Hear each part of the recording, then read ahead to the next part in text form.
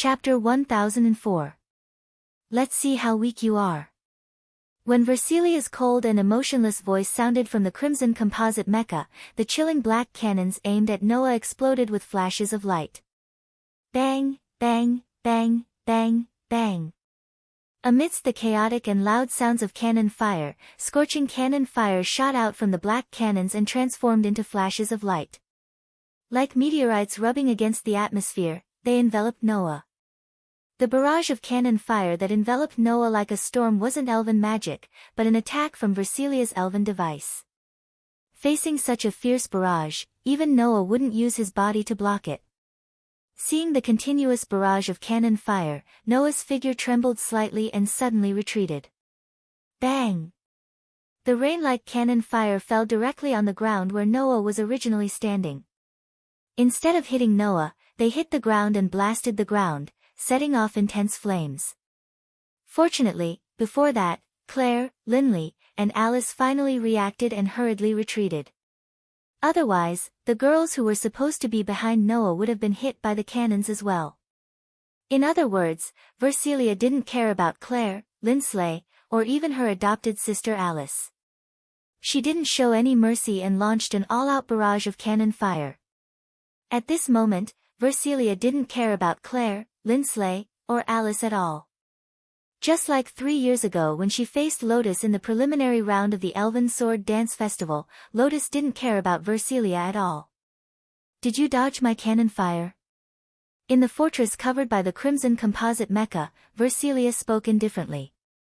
Then try an undodgeable cannon fire. The black cannons equipped on the composite mech instantly pointed at the retreating Noah amidst the mechanical sounds. The cannons flashed like fireworks once again. Bang, bang, bang, bang, bang. Along with the sound of cannon fire, the cannons that were like real missiles shot directly in the direction of the retreating Noah. Their field of vision had long been covered by the earth-shattering cannon fire. However, Noah's footsteps didn't have the slightest bit of disorder. His figure flashed and dodged to the side. Whoosh! However, the missile-like bombardment directly changed direction in mid-air and continued to chase after Noah amidst the sharp sound of breaking through the air. Noah was a little surprised when he saw this. However, his footsteps were still as steady as before. He was as agile as an agile monkey as he repeatedly moved on the ground. Each time, he was able to narrowly dodge the fierce cannon attack. Claire, Linsley, and Alice, who had retreated to the side, were all shocked when they saw Noah playing with the cannons. No. Alice said anxiously. If this continues, Noah will definitely be hit by Sister's cannons. While Alice was extremely anxious, Claire and Linsley, whose teamwork with Noah had improved by leaps and bounds during this period of time, realized something. No, Noah is deliberately not making a move. Claire was the first to realize Noah's intention.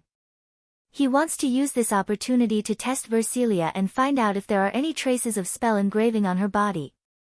No, not only that. Linsley realized Noah's other intention. Noah is deliberately stalling for time so that we can take care of the wounded around us. After hearing Linsley's words, Alice remembered that there were still members of the Wind King Knights who had been sent flying by Versilia's elven magic. At the same time, Noah, who was being chased by the cannons with tracking abilities, directly flashed out of the headquarters of the Wind King Knights and retreated outside, confirming Linsley's words. Want to escape? Versilia's cold voice sounded again. I won't let you escape. Behind the fortress covered in a crimson composite mech, a jet of light burst out, causing the fortress that looked like a mechanical giant to float in the air. With a thrust, it flew out of the headquarters of the Wind King Knights amidst an ear-piercing sound. Alice almost wanted to chase after it out of reflex. However, before she could move, Claire and Linsley each grabbed one of Alice's hands. Don't chase. Claire stared at Alice. The difference in strength between us and those two is too great. Instead of chasing after them, it's better to hand Versilia over to Noah. Our mission is to take care of the wounded here and inform the academy while we're at it. Even Linsley analyzed calmly, which was rare for her. Don't forget, You're also the commander of the Wind King Knights. Alice's expression became uncertain. After a while, she nodded unwillingly. Shio. Cannons that were like missiles suddenly flashed through the air, circling around the horizon, and immediately shot towards the retreating Noah. Let's see how you're going to escape now. In the air, Versilia, who was covered by the crimson mechanical giant, let out a cold shout. Cannons were aimed at Noah below, causing circles of flashes. Amidst the chaotic sounds of cannons, fierce cannons rained down from the sky, pouring down on Noah below. There were countless missiles chasing after him. Above his head, there were fierce cannons pouring down like raindrops. This scene, no matter how one looked at it, there was no room for escape. However, Noah's expression was still calm. He didn't even look at the cannons raining down on him. Instead, he looked around. Without knowing when, Noah came to a very vast atrium. After leaving the headquarters of the Wind King Knights, Noah led Versilia all the way here. There weren't any students around. In here, Noah didn't have to worry about the consequences and showed some of his skills. Looking up at the Crimson Fortress hovering in midair, a glint flashed in Noah's eyes. A short sword suddenly appeared in his hand. Please, Aster. As if in response to Noah's voice, Aster's young and clear voice sounded in Noah's mind. I'm your sword, everything is as you wish. A steady stream of divine might energy suddenly poured into the small steel sword from Noah's hand. Clank. Dazzling white light burst out from the short sword that Aster had transformed into and gradually stretched out. Finally, it turned into a silver holy sword shining with silver light. Shio. The pursuing missiles and cannons raining down on Noah instantly surrounded him from all directions and mercilessly fell on him. However, the moment the cannons landed on Noah's body, the brilliant light on the holy sword in Noah's hands suddenly soared to the extreme. Absolute sword skill. Form 3 Shadow Moon Dance. The holy sword that was blooming with brilliant white light suddenly turned into a ray of moonlight. Like a round moon that suddenly appeared, with Noah as the center, it drew a perfect arc in the air. Clank. Amidst the resounding sword hum, the fierce bombardment that came from all directions was neatly cut in half by the moon-like sword light, exploding into pieces. Bang! Scorching flames surged up. What? Versilia, who clearly saw Noah's sword shatter all the cannons, exclaimed in shock. However, at this moment, the flames below suddenly twisted. A black shadow shot out from the flames and rushed into the sky. Like a bolt of lightning, it shot towards the Crimson Fortress that was suspended in midair. That's... Versilia's pupils shrank. Versilia couldn't be more familiar with this move.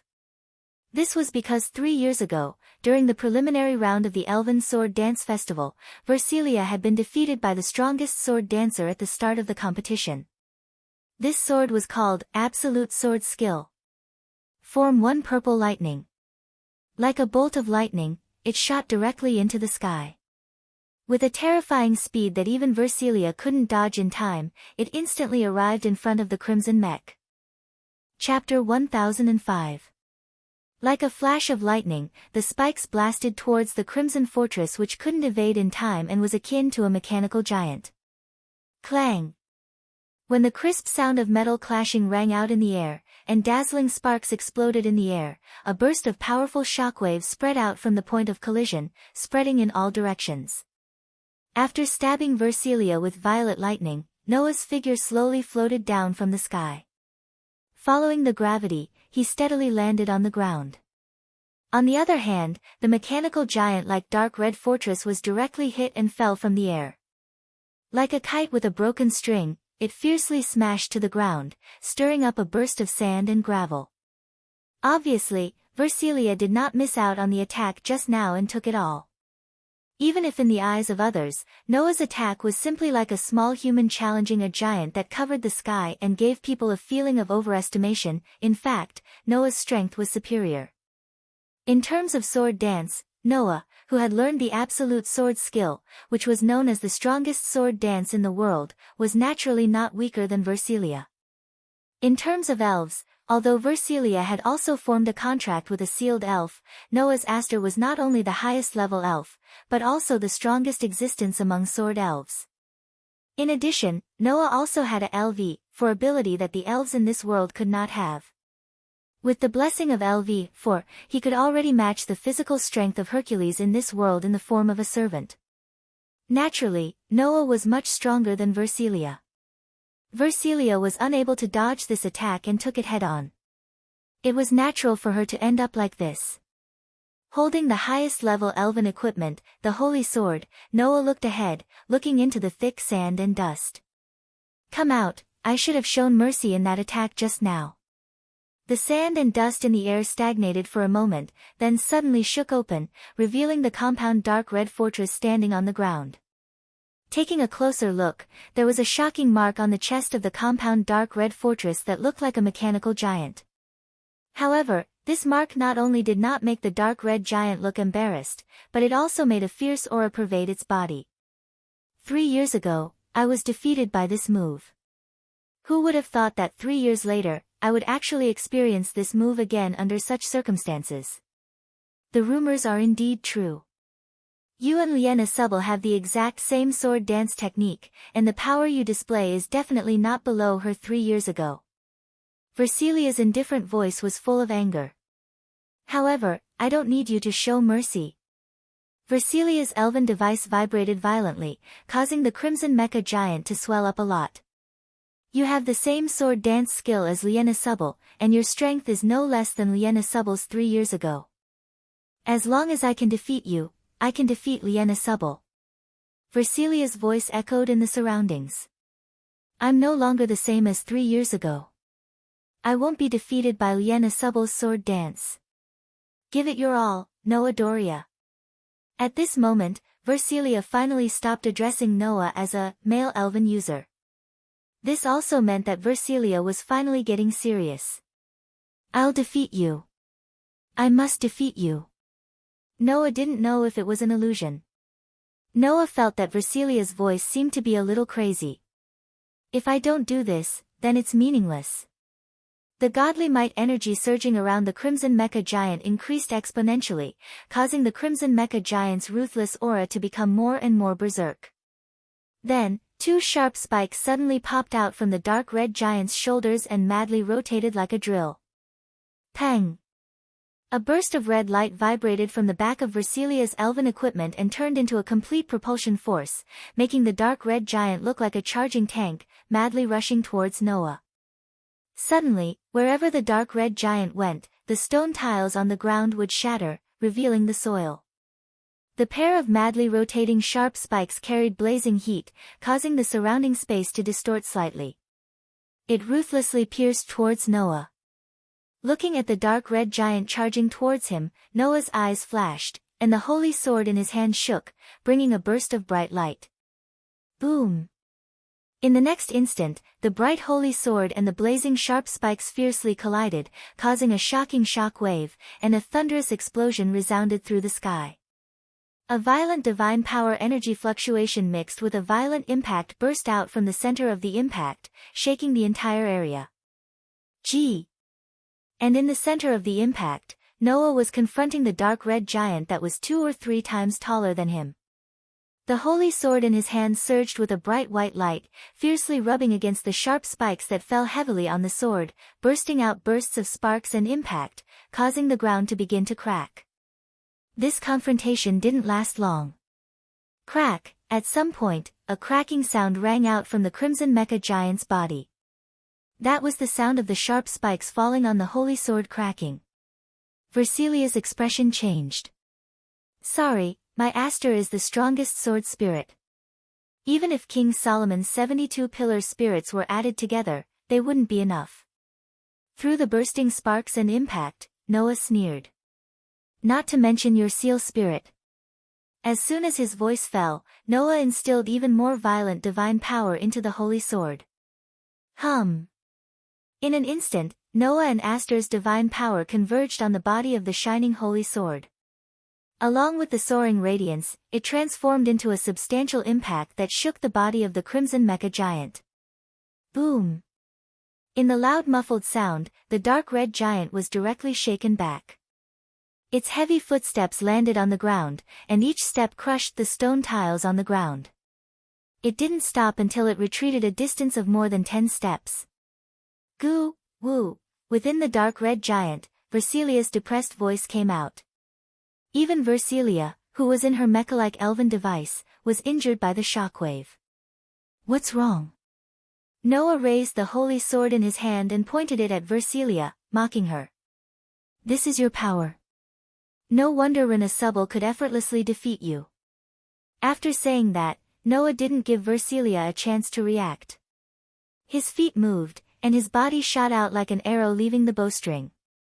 In a flash, he appeared in front of Versilia, who was covered by the dark red giant. The holy sword in his hand swung in a terrifying arc, mixed with the terrifying sound of wind breaking, and mercilessly slashed at Versilia. It seemed that Versilia still hadn't recovered from the previous blow. The operation of her divine power began to slow and stagnate. In addition to the previous lesson, facing Noah's merciless attack, she no longer dared to meet him head-on. At that moment, Versilia could only try her best to control her elven magic device. The heavy mecha giant hurriedly flashed and dodged the holy sword in a wretched manner. Who? Almost at the same time, Noah suddenly turned around and suddenly kicked in the direction of Versilia, who was dodging in a pitiful manner. Dodging Noah's previous attack had already exhausted Versilia's mental and physical strength. Now, she naturally couldn't dodge this sudden kick. She could only watch as the whip-like kick heavily bombarded the dark red giant's chest. Bang! In a heart-wrenching sound, the dark red giant, who was 2 to 3 times taller than Noah, was directly kicked away. Chapter 1006. Bang! The attack carried a terrifying force and directly exploded on the chest of Versilia's magic mecha armor, causing a heart-wrenching sound and a shockwave. Bang!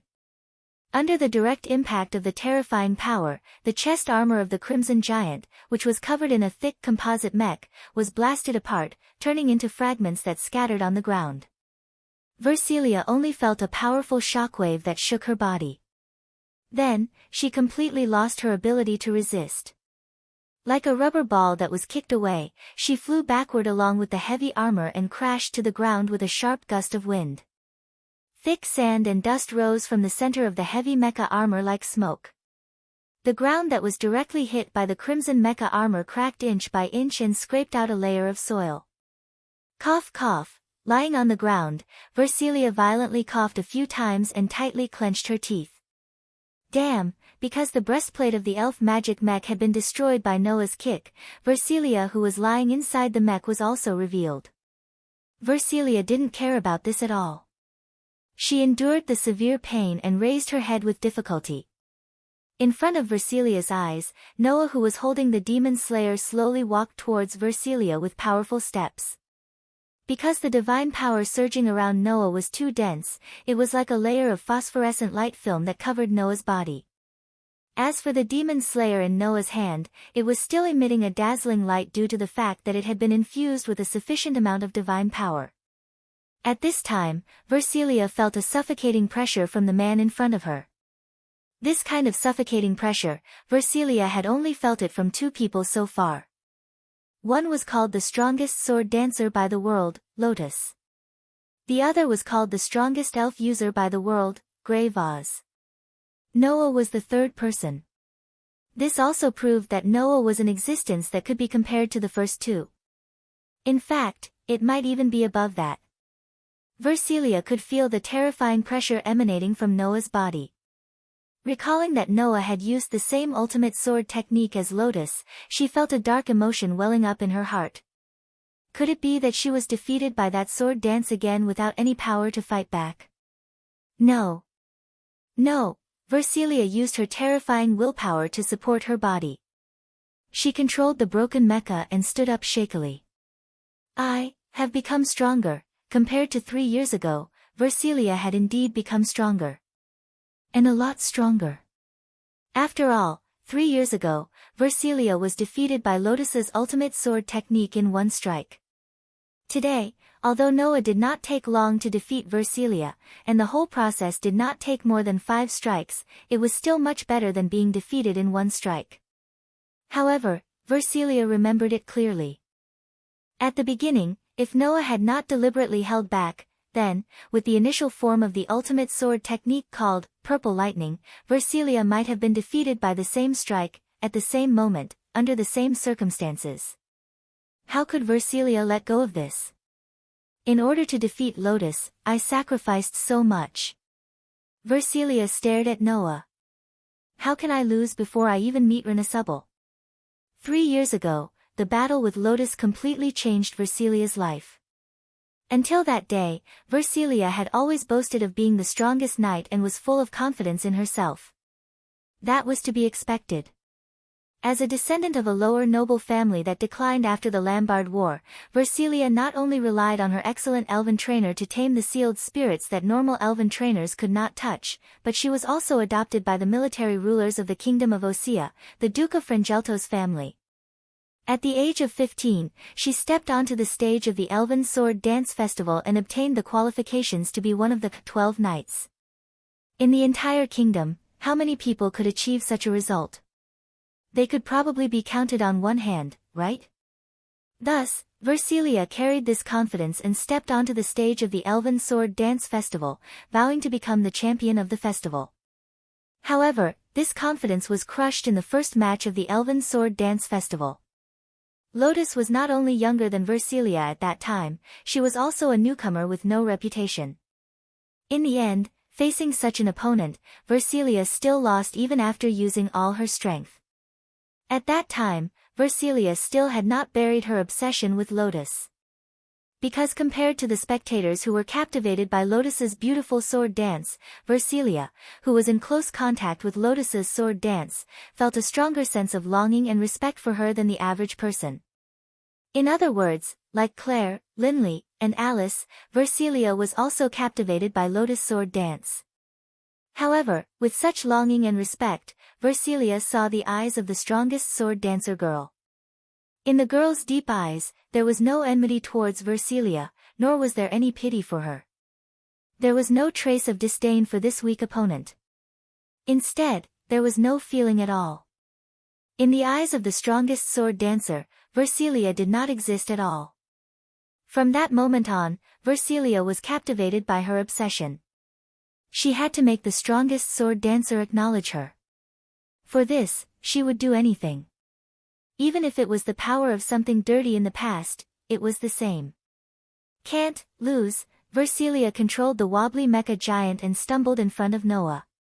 She struggled to reach out her armored arm and grabbed Noah's collar. Only you, who possess a sword dance that even moves my heart, can absolutely not lose. Noah did not resist and let Versilia grab his collar. He looked at Versilia with pity in his eyes. It's time for you to wake up.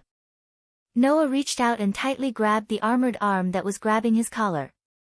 He slowly pried it away, but his eyes did not leave Versilia's pale face. Because of your obsession, you pursue power, but because of your obsession, you neglect everything else and become a captive of power. What is the meaning of your life like this? You're saying that this is meaningless? Versilia glared at Noah. What do you understand? What do you know? That's right. I don't understand what you're thinking. Noah glanced at Versilia. But I know that if you just want Renasubble to acknowledge you, then you can't do it now. You. Versilia's pretty face twisted in agitation. At this moment, Versilia's face froze. Goo. Without any warning, Versilia suddenly grabbed her heart and laid on the ground. Her face was filled with extreme pain. The sudden pain caused Versilia's tattered elven magic armor to explode and disappear into the air. The divine might around her went berserk and began to become chaotic. Ugh! Ah! Not long after, Versilia clutched her heart and screamed in pain. Seeing this, Noah frowned. What's wrong with you? Ignoring Noah, Versilia endured the pain, propped herself up, and rushed into the bushes. Noah's frown deepened. Just as he was about to chase after her, chaotic footsteps sounded in the distance. Noah, Claire, Linley, and Alice brought many people and rushed in the direction of Noah. Noah could only look in the direction where Versilia disappeared. His eyes began to show some thoughts. Chapter 1007.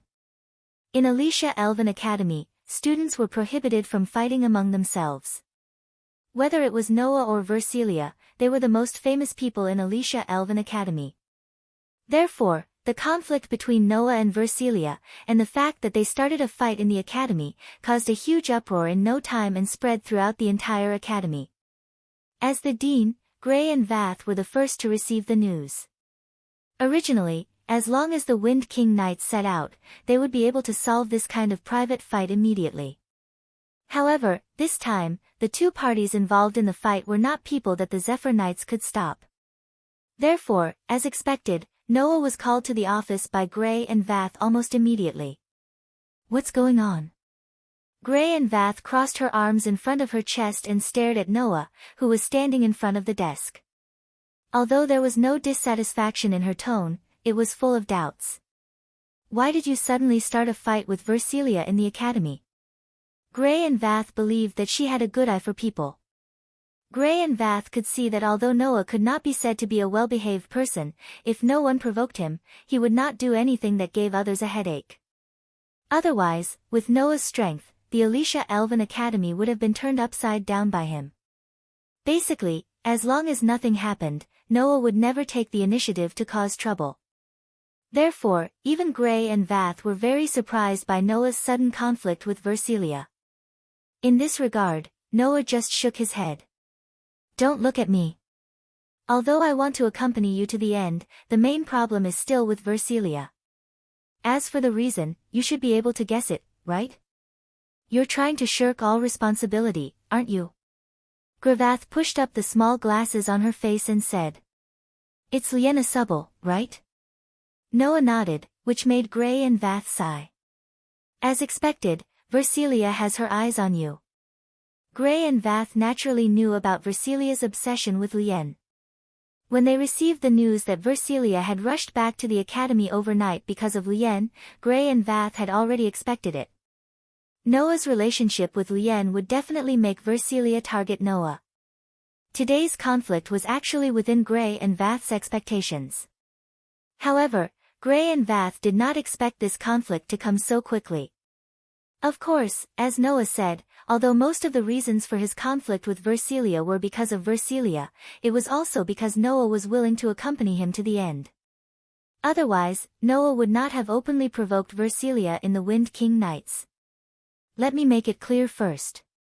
The commotion caused by you and Versilia is enough for the academy to punish you, Gray and Vath said with some displeasure. If I didn't step in to suppress it, you and Versilia's ranking points might have been deducted. Noah shrugged with a do whatever you want look, which made Gray and Vath even more displeased. Forget it. Both you and Versilia will be the trump cards of the Osea Empire in the Elven Sword Dance Festival. Everyone will choose to turn a blind eye to your personal conflict. Gray and Vath glanced at Noah.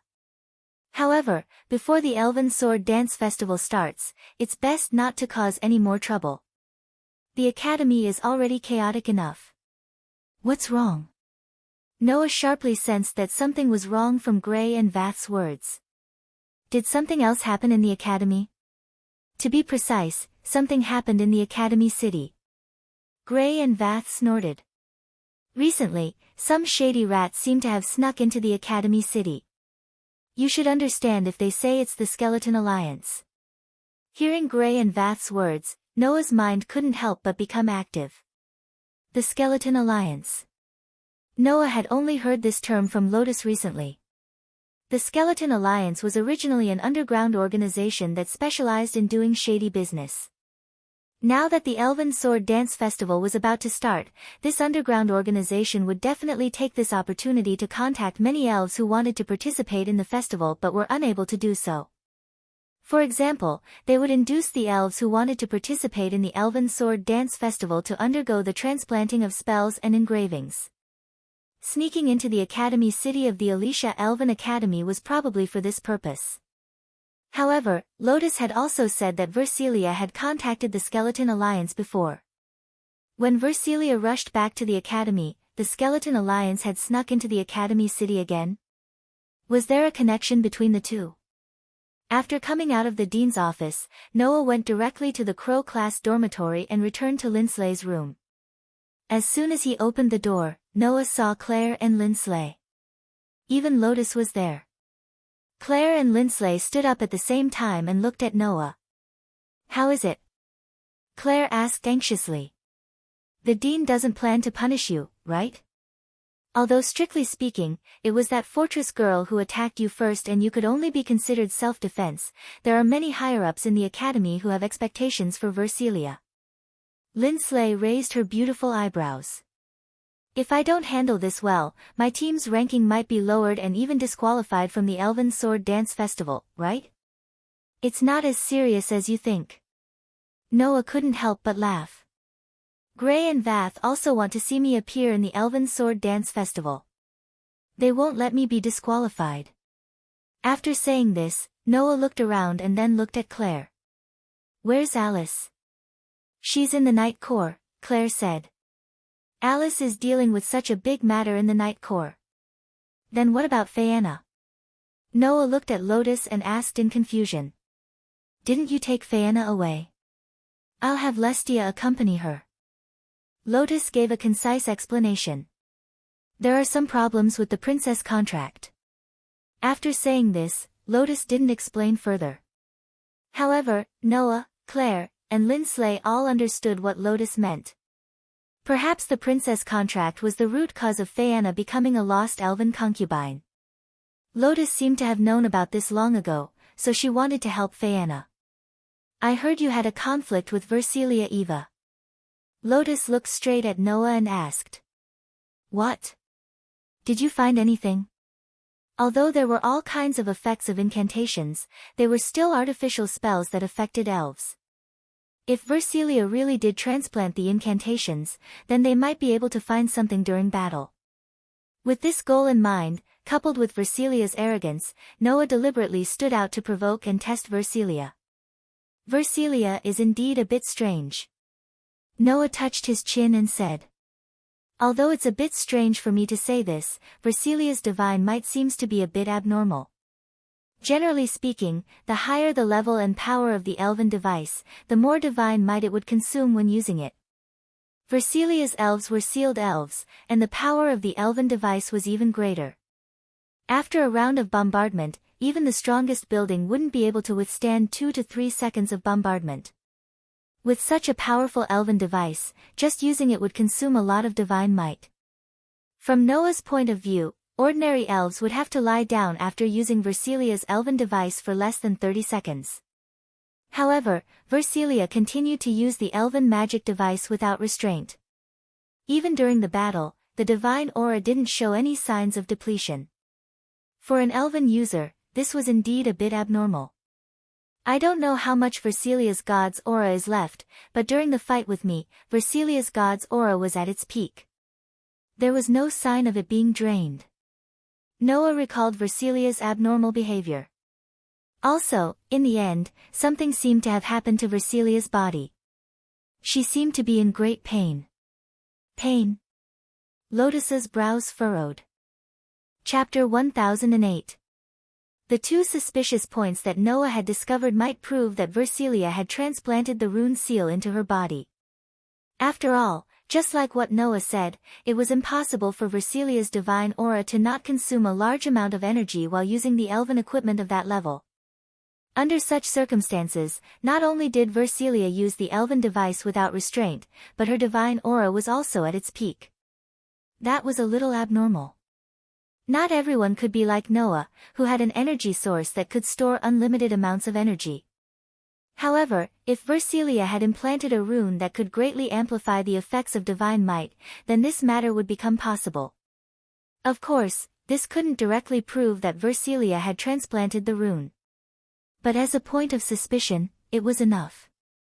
Secondly, the abnormality of Versilia's body that Noah mentioned at the end was also a little suspicious.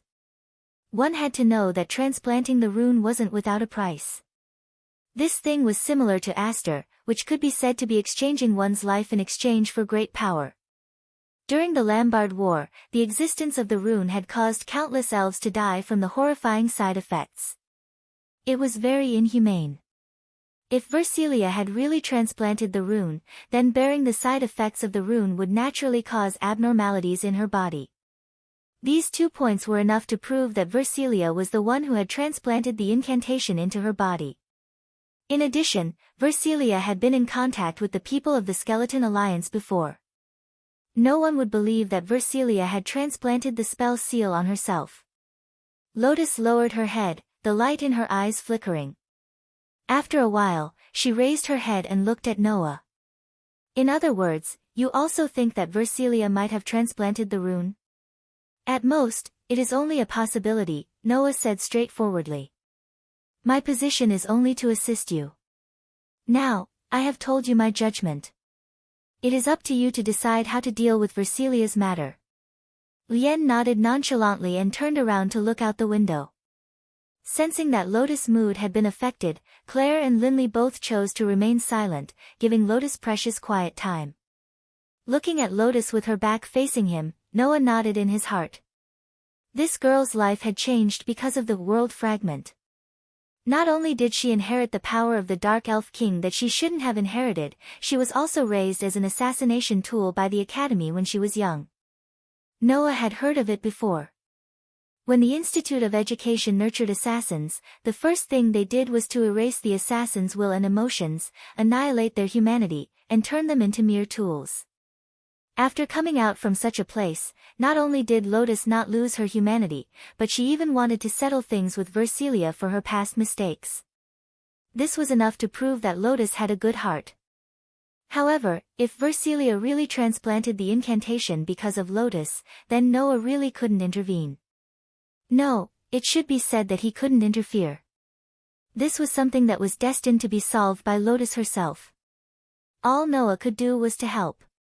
Help this girl whose life and fate had been changed by the world fragment and who had a faint relationship with him. It had been about 20 days since he came to this world.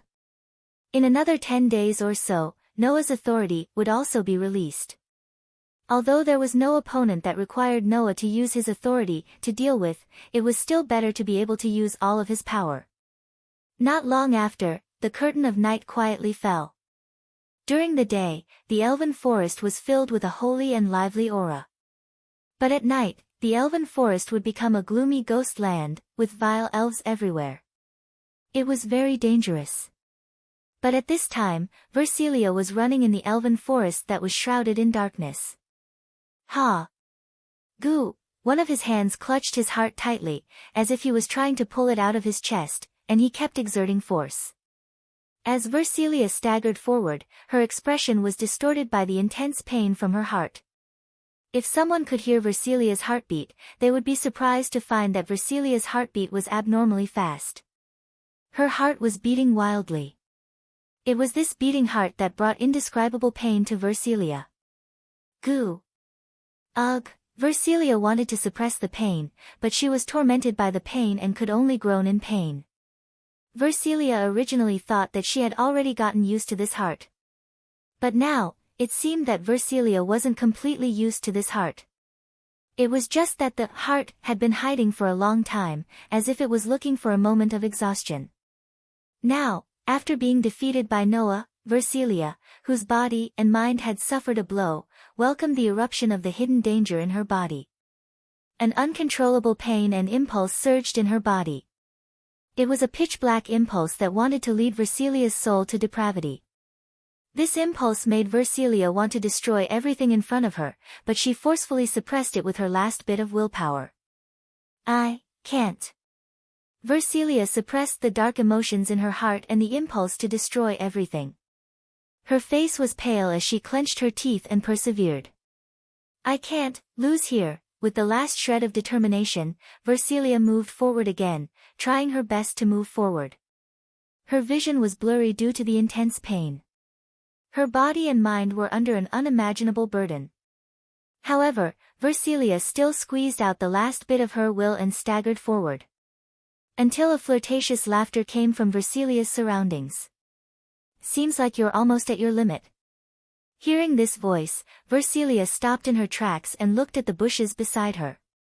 Finally willing to show yourself? After hearing Versilia's words, the seductive voice came again. What? Are you looking for me? In the bushes, a figure quietly appeared. It was a woman with long, wavy emerald hair and a tall, slim figure. She looked extremely seductive. The woman was around 20 to 30 years old. Her ears were pointy, just like the elves that Noah saw in the world of Looking for a Chance Encounter in the dungeon. Of course, the woman was not an elf in the world of Looking for a Chance Encounter in the dungeon. However, she had a close relationship with the elves in this world. It was said that in the ancient mythological era, there was a demi-human race that came from the elemental realm to the human world. Their unique feature was their long pointy ears. This demi-human race was called the Elfie race. The woman was from the Elfie race. Other than that, the woman had another identity. Vivian Melosa. Versilia endured the intense pain in her heart and stared at the Elfie race named Vivian. Cunning merchant of the Skeleton Alliance, you really came to Elven Academy. Vivian Melosa was a merchant of the Skeleton Alliance that specialized in selling spell engravings. However, being a merchant was at most Vivian's side job. Vivian's real job was to study spell engravings. In the past, not only did she work as a lecturer in the Imperial Research Institute of the Austrian Empire, she was also a pioneer in spell engravings. Due to the end of the Lambar War, spell engravings were banned and Vivian was chased out of the Research Institute. After that, she wandered around various organizations and continued to study spell engravings without sleep or rest. In the end, she joined the Skeleton Alliance. To Vivian, who specialized in researching runes, Aletheia Elven Academy, a place where the best magi of the Empire gathered, was undoubtedly the best laboratory. Here, not only could Vivian easily find those witch priests who thirsted for power and came from prestigious families, she could sell their spell armor engravings and obtain research funds. She could also observe the elves who had transplanted their spell armor engravings to obtain research materials and continue to improve her own creations. Versilia was one of Vivian's customers. At the same time, she was Vivian's guinea pig. Chapter 1009. In the Dark Elf Forest, a merchant from the Skeleton Alliance carefully observed Versilia. Versilia was holding onto the trunk of a tree with one hand and clutching her heart with the other. Her face was pale, and her body was covered in sweat. Versilia looked very weak. She didn't even try to hide her pity. You really have reached your limit. I thought you would be able to get used to the rune engraving in the heart. What a pity. Although the rune engraving had powerful side effects, if the recipient was very adaptable to the rune engraving, then the side effects would be minimized. In the past, some of the elves who received the rune engraving in the Lambard War died within 1 or 2 hours after the engraving. Some survived for several years until the end of the Lambard War. The rune engraving in the heart was the most powerful and most dangerous rune engraving. Once the engraving was successful, the recipient's power would receive an astonishing boost. The boost would be much greater than other engraving recipients. Take Versilia for example. The effect of the rune engraving in her heart was that it could provide Versilia with endless divine might energy. It was because of this that Versilia could use her elven rune engraving without restraint. It was like a truly limitless fortress, displaying terrifying destructive power. Of course, Versilia's divine might energy wasn't truly limitless. Unlike Noah who could store energy without any limit, Versilia's divine might energy could only be maintained at its peak state. After that, it could no longer receive more divine might energy. For example, if Versilia's divine aura was 100, then the 100 points of divine aura would be buffed by the spell engraving and maintained at 100 points. As for Noah, if his divine might energy was expressed as a value, then who knew how many zeros would be added to it? Moreover, it would continue to increase. However, even if it couldn't compare to Noah, the effect of Versilia's rune engraving was still very shocking. This was the powerful effect of the rune engraving in the heart. But at the same time, the side effects of the rune engraving in the heart were also frighteningly high. At least, apart from one person, Vivian had never seen an elf with a rune engraving in their heart live for long.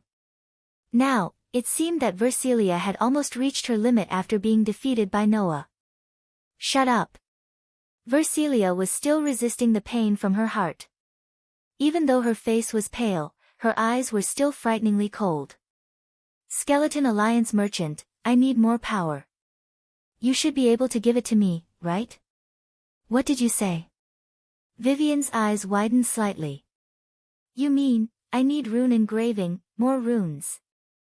Versilia's stubborn voice. Versilia. Hearing this, the flirtatious smile on Vivian's face slowly disappeared and turned into disbelief. Versilia, a single rune engraving in her heart was already pushing Versilia to her limit. If more runes were engraved in her body, the terrifying side effects would definitely make Versilia die in pain and despair.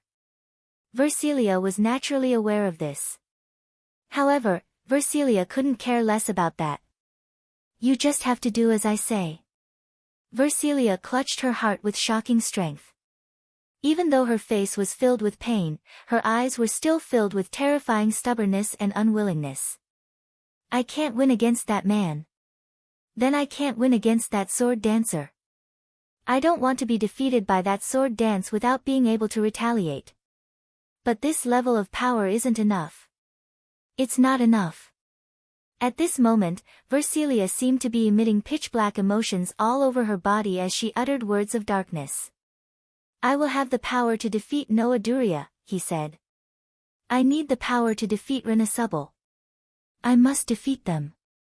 Seeing Versilia's unwillingness and stubbornness, Versilia spoke out in pity. But, one rune engraving is already pushing you to your limit. Even one more rune engraving will make you die instantly. I won't die. Versilia said in a tone that was unclear whether she was in a delirious state or determined state of mind. Before I defeat those two, I won't die. Hearing this, Versilia endured the pain. Her eyes were filled with unwillingness and stubbornness. After a while, Versilia smiled. Forget it. You're already at your limit. If I continue to observe you like this, I won't get any better data. I'll do as you wish. But, you should know that the cost of engraving a rune engraving isn't cheap at all. Just as Versilia finished speaking, a small object was thrown to Versilia.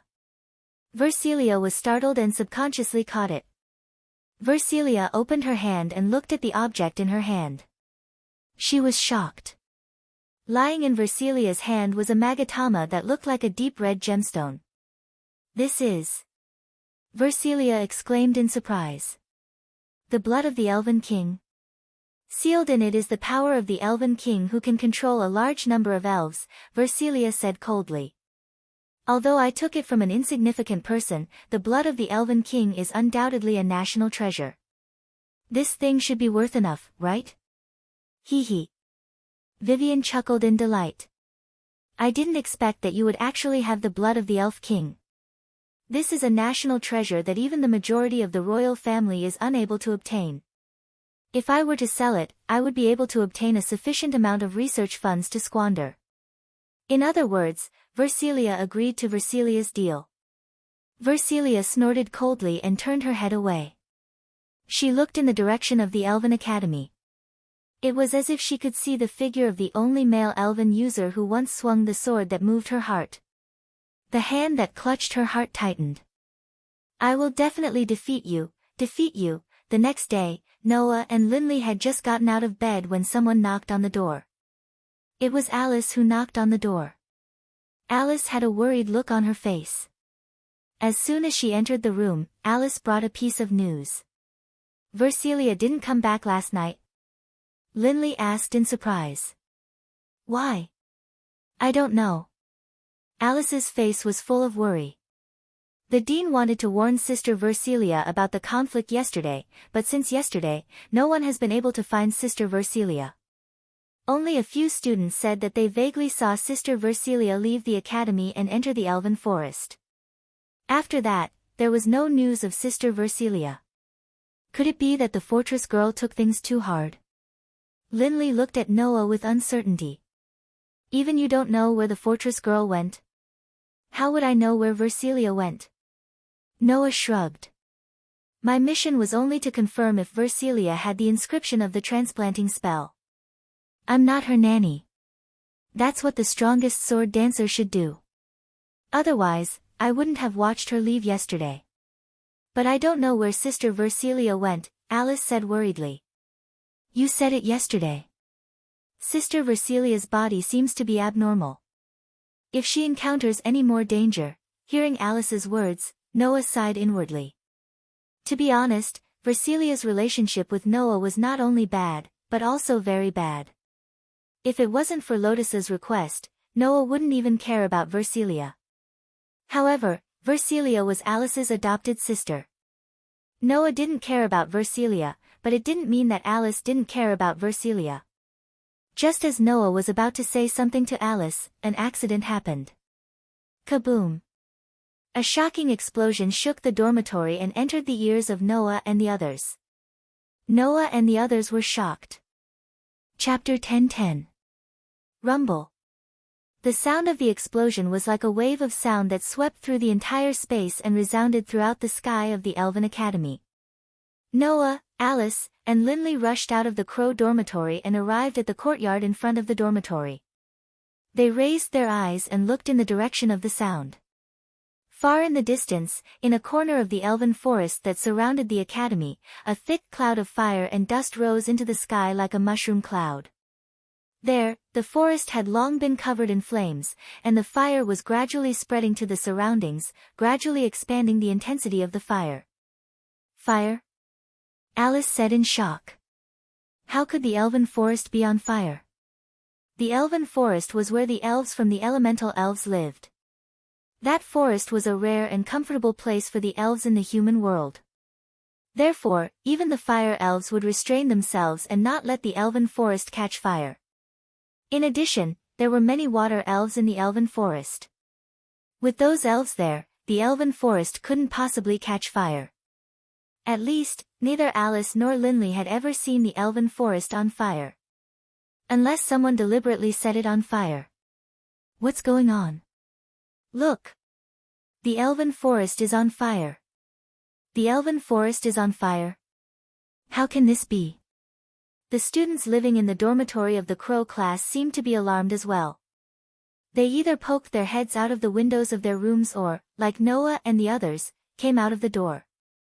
When they saw the elven forest on fire, they all began to clamor loudly. Claire was also one of the people who came out of the dormitory. What's going on? Claire didn't even have time to tie up her hair, letting it hang behind her back as she rushed out of the dormitory. When she saw the fire in the elven forest in the distance, she also stood up in shock. Why is the elven forest on fire? Who knows? Linley didn't forget to cause trouble for Claire even at this time. Don't tell me it's because you set it on fire. Who started a fire randomly? Claire glared at Linley angrily. Besides, I'm right here. Why would I set it on fire? Maybe your fire cat ran into the elven forest. Of course not. Scarlet was a good boy. Do you think I'm as unruly as your big dog? Fenrir is a proud white wolf. Not a dog. Furthermore, he had a very good upbringing. Unlike you, an unruly stray cat. What did you say? All right. Stop arguing. Alice yelled in annoyance. Why are you still arguing at a time like this? Noah didn't care about the noise that lingered in his ears. He gazed in the direction of the elven forest and spoke in a deep voice.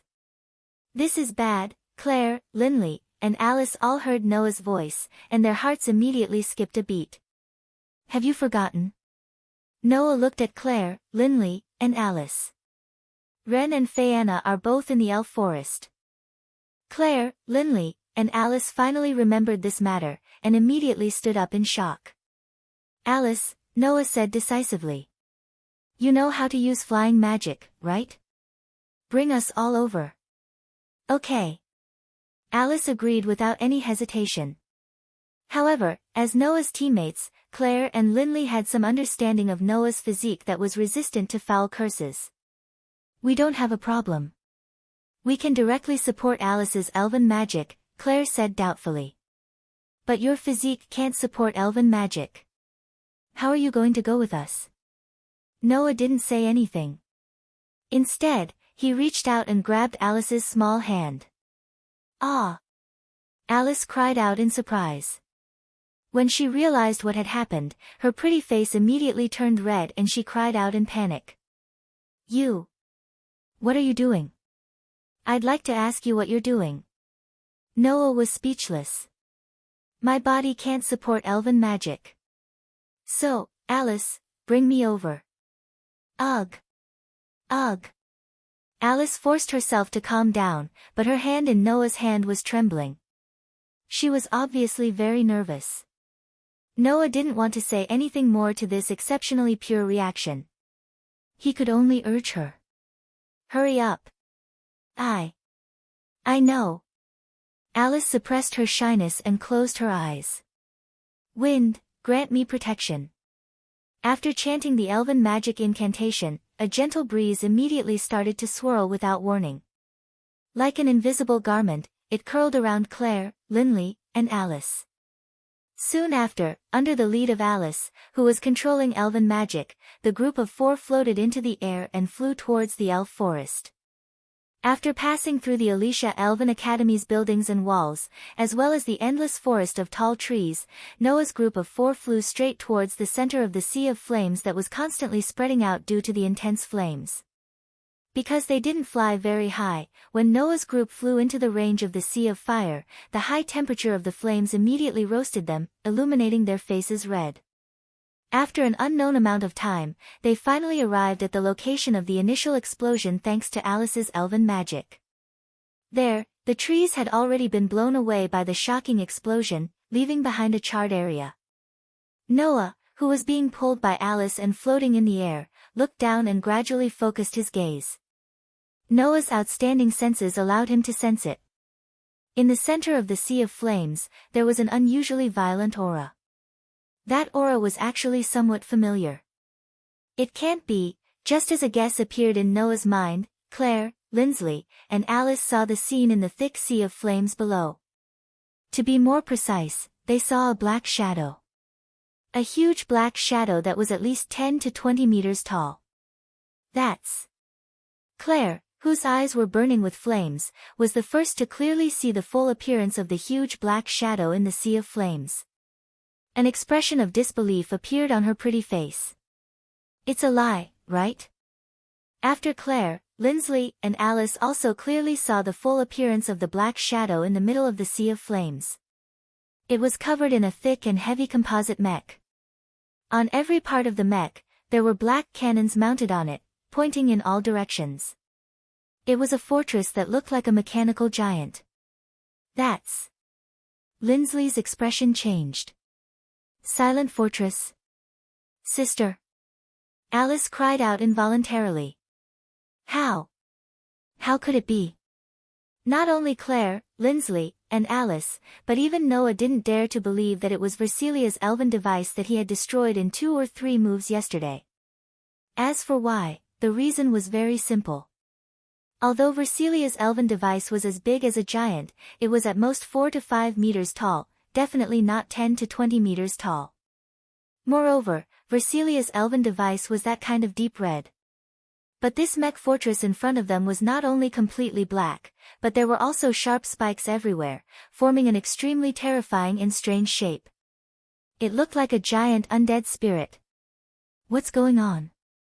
Alice cried out in shock. "What's going on?" Noah's expression also changed, but a cold voice sounded directly from his heart, dispelling Noah's doubts. "Master, that's a spell engraving." "Aster?" Noah was startled at first, then said in surprise. "Did you say spell engraving?" "Yes, that's the appearance of an elven envoy that had its spirit devoured by the spell engraving and lost its mind." Aster's voice sounded in Noah's heart. "Moreover, looking at how violent that divine power is, I'm afraid that many spell engraving has been transplanted. It's very dangerous." Just as Aster's voice sounded in Noah's heart, below, in the center of the scorching sea of fire, the black mech giant suddenly raised its head and looked in the direction of Noah's group. In that instant, Claire, Lindsley, and Alice all felt a chill in their hearts. Although Noah did not feel the slightest chill, a warning sign sounded in his heart, causing him to cry out loudly without any hesitation. Careful. Chapter 10:11. Be careful. Almost as soon as Noah's voice fell, the pitch-black mecha giant in the center of the sea of fire below seemed to have discovered Noah's group floating in the sky. A scarlet light suddenly flashed from its eyes. Gotcha! With such a mechanical sound, a huge steel cannon suddenly rose from the mecha giant's shoulder and aimed at Noah's group in the sky. An extremely astonishing divine power gathered at the muzzle. Bang! The next moment, the loud sound of cannon fire reverberated. Constructed from scorching flames, the huge cannon fire with a diameter of 2 to 3 meters was like lightning. It rubbed against the air, causing the whistling winds to tremble and distort crazily. It shot directly at Noah's group in the sky. Finally, like a huge meteorite, the fierce cannon fire crashed down on Noah's group. Boom! Suddenly, a loud rumble resounded in the sky above the sea of fire like a landslide, stirring up a wave of fire. It was like an explosion of fireworks, shaking in all directions. Looking from the direction of the Elven Academy, one could see a dense flame suddenly exploding above the sea of fire. The loud rumble caused even the students in the academy to turn pale. Their ears rang, and they felt dizzy. Without a doubt, if they were hit by such a blow, even the flame elves with extremely high immunity to cannon fire would be annihilated in an instant, without leaving a trace. And if even the elves were like this, there was no need to talk about humans. However, the pitch-black elven magic device that looked like a giant mecha seemed to have sensed something. It turned its head that was originally looking towards the sky and looked towards one of the corners of the sea of fire around it. There, Noah, Claire, Lindley, and Alice just happened to descend from the sky and land on the ground that was scorching hot from the flames. Obviously, under Noah's reminder, Alice reacted at the critical moment. She controlled the flying elven magic and brought Noah's group to successfully avoid that terrifying blow. Looking at the dense flames in the sky caused by the cannon fire just now, Noah frowned slightly. The power of that attack just now couldn't be compared to the power of the artillery bombardment that Versilia displayed against Noah yesterday. The two couldn't be compared at all. If Versilia's cannon fire yesterday could only be considered as the power of an ordinary cannon, then the cannon fire just now was truly at the level of a powerful missile. It was just as Aster had said. Versilia's body might have been transplanted with more spell engravings. Versilia. Claire still couldn't believe that Versilia would launch such a fatal attack on them. She looked at the pitch-black mecha giant in shock. Are you really crazy? That fortress woman. Lindley's pretty face was more or less unsightly. She really did it, sister. Alice couldn't help but take a step forward and yell with a sorrowful expression. What are you doing? Could it be that you really transplanted the spell engravings? It wasn't Versilia's voice that answered Alice. Instead, it was a heavy cannon that was set up in Alice's direction. Bang! The loud sound of the cannon fire wasn't inferior to the previous cannon fire at all. The huge cannon fire that was much larger than a human cut through the air, digging through the soil and sending waves of fire flying. It shot directly in Alice's direction. Alice! Claire and Lindley both cried out in surprise. Noah's legs tightened, and his body tensed up. He was prepared to charge in Alice's direction. At this moment, a majestic voice turned into ripples in the air and gradually spread into everyone's ears. Sword Saint who serves the King of Suns, my knight, fulfill the blood contract here and become a guardian sword. Come to my side. A powerful divine aura suddenly condensed in front of Alice, bringing with it a wave of light particles. Amidst the vibrations in the air, it turned into a tall figure. It was a tall figure covered in pure white armor, holding a knight's sword and shield. He was like a knight, and his entire body rippled with a holy aura. Bang! The huge cannon fire landed on the tall knight's heavy shield and exploded. The scorching waves of fire and dense sand were split into two with the knight holding the heavy shield as the center. It didn't affect Alice behind him. This is... Noah was startled at first, but then his heart stirred and he looked in a direction. There was a person there. A young girl with waist-length purple hair that swayed in the air reached her hand towards Alice. Waves of divine power surged around her. Seeing this young girl, Claire, Linley, and Alice all cried out in surprise. Fianna! It was Fianna, who was taken away by Lotus. Under everyone's gaze, Fianna smiled sweetly. This is the holy elemental night elf passed down from generation to generation in the Audisia royal family Geochius. Fianna's delicate face, which was slightly coquettish, was filled with confidence and pride that had never been seen before. He's also my contracted elf. Hearing Fianna's words, everyone looked at the tall elemental night elf. The holy elemental elves, also known as holy elves, were very unique among the elves. One of the reasons why the holy elves were unique was because the holy elemental element was the leader of the 5 elemental elements. The holy elven king of the 5 elven kings was also the elven king who had the deepest influence on the human world and the elemental elven world. Another reason was that elves with holy attributes had always been different from other elves. They were very proud and would choose suitable elves to be their masters based on their own preferences. Even if the other party was witch G, the holy elves would only be willing to open their hearts to a group of especially pure young girls and form a contract with them. Hence, apart from magical fairies who basically couldn't form a contract with humans, there were very few human elven envoys who could possess holy fairies. However, it was not strange that Fianna could have a contract spirit with a holy attribute. No matter what, Fianna was the princess of the Audisia Empire, and she was once a candidate for the elf concubine. If even Witch G couldn't form a contract with a holy elf, then none of the human elven envoys could. Of course, it was precisely because the holy elves were so special that even the slightest accident could lead to problems. Lotus had also said that something had happened to Fianna's contract spirit.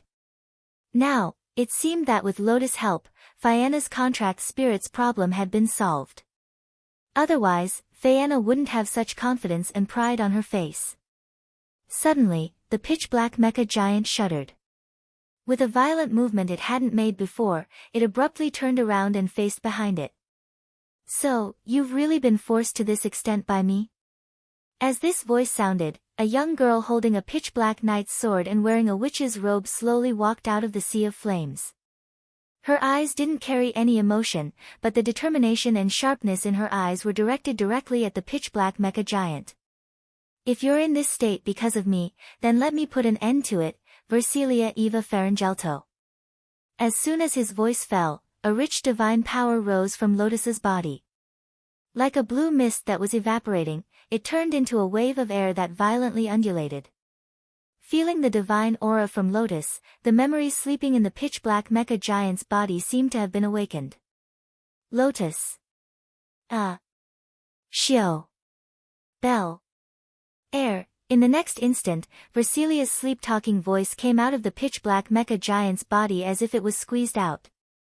Then, an extremely ominous black aura suddenly shook from the pitch-black mecha giant's body. Woo woo woo woo woo. Versilia's roar finally resounded above the sea of flames. Her voice was like that of a wild beast that had completely lost its mind. Chapter 10-12. In a corner of the elf forest that was engulfed in a sea of fire, waves of fire surged. The high temperature of the fire shook violently, causing the trees to gradually collapse and turn into charcoal. Woo woo woo woo woo woo. A gigantic black giant with a height of 10 to 20 meters stood in the middle of the sea of fire. Versilia's irrational roar sounded from the black giant, making it seem as if the black giant had gone mad. Ominous black gas fluctuated from its body and spread in all directions. Lien. Asubble, vaguely, he could hear Versilia's roar from within the giant's body. Her voice was filled with an obsession that was deeper than madness. Hearing the voice clearly, Lotus gripped the pitch-black elven device tightly as she stared straight at the giant that seemed to cover the entire sky.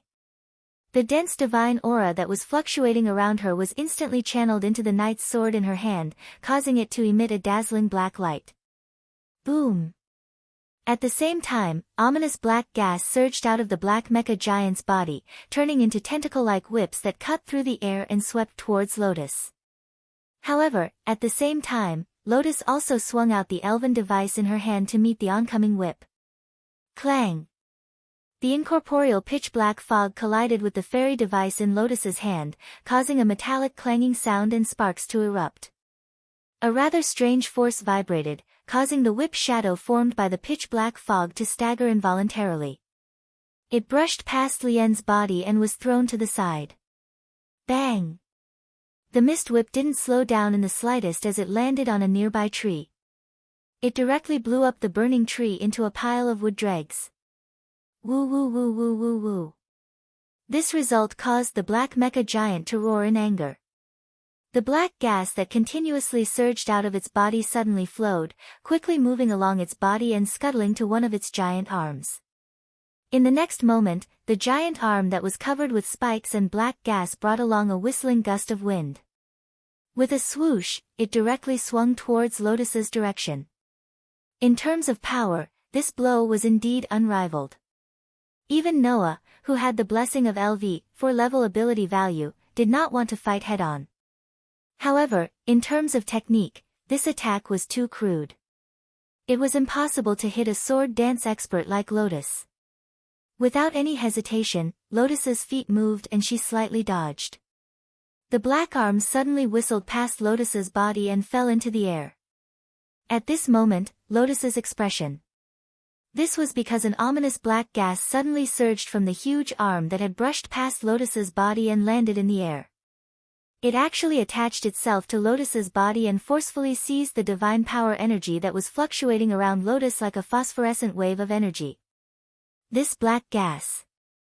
Lotus eyebrows. It can actually absorb divine aura. You can't fight it head-on, Lotus.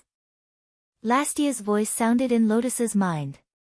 Incantations have always had the effect of changing the elves and elven users' elemental attributes. Right now, the elemental attributes of Versilia Eva Farangelto's divine might have been changed. If you directly touch her, even you will have your divine might stolen. That means... Lotus stared at the ominous black gas that fluctuated around the black mecha giant. The main body of the black gas is Versilia's divine aura that has been changed by the incantation engraving. That's right. Lasti softly said. So, it's best not to get close to Versilia. While speaking, the black mecha giant had already retracted its arm. Once again, it swung its arm. Like huge rocks falling from the sky, it violently smashed towards Lotus's direction. This time, Lotus did not rely on her superior technique to perform a small shift. Instead, she nimbly flew out, the tips of her feet touching the ground. Like a ghost, she nimbly dodged the ferocious attacks that fell from the sky. Bang bang bang bang bang bang. In the center of the elven forest, which was covered in a sea of fire, the sound of violent punches hitting the ground rang out continuously. Every punch caused the ground to tremble violently, sand to tumble, waves of fire to rise and fall, and the atmosphere to distort. The scene was extremely shocking. Sister. Alice's head heated up. Just as she was about to rush out, Noah suddenly grabbed her shoulder. Calm down, Alice. Noah shook his head at Alice. Versilia's obsession with Lotus, you should know best. Just leave it to Lotus. We can't interfere. Alice bit her lips, looking indignant. That was Alice's unwillingness to accept that she was completely unable to help her elder sister. At the same time, she was unwilling to accept that she couldn't stop Versilia from going astray and transplanting the incantation engraving. The one who could empathize with Alice's unwillingness the most was Claire. Because, just like Alice now, Claire could only watch as her sister betrayed the Elven King and became the Elven concubine of Calamity, bringing unimaginable disaster to the entire Osea Empire. At that time, if Claire had the ability to stop Rubia, the Elstian family wouldn't have declined overnight, and even Claire's parents wouldn't have been imprisoned. Claire pressed down on Alice's shoulder just like Noah did, gazing at Alice as she spoke word by word. Now, we can only believe in Lotus Asubble. Although agreeing with Claire's words makes me unhappy, I still agree. Linley closed her eyes and didn't lose her elegance. That's not something we can interfere with. Believe in Lotus Asubble. Phaena smiled. She's the strongest sword dancer, the object of our dreams. She won't disappoint us. That's right. Noah withdrew his hand from Alice's body, and slowly turned around. He cast his gaze towards a corner of the sea of fire as he said these words.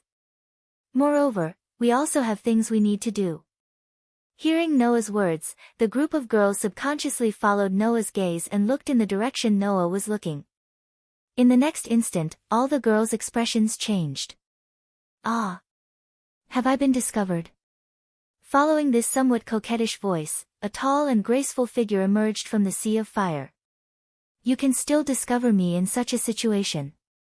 As expected of the only male elven user who can compete with the strongest sword dancer. After speaking, the tall and graceful figure walked out of the sea of fire, revealing her full appearance. Then, the pair of pointy ears attracted everyone's attention. Elfie clan. Claire, Linley, Phaena, and Alice glanced at each other. Noah looked straight at the tall woman from the Elfie clan and suddenly spoke. You're the merchant from the Skeleton Alliance who snuck into the Elven Academy, came in contact with Versilia, and helped Versilia transplant the spell engravings, right? The merchant from the Skeleton Alliance? Claire, Linley, and Phaena instantly became vigilant. Alice's face was filled with anger. A gust of wind swept up in her hand and turned into a ceremonial spear, pointing it at Vivian. You're the one who deceived Sister Versilia. How can you say that I deceived her? Versilia willingly accepted my spell engravings. Vivian smiled and turned her gaze to Versilia's direction. Looking at the berserk pitch-black mecha giant, her gaze became scorching hot. However, I also didn't expect that after transplanting so many spell engravings, Versilia actually survived. Although her rationality was swallowed and she fell into a berserk state, to be able to withstand so many spell engravings without dying, this opportunity is really too rare. That child can definitely make a big step forward in my research. After saying this, Vivian looked at Noah's group and suddenly smiled. So, I can't let you touch my experimental subject. After speaking, a red jade-shaped gem appeared in Vivian's hand. That's... Noah immediately recognized that gem. That red jade-shaped gem was the Elven King's blood that Geo Inzak possessed. Chapter 10:13. That's, not only Noah, but even Viviana and Alice, who had seen Geo display the blood of the Elven King, recognized the origin of the red gemstone in Vivian's hand. Although Claire and Linsley didn't know that it was all of Geo Inzak's Elven King's blood, they recognized the Elven King's blood itself. They were both astonished at the sight. Noah narrowed his eyes and looked at Vivian with a cold gaze. Why do you have the blood of the Elven King? This is what Versilia used to pay for a large number of spell engravings. Vivian held the blood of the Elven King tightly, the coquettish smile on her face growing wider and wider. I heard that the power of the Elven King, who can control large numbers of elves, is sealed inside. I used it a little when Versilia lost control and found some good opponents for you. The blood of the Elven King in Vivian's hand started to blossom with a black mist-like light, shrouding Vivian's body. At this moment, in the sea of fire behind Vivian, little bits of light suddenly started to emerge. No, it wasn't light, but eyes. Pairs of eyes seemed to be hiding in the trees at night, intending to hunt, staring at the eyes of wolves like prey. Of course, the eyes were not ordinary wolves. Instead, they were wolf spirits of the fire attribute that were surrounded by flames. It was as if they were made of fire itself. There were more than 1,000 of these wolf spirits, and the reason in their eyes had long since disappeared. All that was left was a dull, lifeless gaze that was being manipulated like marionettes. Under Vivian's special control, their ferocity was aroused. Scarlet. Fenrir. Claire and Lindsley both summoned their contracted spirits and turned them into the most suitable elven equipment, holding them tightly in their hands. Claire whipped the flame whip in her hand against the ground. With a "pa" sound, the flames on the whip became extremely ferocious. "If we fight here, my Scarlet won't lose to any elf. Watch me burn you to ashes." Claire's contracted spirit was a fire cat spirit of the fire attribute. Of course, Scarlet's power would be greatly increased when surrounded by a sea of fire. On the other hand, Linsrei, who had turned Ice Fairy Fenrir into a crystal-like longbow, was secretly speechless. This is truly the worst battle environment. In the sea of fire, Lindsley's ice elves would be weakened and their strength would decrease by a lot. Only Fianna's holy attribute Night Elf Geokias and Alice's wind attribute Magic Wind Elf Smough were not affected by the high temperature and could unleash their full power. However, Fianna was born in the Gods' Parliament, so she didn't know how to use the battle sword dance, let alone use the elven device. It was impossible for Fianna to play a big role in the battle. Fianna's strength was the ritual god's music and the strong defense of the holy elven knight. However, in such a sea of fire, Fianna couldn't perform the ritual dance with peace of mind. Alice, on the other hand, was a bit impulsive. After knowing what Vivian had done to Versilia, her face was full of anger and she would most likely attack recklessly. If something went wrong and she was injured, she would definitely be drowned by the flame wolf elves in an instant and die without a doubt. In other words, apart from Claire, the other three girls were all at a disadvantage. Vivian, who clearly knew this, had a scheming smile on her face. Unfortunately, Vivian forgot about one person. One person who could change the entire battle situation. Noah, who had been silent all this while, suddenly spoke. "This isn't a friendly duel, but a pure slaughter, right?" Noah's words stunned everyone, including Vivian. "Sorry." Noah lifted his feet and slowly walked towards Vivian, a sharp glint flashing through his deep eyes. "For me, numbers don't have much meaning." When this sentence came out from Noah's mouth, the space behind Noah that was dyed red by the sea of fire suddenly distorted. Wang! Amidst the tremors, golden ripples that resembled water ripples suddenly undulated from Noah's back. "What's that?" Vivian had an ominous premonition in her heart, causing her to speak without hesitation. "Let's go." Flame Wolf Elves. The Flame Wolf Elves' army that appeared from the sea of fire shot out bloody light from their eyes. Roar, roar, roar, roar. In the next second, the overwhelming pack of flame wolves roared wantonly and charged in Noah's direction, bringing with them an extremely high temperature as they surged over like a tide. Looking at the overwhelming flame wolf elves' army, Noah just slowly raised one hand.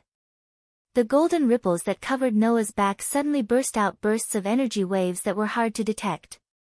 After that, numerous sabers, swords, spears, halberds, and various other weapons with gorgeous and extravagant designs abruptly shot out from the numerous golden ripples, and they faced the army of flame wolf fairies that were surging forward like fish.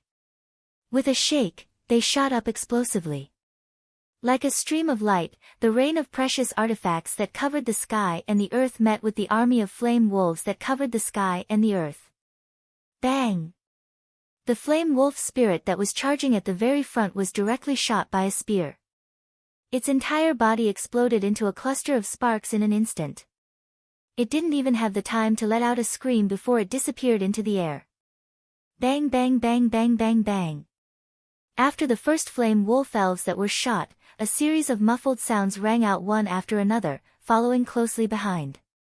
Every time a sound rang out, one of the flame wolf elves that were charging at them violently would be shot by Noah's relics, exploding into sparks all over the sky. And every time a round of relics was shot out, a new one would pop out from the golden ripples behind Noah. In the vibrations of the air, they all shot out rapidly. Not long after, the group of flame wolf elves that numbered over 1,000 were almost all blasted apart by the treasures that shot over like streams of light. They scattered into sparks that filled the sky and merged into the surrounding sea of fire, disappearing without a trace. In the end, there were less than 100 flame wolf elves that were scattered around Vivian to protect her. The flames that surrounded them illuminated Vivian's shocked face. What? What's that? Claire, Lindsley, Fayeana, and Alice were all shocked. Not to mention Viviana and Alice, even Claire and Lindsley, who had been teammates with Noah for nearly half a month, didn't know that Noah had such a trick up his sleeve. The only thing that could be confirmed was that those luxurious-looking weapons were definitely not elven devices. However, in terms of power, each of those weapons was not inferior to the elven devices used by elven users. Lotus, who was fighting with the pitch-black mecha giant that Versilia had transformed into, also noticed the commotion over here. She glanced sideways at Noah, whose back was covered with golden ripples, with a somewhat dignified expression in her eyes. That person actually hid such a trick. Ignoring everyone's shock, Noah looked at Vivian and raised his hand again. A sword immediately popped out from a golden ripple beside him. As Noah waved his hand, it turned into a stream of light, piercing through the air like lightning, and swept toward Vivian's direction. Bang! A muffled sound sounded again. It was the sound of Noah's noble phantasm exploding a flame wolf spirit that had appeared in front of Vivian and blocked a fatal blow for her. Vivian had already reacted. She knew that now was not the time to be shocked. She held the blood of the Elf King tightly and dissipated like a cloud of mist. When she reappeared, she was already beside Versilia's pitch-black mecha giant. Sure enough, it's a bit difficult to rely on the blood of the Elf King to deal with an elven user who is comparable to the most powerful sword dancer. Vivian forced a smile. But, I still have the most powerful weapon here. The blood of the Elf King in Vivian's hands suddenly emitted black smoke, which lingered around the pitch-black mecha giant. Ah! In the pitch-black mecha giant, Versilia's painful roars gradually sounded. At this moment, the violent and ferocious aura on the pitch-black mecha giant became even more intense. Chapter 10:14. Poof! The ferocious aura surging from Versilia's elven device was mixed with the ominous black aura of divine might and the black mist from the blood of the Elven King that sealed the Mad King's elf. It spread throughout the sea of flames, stirring up a sinister black wind. Suddenly, the surrounding sea of fire was blown by the eerie black wind. The center of the entire sea of fire was swaying, and the rising and falling waves of fire seemed to have solidified, stopping in midair. Ah! Versilia's roar sounded like the high-pitched howl of a wild beast. Everyone's heart skipped a beat when they heard it. Vivian was the only one who wasn't disturbed by the beast-like roar. Instead, she smiled with elation. Even this didn't break you, Versilia. You're amazing. As an experimental subject, you'll definitely make those who study the runes go crazy with joy. Hearing this, Noah and Lotus both turned their cold gazes to Vivian. Even Claire, Lindley, and Fayeana were more or less angry. This merchant of the Elfie Skeleton Alliance did not care about the lives of others in order to study the runes. As long as it could advance Vivian's research, Vivian wouldn't mind sacrificing 1 or 2 lives, right? As a matter of fact, many elven messengers had already died due to Vivian's incantation. Most of them couldn't even withstand the side effects of the incantation, and even their minds had collapsed. It could be said that they were worse than death. Filthy merchant of the Skeleton Alliance. Alice yelled. What did you do to Sister Versilia? Nothing much. I'm just using the power of the Mad King's elf to squeeze out the potential of this child's elf potential, Vivian said with a smile. With Versilia's original power and the support of the large amount of runes, as well as my control, this child can defeat even the strongest sword dancer. With that said, under Vivian's control, the black mecha giant suddenly raised the 2 heavy cannons on its arms and pointed them at everyone in front of it. Everyone, including Noah, Lotus, Claire, Lindley, Fayeana, and Alice. Bang! Bang! Bang! Bang! Amidst the fierce bombardment, the muzzles of the 2 heavy cannons that were set up by the black mecha giant flashed with flames one after another, causing huge cannon fire to pour out like a machine gun, turning into a violent bombardment like raindrops that shrouded Noah's group. In an instant, everyone's field of vision was filled with the huge cannons. They watched helplessly as the cannons rained down on them, and all of them revealed looks of shock. Looking at the fierce cannon fire, Noah waved his hand fiercely. Wang! A huge golden ripple spread out from the ground. Immediately after, a thick and heavy shield suddenly rushed out from the golden ripples and blocked in front of everyone. The fierce cannon fire enveloped like raindrops suddenly all fell on the huge shield. Bang! Bang! Bang! Bang!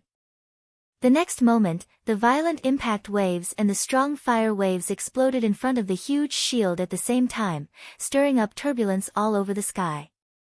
It swept in all directions and shook the ground until it cracked inch by inch. Noah and the others, who were protected behind the huge shield, were not affected at all. Taking a closer look, the huge shield was like a city wall, with golden flower petals embedded in the middle of the shield as an ornament. If Gilgamesh was here, he would definitely recognize the origin of this shield. Blazing sevenfold rings, Law Ajax. To be more precise, it should be said that it was the prototype of blazing sevenfold rings, Law Ajax. Gilgamesh had used this relic before, and he called it the Shield of God. It was undoubtedly the highest level of relic that had an invincible defense against throwing weapons. Facing the impenetrable huge shield, Versilia was like a mad beast. She let out a mournful roar, while constantly firing her cannons. The cannons continued to bombard the huge shield, causing the sky-shaking explosions and shockwaves of flames. Alice felt as though her heart was being sliced by a knife when she heard Versilia's shrill cries. She endured the pain, grabbed Noah's hand, and begged, "Don't worry, Noah, don't worry. Don't worry. Noah, I beg you, please save Sister Versilia." Alice's pleading stunned Noah. Alice was a very serious and stubborn girl. As the head of Wind King Knights, it was really not easy for this young girl to plead others for help. She was aiming to become an excellent knight. Noah could only look at Alice's pleading face and closed his eyes. Then, he took out the elven device that had transformed into a dagger from his back. "Aster, it's time." The dagger in Noah's hand emitted a dazzling light and turned into a shiny silver holy sword. "Sorry, I know you want to end the feud between you and Versilia."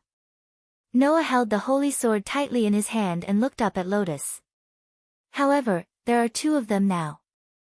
If we attack together, it won't be considered breaking the rules, right?" Lotus looked straight at Noah and saw Noah's unquestionable expression. After a long while, she sighed and nodded. "I understand." The two of them looked at each other and stepped forward at the same time. Behind the huge shield, two figures turned into two streams of light and flashed out from the left and right sides of the shield at the same time. They drew a perfect arc and flew toward the black mecha giant in front of them. "Is he here?" Vivian couldn't help but take a step back as she shouted in a delicate voice. "Go!" A black fog gushed out from the black mecha giant beside Vivian and gradually condensed into a whip shadow. It swung in the air and shot out, leaving a mark on the hard ground.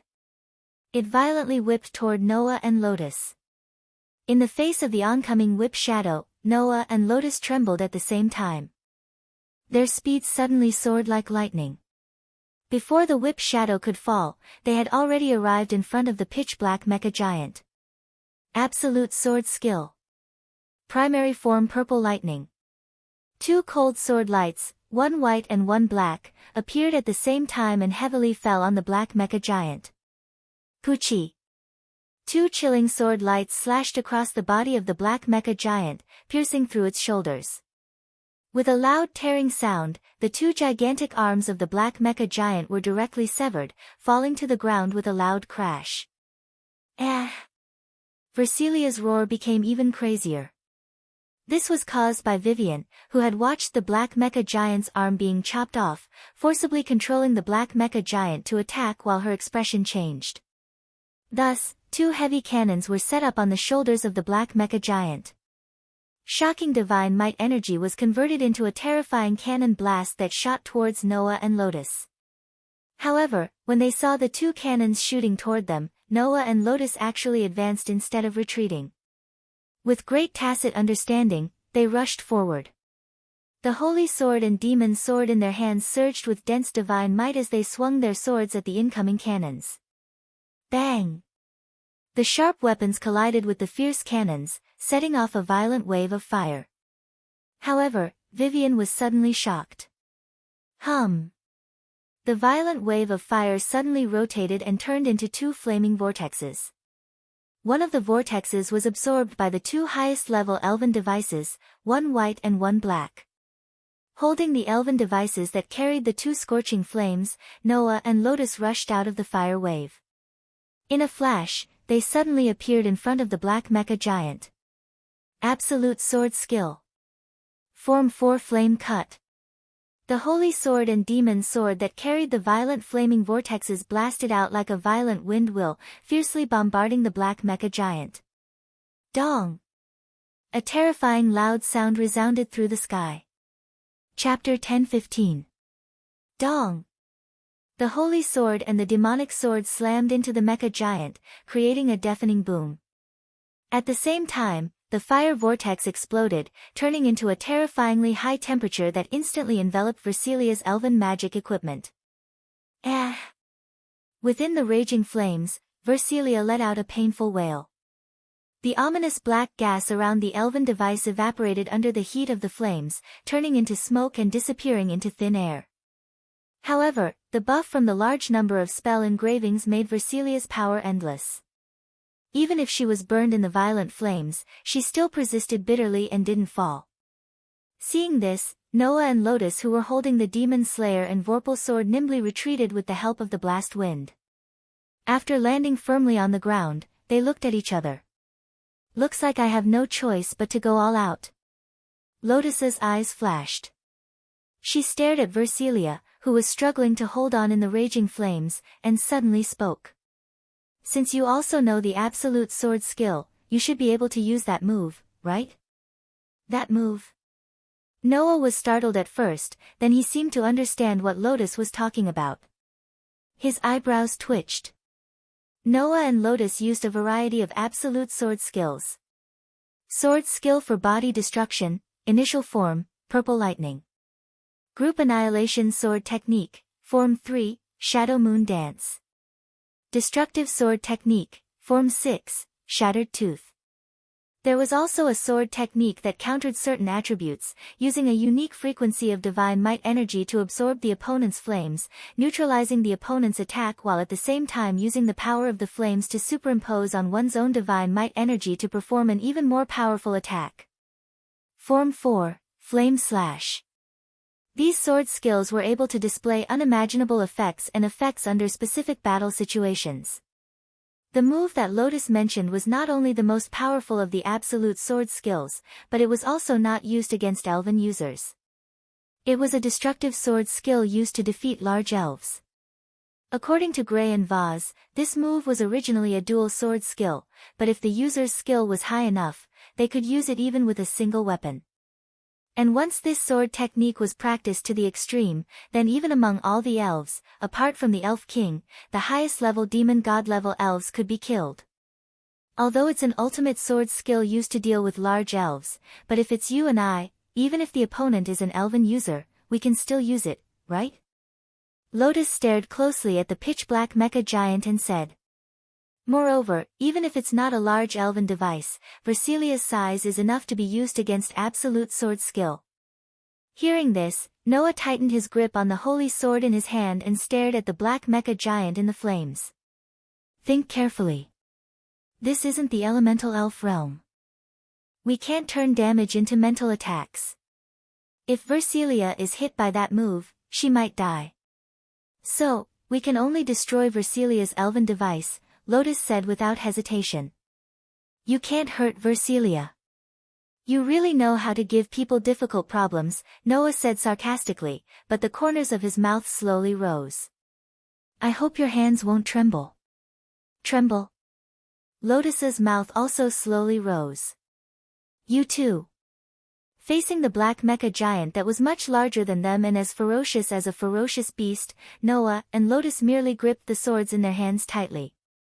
Amidst the waves of fire and wind, they chatted cheerfully shoulder to shoulder with a fearless expression on their faces. Seeing this scene, Claire, Linley, Phaeana, and Alice were all a bit absent-minded.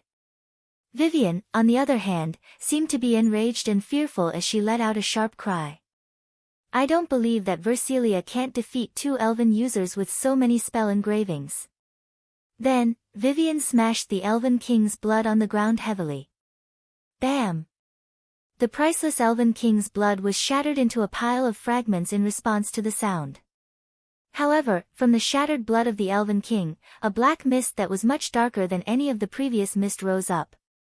Like a poisonous snake, it burrowed into Versilia's elven device. Ah! Instantly, the black aura around the black mecha giant increased exponentially. The black fog, so dark that it looked like sewage, wrapped tightly around the black mecha giant. Like the most profound curse, it stirred up waves of violent turbulence. At this moment, the Mad King's elf sealed in the Elven King's blood was completely released. All of his power merged with Versilia's contracted elf, drawing out all of Versilia's potential beyond her limits. Ah! As Versilia roared in a completely irrational manner, the black mecha giant raised an arm. Hum! The black arm that was covered with sharp thorns suddenly expanded several times under the infusion of the ominous black mist.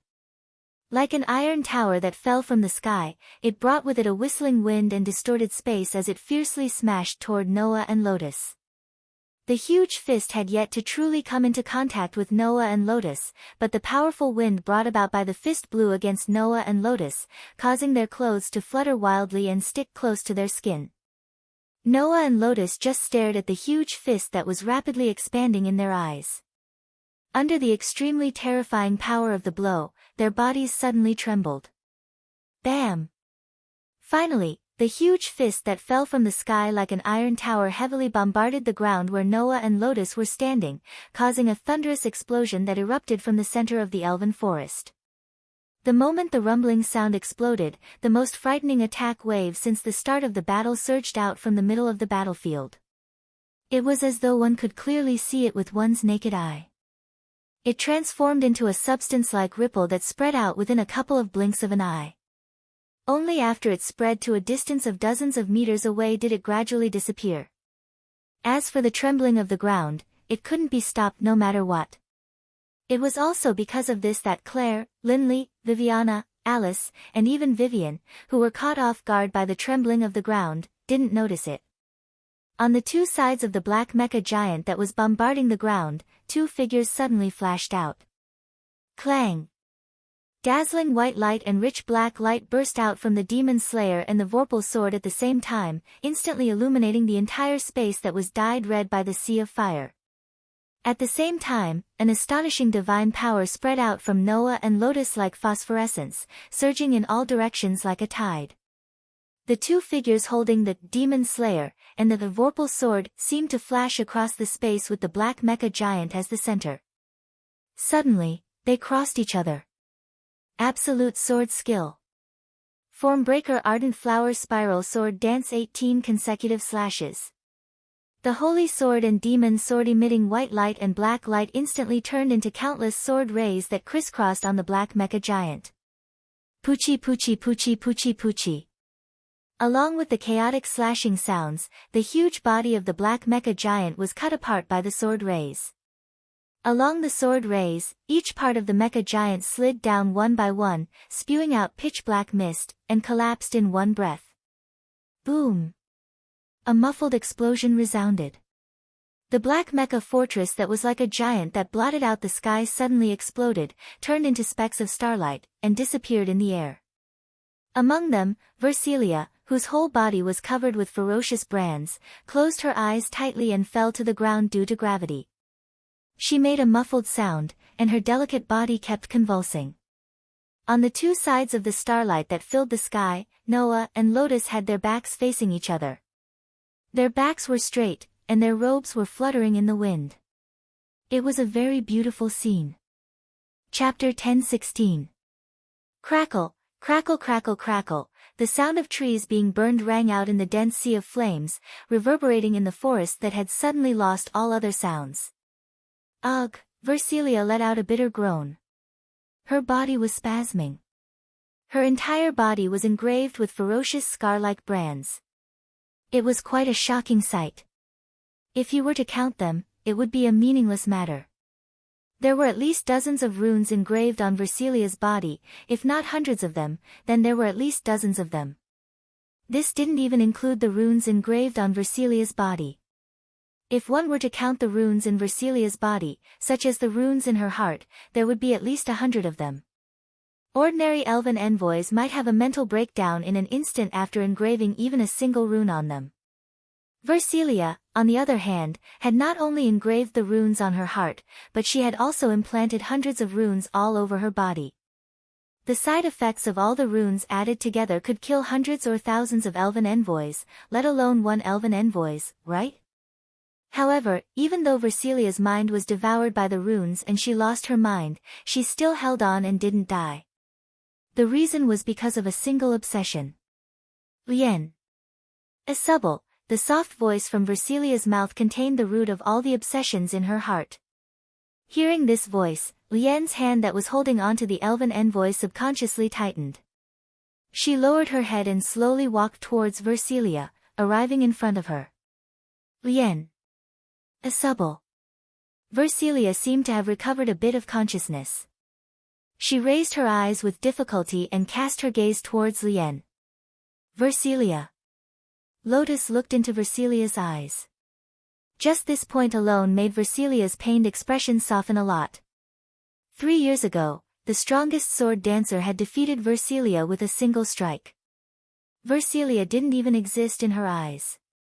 Because of this, Versilia had developed such a deep obsession, all for the sake of making Lien acknowledge her. At this moment, Lien's clear eyes were indeed looking at Versilia. Just this point alone was enough to make Versilia overjoyed, with a hint of bitterness. In the end, even so, I still couldn't defeat you. Hearing this, Lien shook her head. You're wrong, Versilia. You're much stronger than me. Heh. Versilia laughed at herself. Are you trying to comfort me? The one who answered Versilia was not Lotus, but Noah. She's telling the truth. Noah also came in front of Versilia and stood side by side with Lotus. He looked down at Versilia from the corner of his eyes.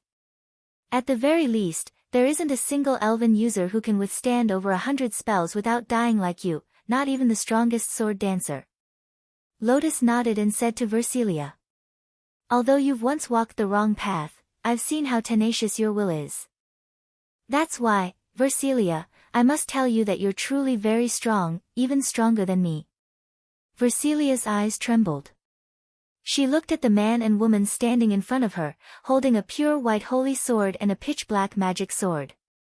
She slowly closed her eyes.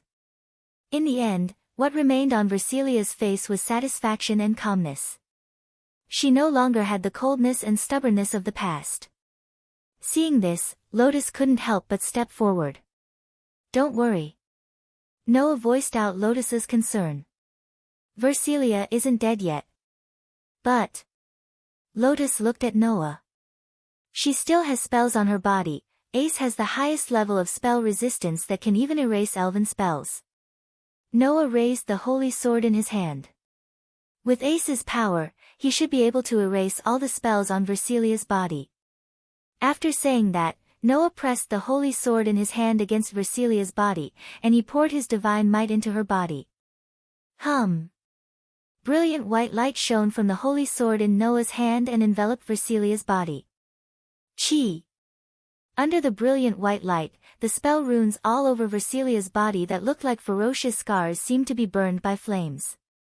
Light smoke rose from all over her body and gradually dissipated in the light smoke.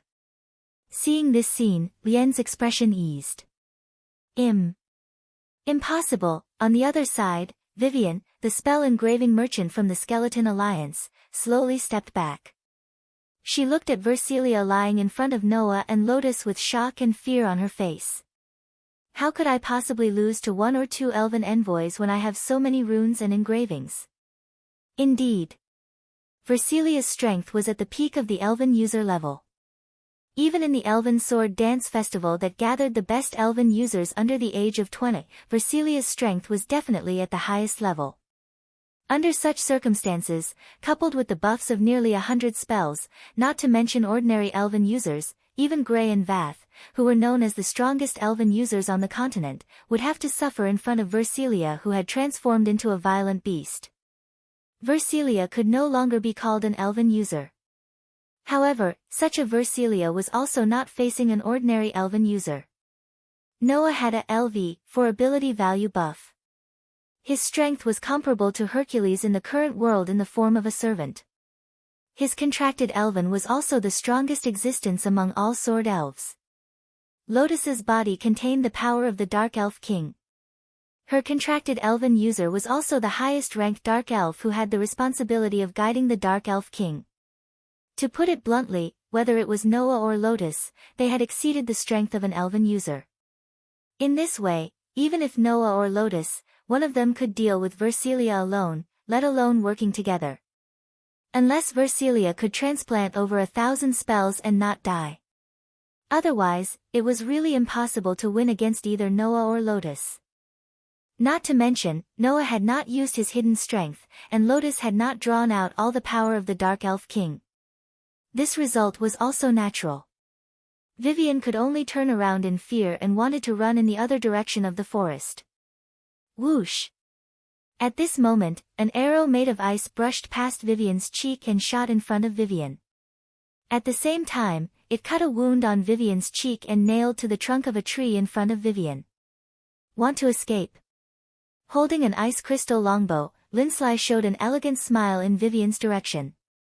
Although I don't expect the merchants of the Skeleton Alliance to understand etiquette, since you didn't greet the host, as a guest, casually leaving the table is not a good habit. Vivian retreated in fear. Just as she was about to turn in another direction, a black shadow suddenly appeared in front of her and blocked her way. They were night fairies who were fully equipped with pure white armor and wielded greatswords and shields. Even if you are a merchant of the Skeleton Alliance, it is not easy to sneak into the territory of the Elven Academy, right? Viviana smiled sweetly at Vivian. In that case, it is so difficult to sneak in. Why don't you leave in such a hurry? Looking at the tall elf knight, Vivian retreated once again. However, at the same time, a long whip cut through the hot air and wrapped around Vivian's foot with a snap.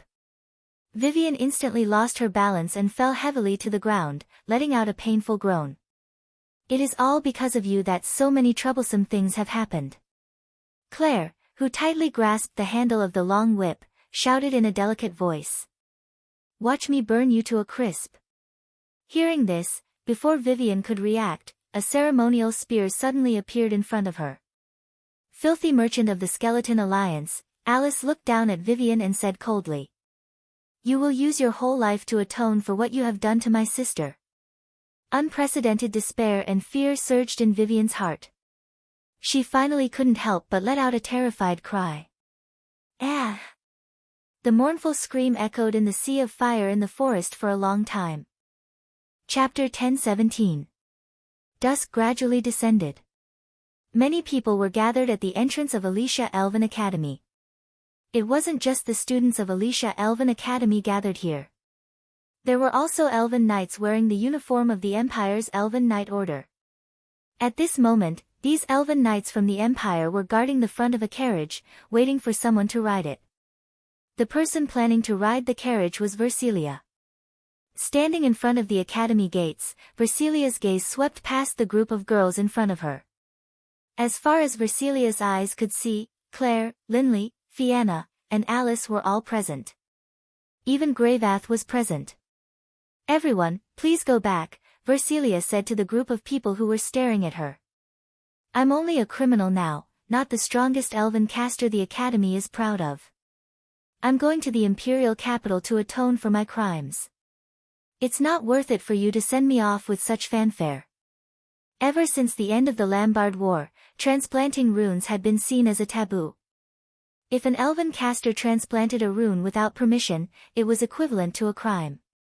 Even if she was the strongest elven caster in Alicia Elven Academy, and the eldest daughter of the Duke of Frangelto family, who controlled the military lifeline of the Empire, Versilia still had to bear this crime. Thus, even if all the runes on Versilia's body were removed by Noah, this crime still couldn't be erased. Thus, Versilia was about to be sent to the Empire for trial. It was very likely that she would be sentenced to prison. Who knew how long it would take for her to be released? Even so, Versilia's face was still filled with calmness. She no longer had the persistence of the past. Under the erosion of so many runes, I'm quite satisfied to be able to survive like this. Versilia pursed her lips and smiled. She didn't look like a cold knight anymore. Instead, she looked like an ordinary girl. Originally, even if the runes were removed from my body, the accumulated side effects of the runes would erupt and make me bear all the consequences. It's all thanks to that man's help that I can stand here safe and sound. I should be satisfied. Speaking of which, it's really surprising, Claire exclaimed. You can actually recover so quickly after suffering so many side effects of the spell engraving. What did Noah do? I more or less saw the process. Linley thought back to what she had seen. It seems that after removing the runes on Versilia's body, Noah took out a bottle of potion. That's right. Versilia nodded. It's because I drank that potion that I could recover so quickly. Student Noah actually has such a miraculous thing. Fianna's eyes flashed with a sly light. It seems that there are many secrets hidden in his body. I really have to thank him. Alice couldn't help but smile. No matter what, it was because of him and Lena Subble that my sister was saved. Versilia's eyes. In the end, the two of them didn't come. Hearing Versilia's words, the girls fell silent. They knew that the two people Versilia was talking about were definitely Noah and Lotus. However, neither Noah nor Lotus appeared here to send Versilia off. However, thinking about it carefully, it didn't seem strange. Noah didn't get along with Versilia. He only came in contact with Versilia because of Lotus' request. It was also because of Alice's request that he joined hands with Lotus to save Versilia, remove the runes on Versilia's body, and even took out precious potions to help Versilia recover. Lotus, on the other hand, wanted to repay the sin of leading Versilia astray because of her. Versilia didn't have a direct relationship with Versilia, so she naturally wouldn't come. The latter was supposed to send Versilia off, more or less. But firstly, Lotus didn't enter Alicia Elven Academy through the proper channels. Secondly, Lotus was extremely disgusted with Gray and Vash. Now, Gray and Vash were here. It wasn't strange that Lotus didn't appear. However, regardless of whether it was Noah or Lotus, they had left a deep impression on Versilia in some way. It was natural that she wanted to see Noah and Lotus before going to the imperial capital to be punished. Alright, you don't have to look like that. Seeing that the girls didn't know what to say, Versilia helplessly shook her head. I'm a sinner. With those two's nobility, they naturally shouldn't come here. Versilia didn't have any hatred for Lotus. On the contrary, Versilia, like the rest of the elves, looked forward to having Lotus as their daughter. In Versilia's opinion, Noah, who possessed the same sword dance as Lotus and whose strength was on par with Lotus, was also a noble figure. Therefore, this sentence was completely Versilia's true thoughts. Sister, Alice mustered up her courage and said to Versilia. I believe that no matter what kind of path you take next, those two will be watching you closely. Claire, Linley, and Fianna nodded as well, which made Versilia smile. That's what I hope too. Then, Versilia stepped forward and patted Alice's head. Alice, I'm looking forward to your performance at the Elven Sword Dance Festival. Alice's eyes reddened as she felt the long-awaited gentleness and warmth from her sister. She suppressed the emotions in her heart and nodded heavily. Sister, I will definitely obtain the right to participate in the Elven Sword Dance Festival and achieve results that don't disappoint the Frangerto family's reputation as a knight. I believe in you. Versilia's face was filled with gentleness. Then, she looked at Gray and Vash and bowed. I'm really sorry, Gray and Vash. I've caused you trouble. Don't mind it. If you can still cause trouble, it means that you're still young. That's a good thing. Gray and Vash looked at Versilia. I only hope that you won't go down the wrong path in the future. Versilia Eva Frangerto will remember. Versilia nodded and looked around at everyone again. Then, everyone, I'll be leaving now. I hope to see you again in the future. After saying that, Versilia boarded the carriage without any hesitation. Under the escort of the Elven Knights, they began their journey. Claire, Linley, Fayanna, Alice, and Gray and Vash stood side by side and watched the carriage leave. Sitting in the carriage, Versilia suddenly felt a gaze that made her look outside the window. She looked at the top of a building in Alicia Elven Academy. Over there, a young girl dressed in a witch costume stood against the wind, watching Versilia leave. At this moment, Versilia's heart felt like it was stuffed with something. She only felt satisfaction. Standing in the howling wind, Lotus watched the carriage carrying Versilia leave. Her gaze didn't move for even half a second. 3 years ago, for her own wish, Lotus didn't look directly at any of her opponents. She also didn't look directly at Versilia. This time, Lotus would watch Versilia leave. Since you're so worried, why don't you send Versilia off? A leisurely voice sounded from behind Lotus. Lotus wasn't surprised at all. She didn't even turn her head. Anyway, we'll meet again, right? Upon hearing Ren's answer, Noah, who had appeared behind her out of nowhere, curled his lips and smiled. You're quite humane. Aren't you the same? Lotus closed her eyes. Logically speaking, after being affected by the side effects of so many runes, even if Versilia's body was healed, her abilities as an elven user would still be affected. But you even healed this part. There's no need for that, right? You're thinking too much. That's because the effects of the recovery potion were too good. It has nothing to do with me. Noah shrugged and walked to Lotus' side and looked into the distance. Are you planning to leave? Chapter 10:18. Are you planning to leave? The howling wind drowned out this sentence, causing Noah's voice to disappear in an instant.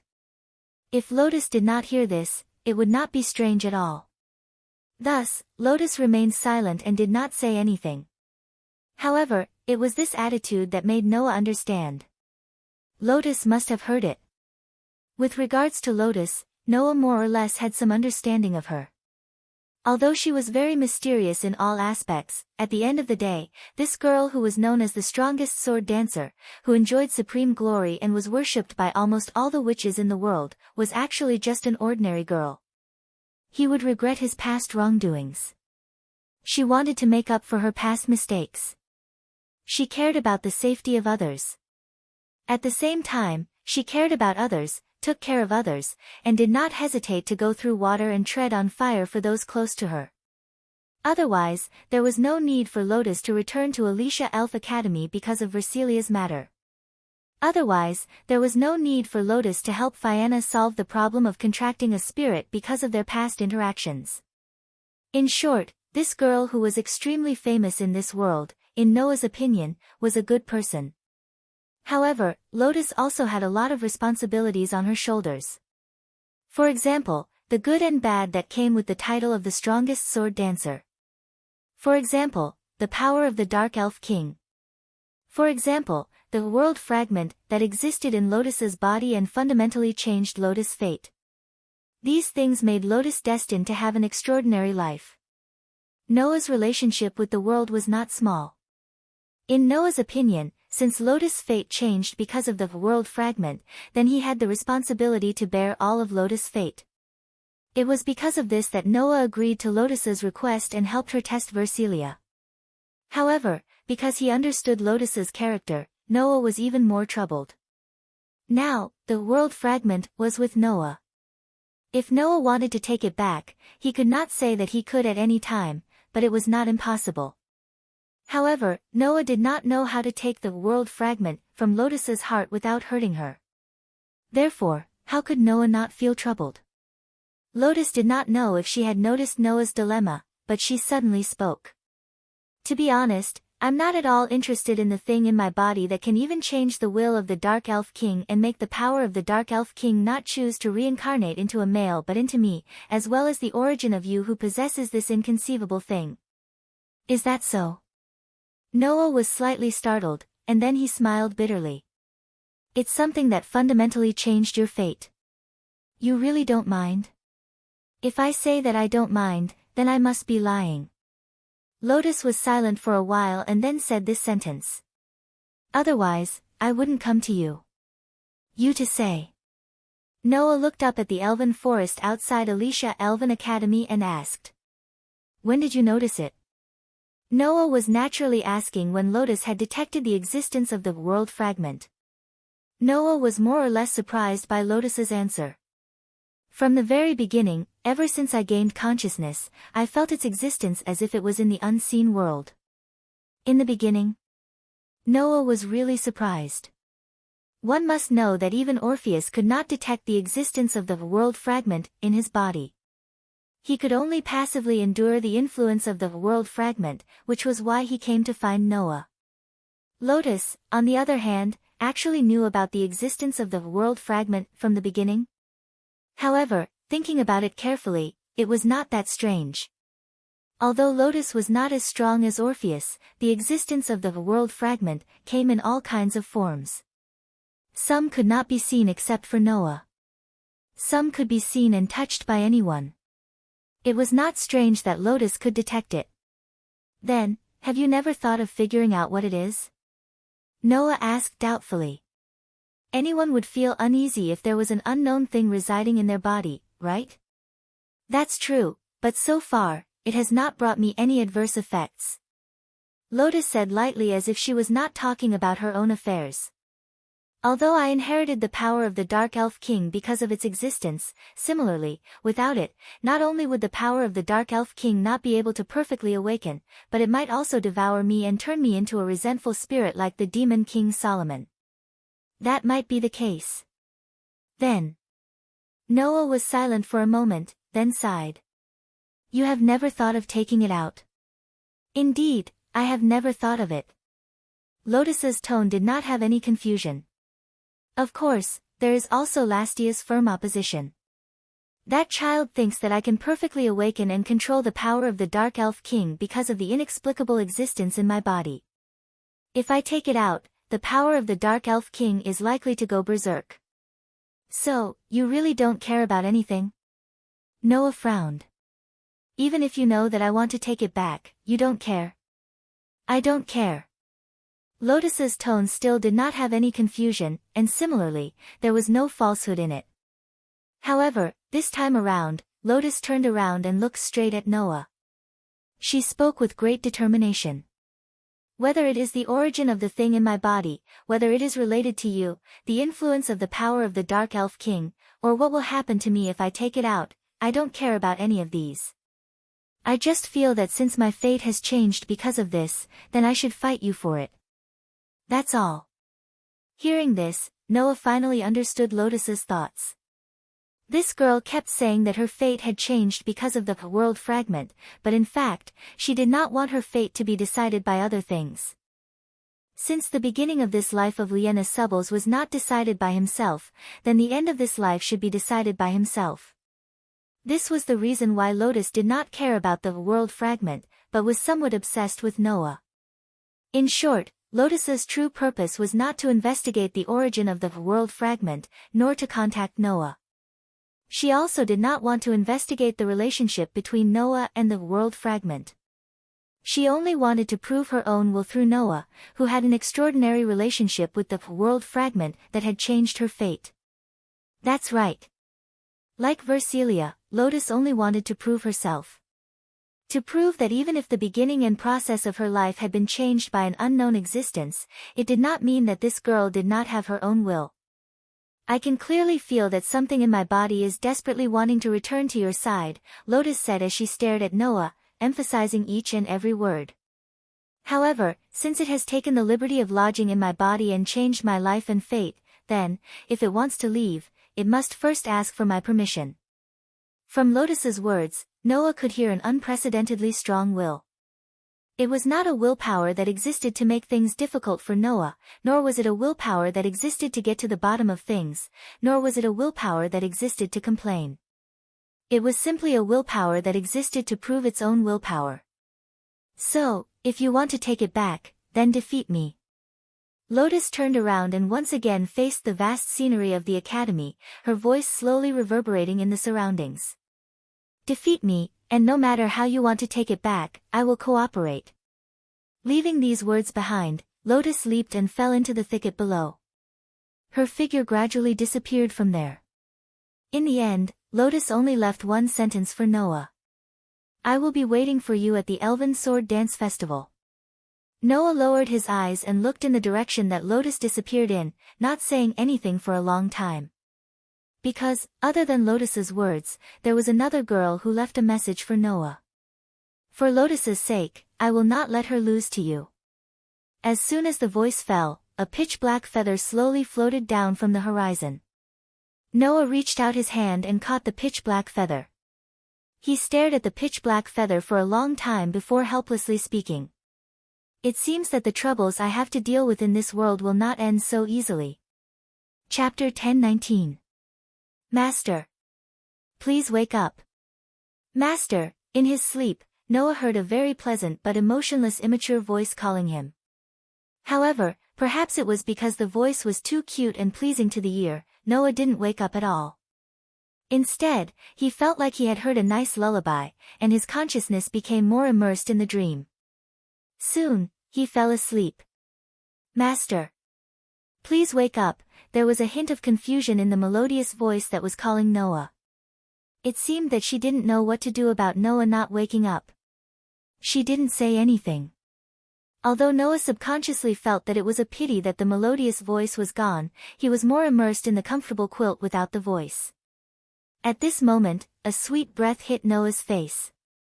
Chirp. The next moment, Noah only felt a very soft feeling on his lips. Vaguely, Noah could even feel the touch of a small lip. That touch, for Noah, was familiar. In a daze, Noah identified the body that he was touching. His drowsy head instantly sobered up, and even his eyes opened abruptly. As soon as he opened his eyes, a beautiful scenery was imprinted in Noah's eyes. You finally woke up, Master. Her entire body was naked, her creamy white and smooth skin was directly exposed to the air. Only a pair of ivory-like slender thighs covered with pitch-black knee-high socks was riding on Noah's body. She lowered her head and stared at Noah expressionlessly. A tender and white body. Slender and long limbs. Bright and dazzling silver hair.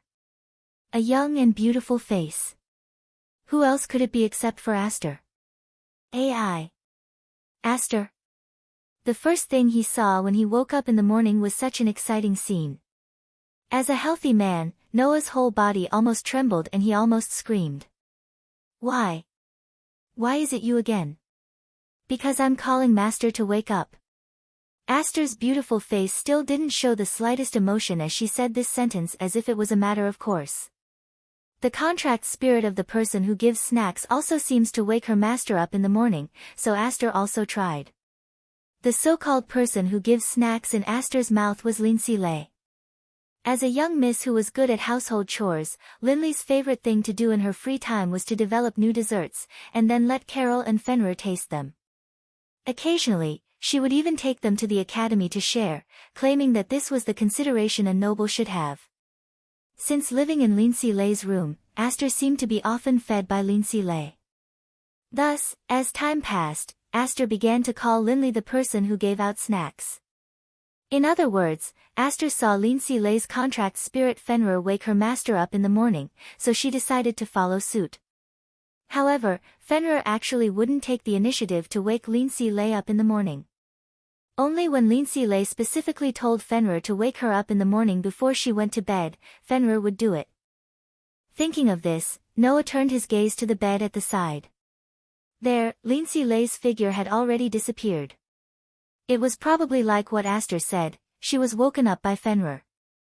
Only Carol, this incompetent maid, was still lying in bed, snoring loudly, looking very happy. Okay, I understand the reason. Noah said somewhat weakly. But even if you want to wake me up, you should at least wear some clothes, right? I think this attire can make you happy. Aster said faintly. As Master's contract spirit, pleasing you, I think it's a matter of course. He didn't know if it was Noah's misconception. Noah felt that Aster seemed to have emphasized on the words, contract spirit. Moreover, although Aster was usually expressionless, the expression on her face today seemed to be more indifferent than before, giving people a feeling that she was distant and even unreasonable. Noticing this, Noah hesitated for a moment and said with some uncertainty. I say, Aster, are you angry? When these words came out, Aster's mysterious eyes turned slightly and stared straight at Noah.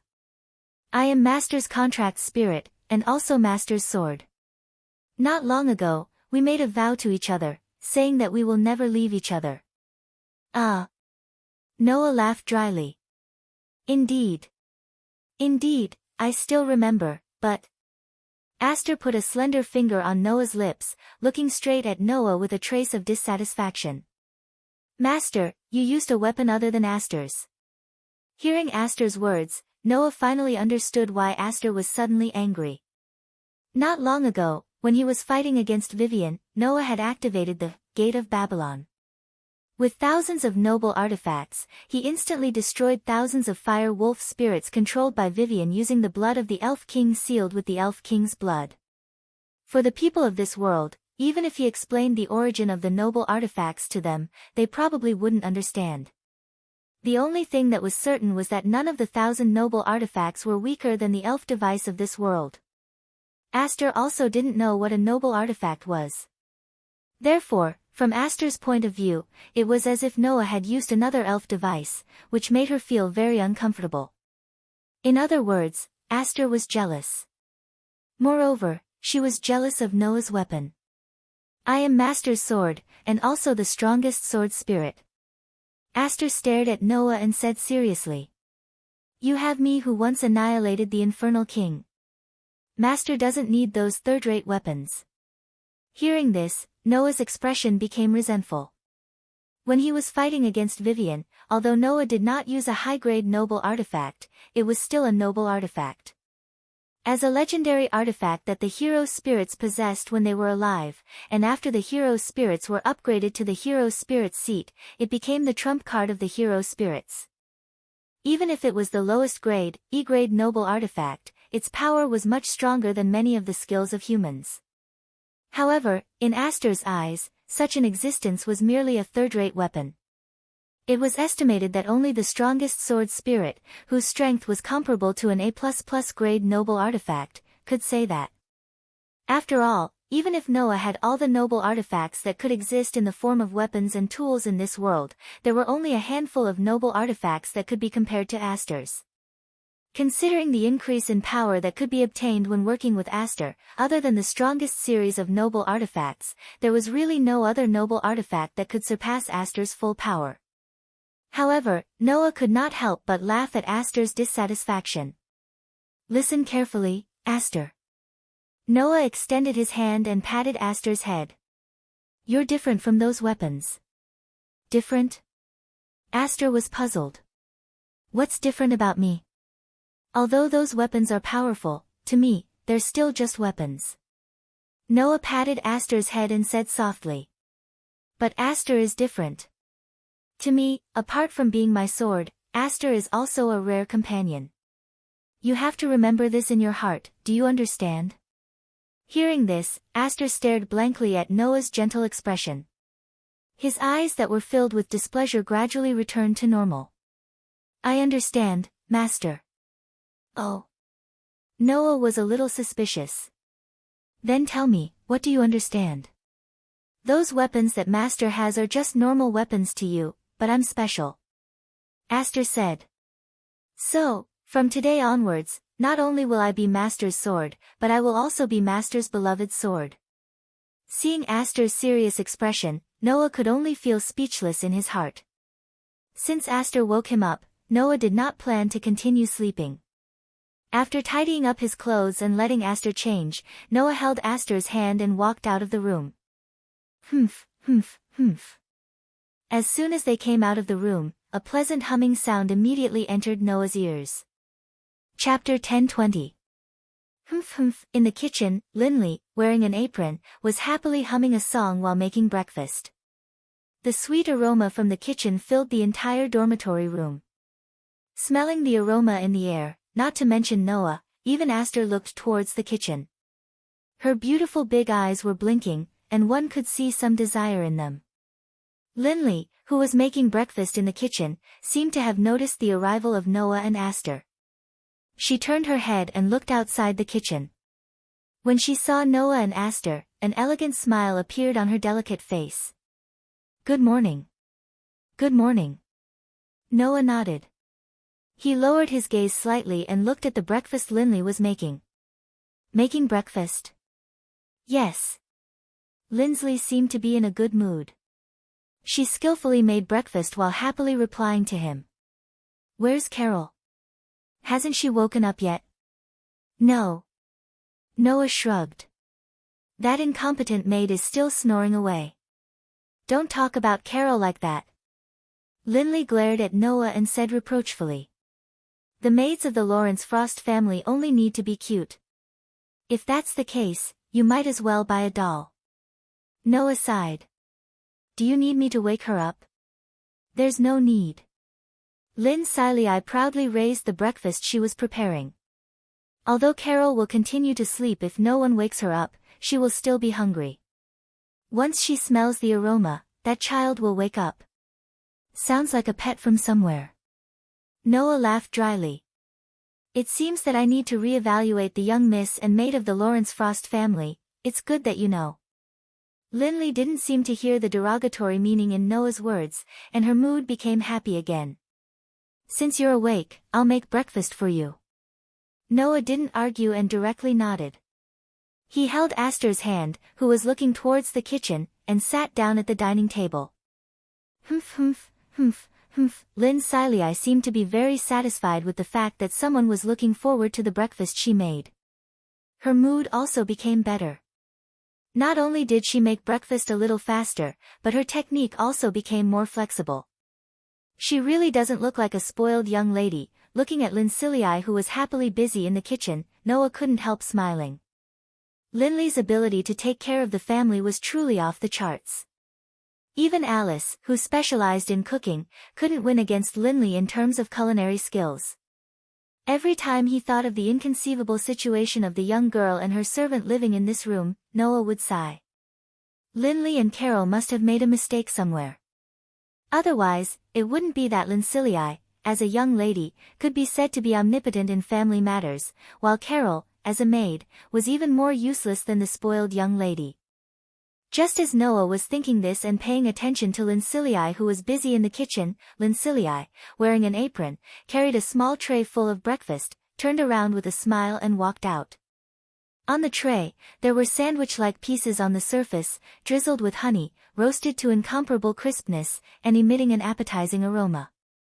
The delicious-looking breakfast laid on the tray and was placed one by Linley on the table.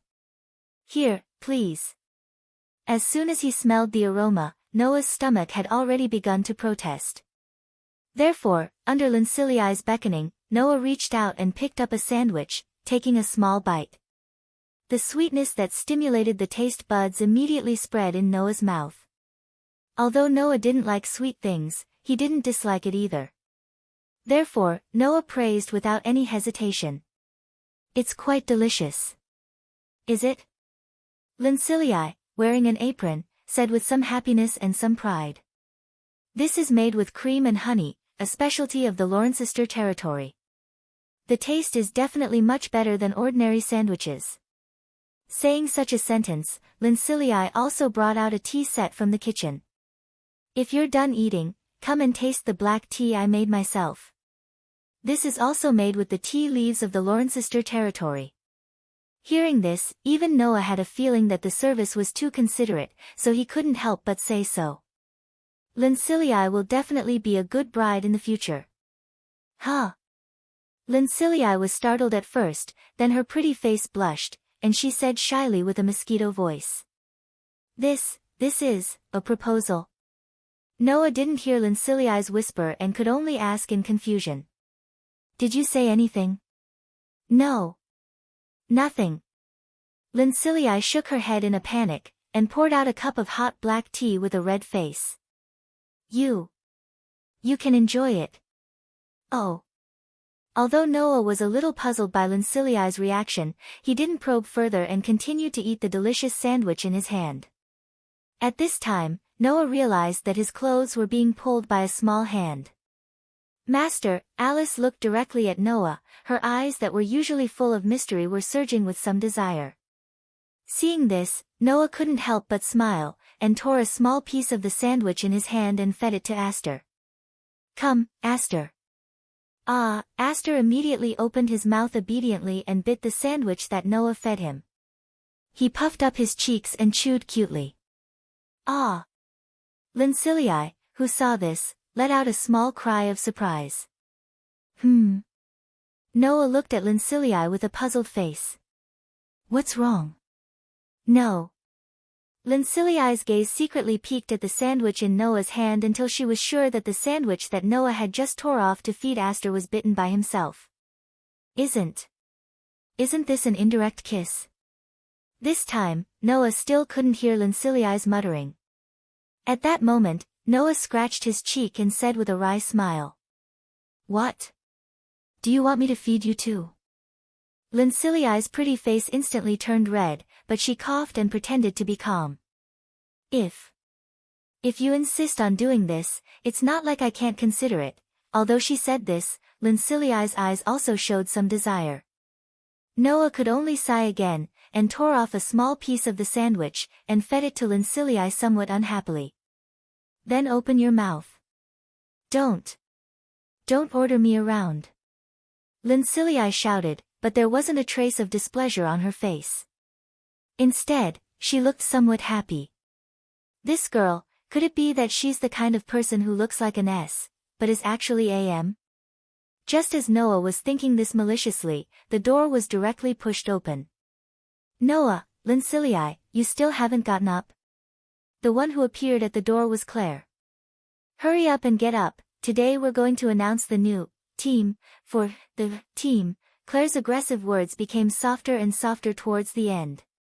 The reason was naturally because she saw Noah feeding Lincilii.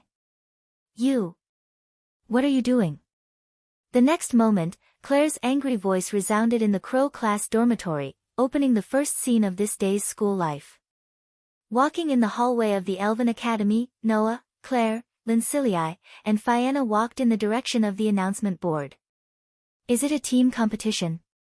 Fianna seemed to be a little nervous.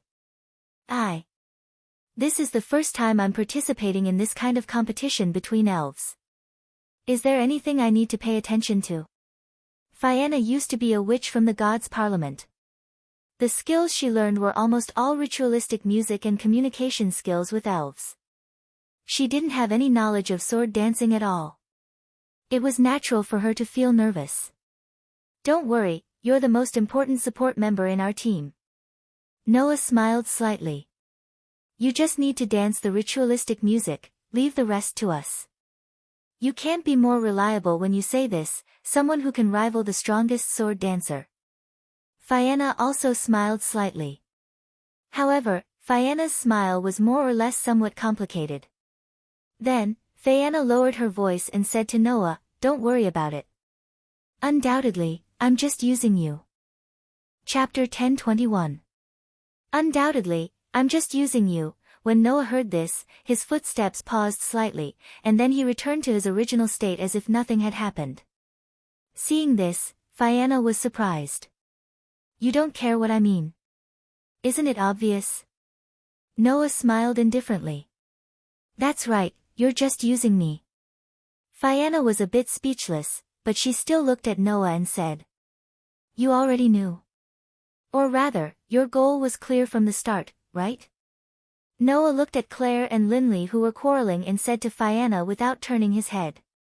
As soon as you transferred here, you asked Gray and Vaz to find me and asked to join my team without hesitation.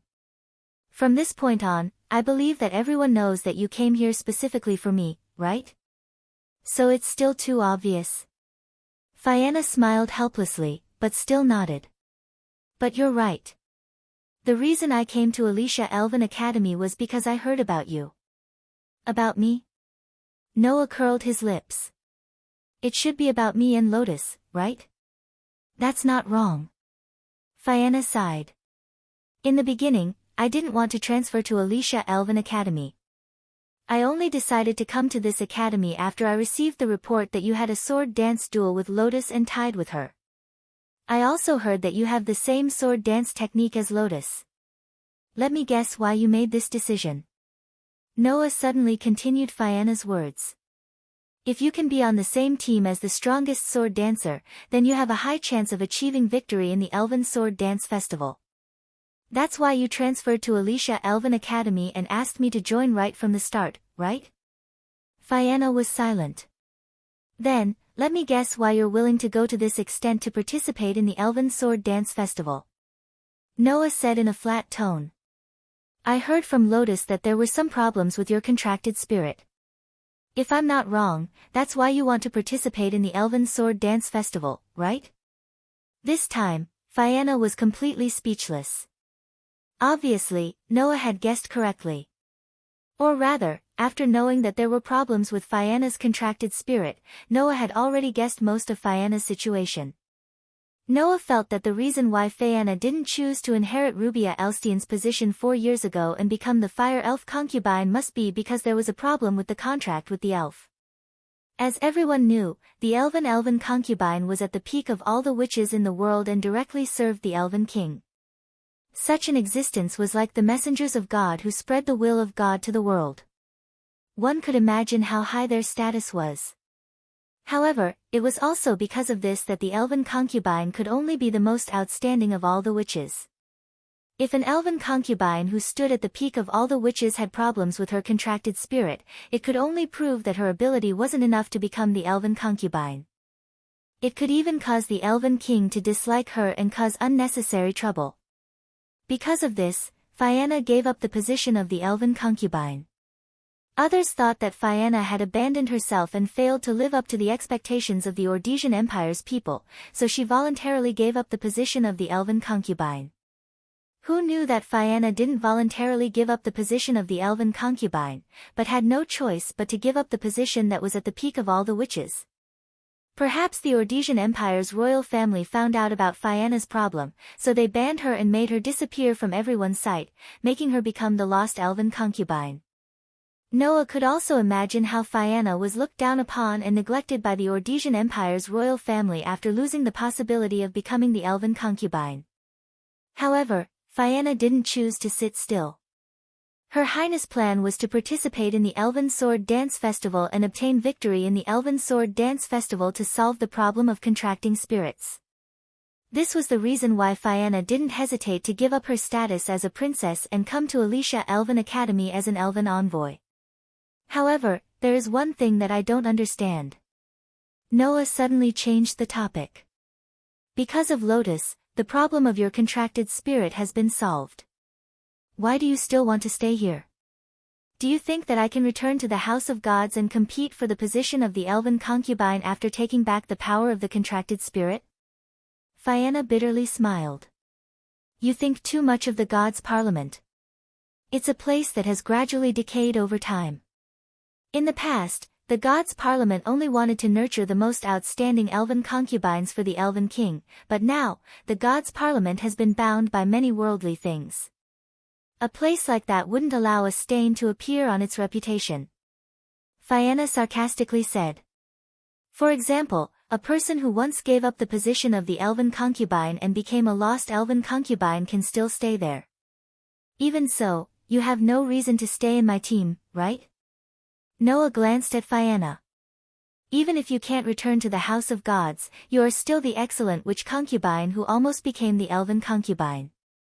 If the royal family of Alicia Empire knows that the problem of your contracted spirit has been solved, then you can take back everything you have as a princess, right?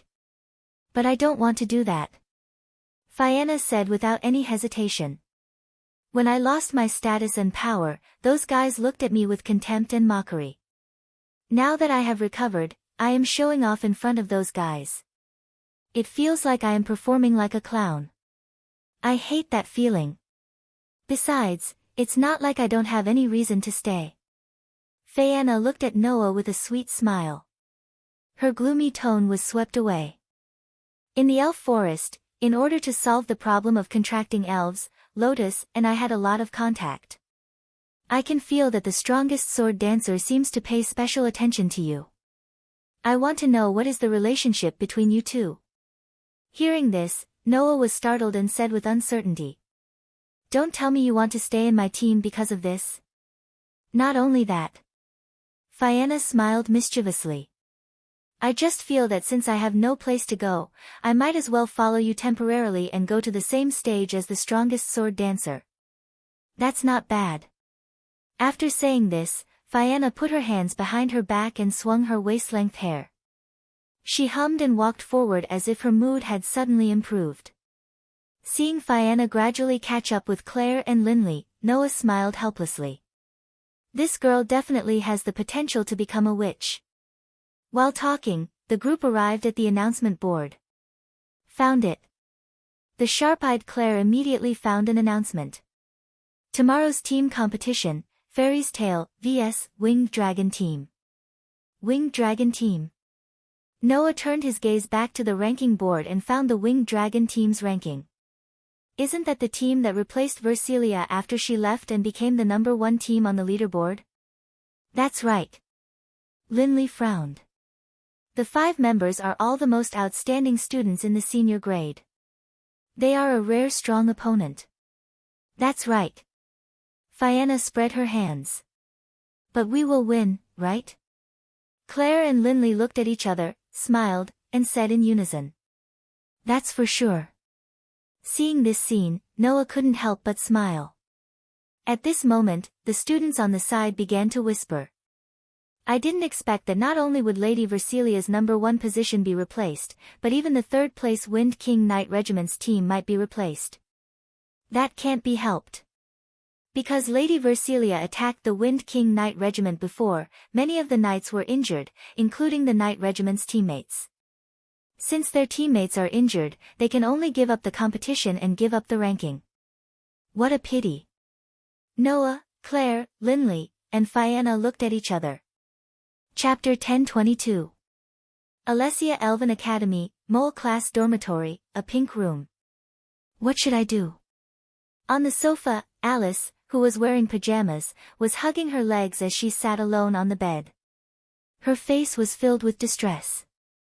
Logically speaking, at this time, Alice would have been preparing to head to the headquarters of the Wind King Knights to attend their meeting. However, due to Versilia's unbridled attacks in the Wind King Knights, more than 80% of the Wind King Knights were injured and had yet to recover to the extent of being able to participate in the work of the Wind King Knights. Under such circumstances, Grey Vass personally ordered that the Wind King Knights' work would be temporarily suspended for the time being. The work of maintaining law and order would be carried out by the teachers of the Academy and the Empire's Elven Knights stationed in the Academy City until the Wind King Knights recovered their strength. Only then would they return to their posts. Therefore, Alice had a rare holiday and didn't need to rush to attend the meeting of the Wind King Knights.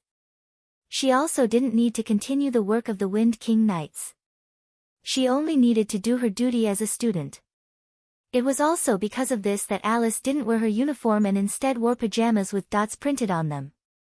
Her long sky blue hair wasn't tied up and was scattered behind her back, making her look more delicate. And today, Alice indeed lacked the seriousness and sternness that she usually had. Only distress filled Alice's heart. Undoubtedly, I've already promised Big Sister Versilia to obtain the qualifications to attend the Elven Sword Dance Festival. I didn't expect such trouble to appear.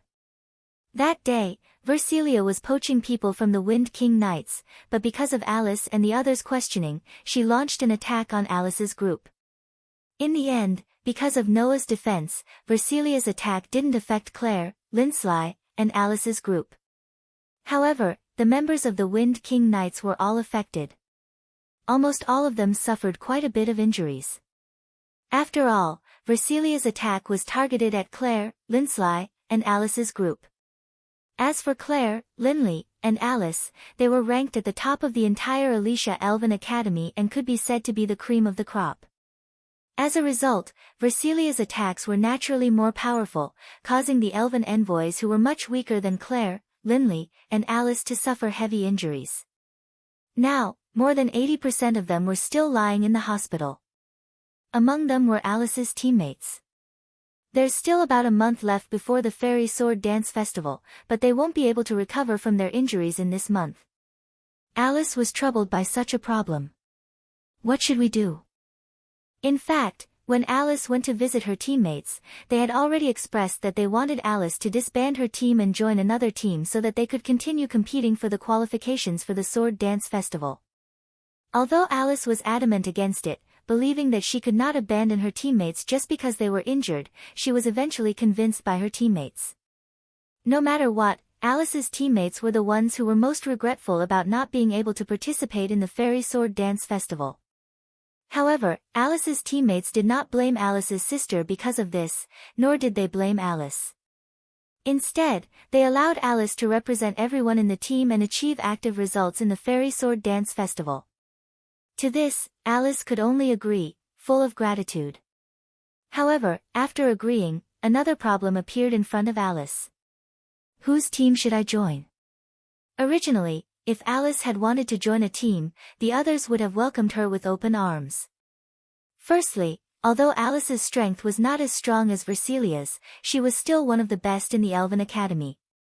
No one would reject such an outstanding warrior joining a team. Secondly, Alice's ranking points were not low either. If she joined a team, it would definitely increase the team's ranking by a lot. It was because of the possibility of being forced to disband a team or leave a team that the Elven Academy adopted the system of individual ranking points. The team's ranking was based on the total ranking points of all the Elven users in the team. This was to prevent outstanding Elven users from being unable to participate in the Fairy Sword Dance Festival because they did not have a team. Alice's team was able to squeeze into the top 3 in the rankings. As the leader of the team, it was obvious how high Alice's ranking points were. Unfortunately, at this time, it was difficult to find a team to join unless it was an Elven user with astonishing strength and ranking points like Versilia. There was only about a month left before the Fairy Sword Dance Festival was officially held. At this point in time, almost every team in the Alicia Elven Academy had gathered enough teammates and started to cultivate their teamwork. It was impossible for Alice to ruin the entire team's plan and training just because of one person. Even if there were, it would be a weak team that was not presentable because of Alice's ranking points. A team like that might not even be able to obtain the right to participate in the Sword Dance of the Fairies. It was even more unrealistic to form another team. Now, the only way is to find a team that is lacking in people and has some strength. In Alice's memory, there was a team like that. And it was a rather impressive one. That was because not only was there an expert in that team who could compete with the strongest sword dancer, there was also someone who almost became the sister of the Elven Maiden and the previous Elven Maiden. In that team, almost no one was weaker than Alice. Even the one who was not proficient in combat could provide unimaginable support. In Alice's opinion, a team like that would definitely qualify for the Elven Sword Dance Festival. In fact, the chances of them winning the festival were very high. But such a team was still lacking a person. Who would not be tempted? But Alice murmured uneasily. Will he let me join? Once, the leader of that team had invited Alice. But because Alice already had a team at that time, she had rejected it. Now, if she were to apply to join, it would give people the feeling that she was aiming for the other party's ranking and strength. Moreover, Alice's sister, Versilia, had also caused a lot of trouble for that team. That was why Alice was so hesitant. Actually, you don't have to hesitate at all. When such a voice sounded in Alice's ears, she was immediately shocked. She turned her head abruptly and looked towards the source of the voice. She saw that Noah, Claire, Linley, and Fayanna were all at the door of Alice's room. You. You all. Alice was stunned. I'm sorry. Noah shrugged. Because you didn't even respond after knocking on the door for so long, we could only ask the dormitory manager to open the door and let us in. Well. Claire tossed the key in her hand. Because you didn't respond no matter how we called you, we easily got the key. So. Sorry. Alice finally reacted. She stood up and said embarrassedly. I was just thinking about something. Noah looked at Alice with a smile that did not seem like a smile. Thinking about which team you want to join, right? Claire, Linley, and Fayeanna all had smiles on their faces. Obviously, they already knew about Alice's predicament. She did not know how to refute. In response, Noah only walked in front of Alice and looked straight at her. Alice, join my team. Alice was stunned. As you can see, our team is still short of one person. We also have a reason to obtain victory in the Elven Sword Dance Festival. Noah suddenly smiled and extended his hand towards Alice. So, Alice, lend me your strength. Hearing that, Alice stared blankly at Noah's outstretched hand and did not react for a long time. After a while, Alice suddenly smiled and placed her hand on Noah's outstretched hand. She let out a strong and powerful voice. I'm very willing. Chapter 1023. Paw. Paw. Paw. Paw. A series of loud explosions reverberated throughout the entire space. It was the sound of colorful ribbons blooming in the air and sprinkling down small stickers filled with a celebratory atmosphere at the same time as the sound of the cannons being filled with colorful ribbons rang out. The one who made the noise was Carol, who was dressed in a maid's uniform. Carol was holding a large firecracker in her hand. She smiled and congratulated Noah, Claire, Linley, Fayeanna, and Alice at the table in front of her. Congratulations to the fairy tale team for successfully advancing to first place on the Academy's rankings. They're qualified to participate in the Elven Sword Dance Festival. Hearing Carol's cheerful congratulations, the entire fairy tale team, led by Noah, couldn't help but smile with joy on their faces. Lin Seeley even brushed her waist-length hair and said proudly, with me, obtaining the qualification to participate in the Elven Sword Dance Festival is a piece of cake. I knew it. Carol clapped excitedly as if she had been waiting for this sentence for a long time. As expected of the eldest miss. Hey, hey.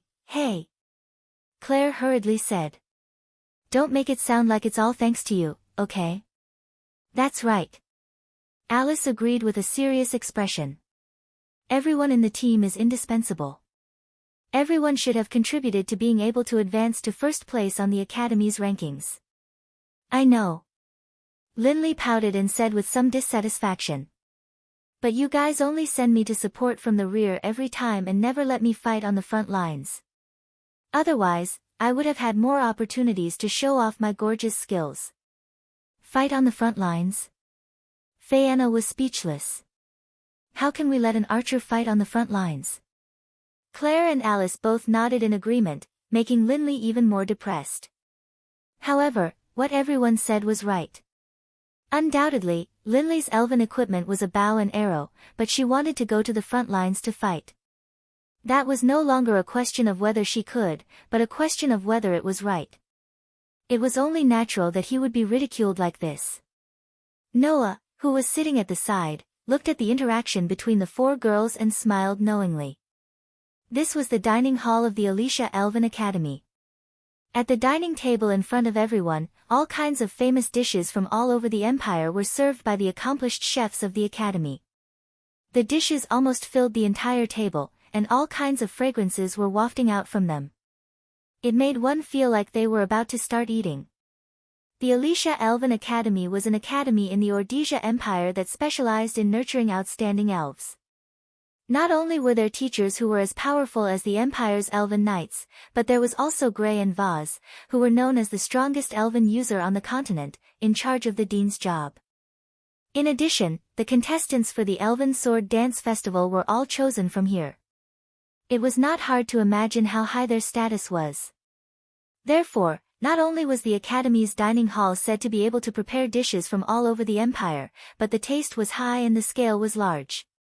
It was not inferior to the best restaurants in the imperial capital. Of course, with such a high level, the price was naturally not cheap. At the very least, for Claire, whose territory and property had been confiscated, and Phaeana, who had abandoned the title of Princess of the Ordesia Empire, they couldn't afford to eat in this dining hall. Even Alice and Linley wouldn't spend so much on food if they didn't have anything to do.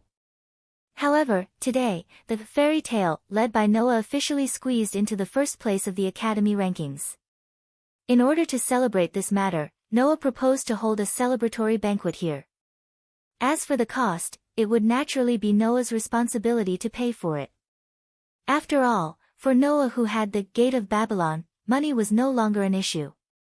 Even if Noah didn't have the habit of being extravagant and wasteful because of the Gate of Babylon, when it was time to be extravagant and enjoy, Noah wouldn't be a miser and hide everything. Placing a hand on his heart, Noah murmured, "It's already been a month." In Noah's heart, the authority of the 10 incarnations represented the authority of the 10 incarnations. The outline of the stone plate connected to the 10 images was shining and heating like the sun. It was like a ferocious beast that had been locked in a cage for a long time and was about to break out. This phenomenon also told Noah that he had been in this world for a full month.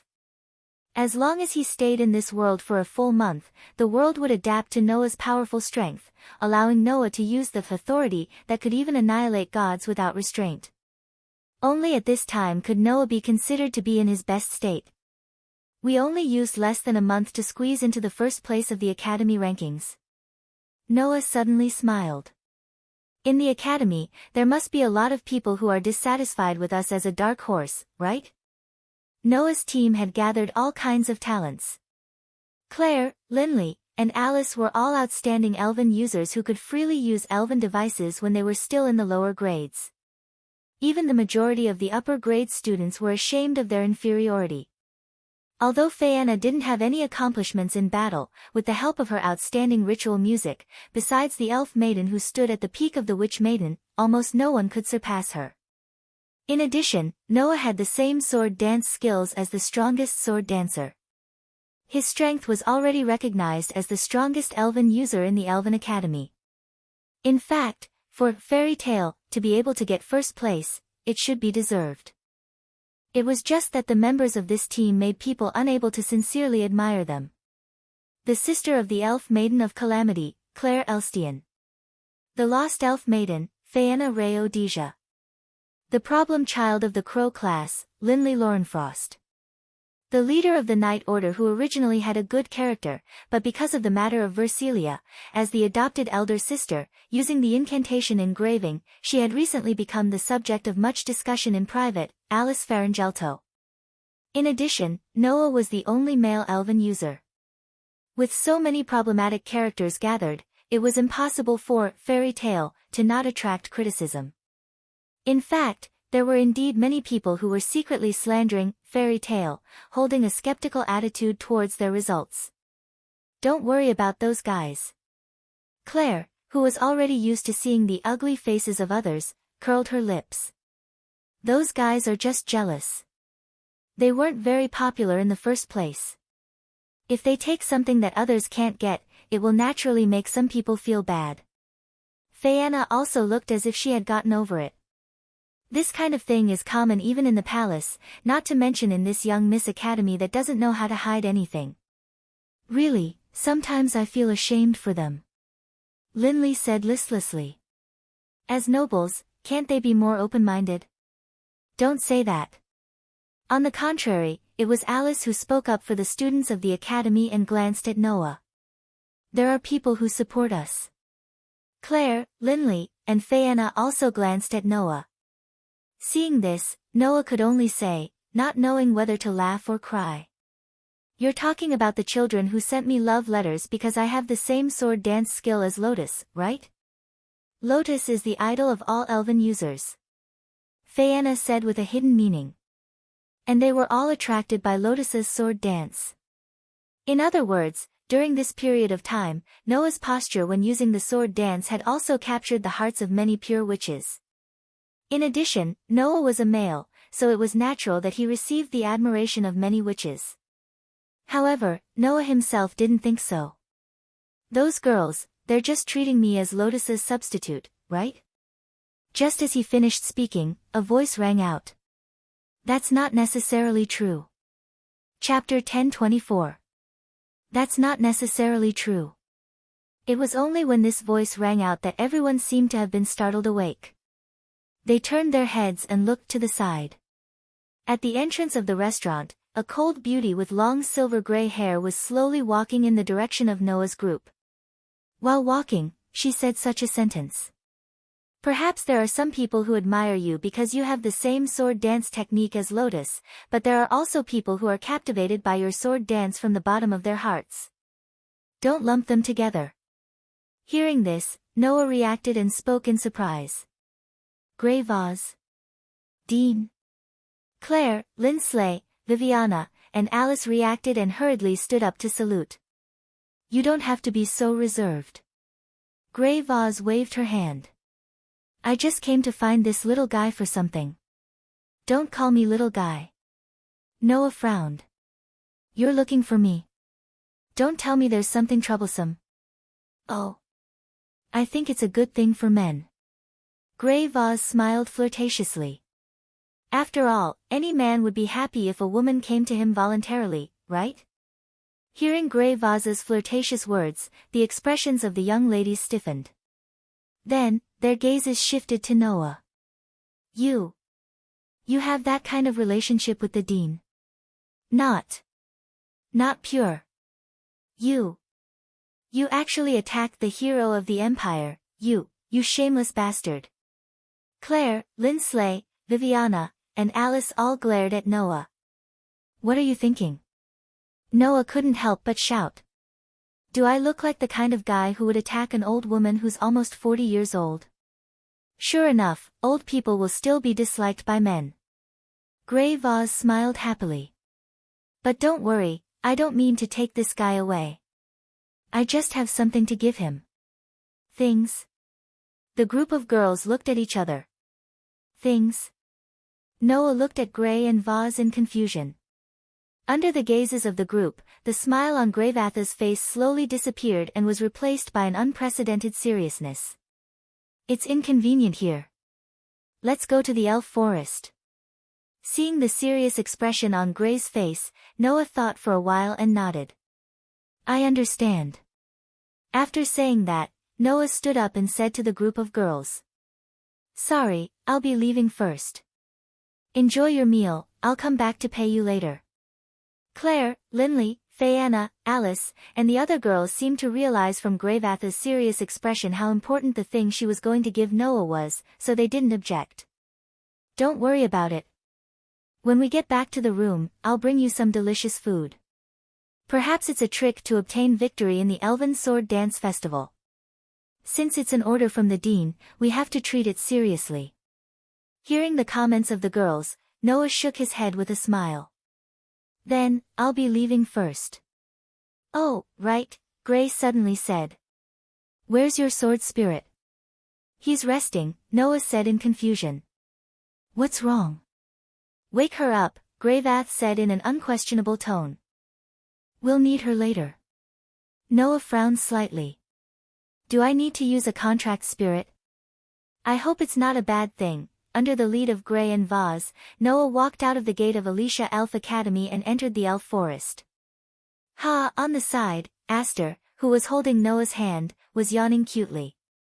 Even though she still had an expressionless face, she seemed to be more listless than usual. Actually, with Aster's strength, she shouldn't be so tired dealing with a bunch of brats in the academy. However, Noah and Aster had formed a contract for less than a month, and their tacit understanding was still getting used to each other. Therefore, usually, when he was free, Noah would let Aster transform into the Demon Slayer to practice the compatibility and running in of the godly might energy in an attempt to draw out more of Aster's power. Only by mastering Aster could Noah unleash the strength of the strongest sword spirit that had once single-handedly annihilated the Demon King and the 72 pillar spirits under his command. To be able to possess the highest level of curse resistance, and to be able to brand an elven mark on Noah's body that possessed the same level of curse resistance, and to form a contract with Noah, Aster's strength was definitely not as simple as it was now. At least, in Noah's opinion, Aster was much stronger than many of the so-called highest-ranked spirits.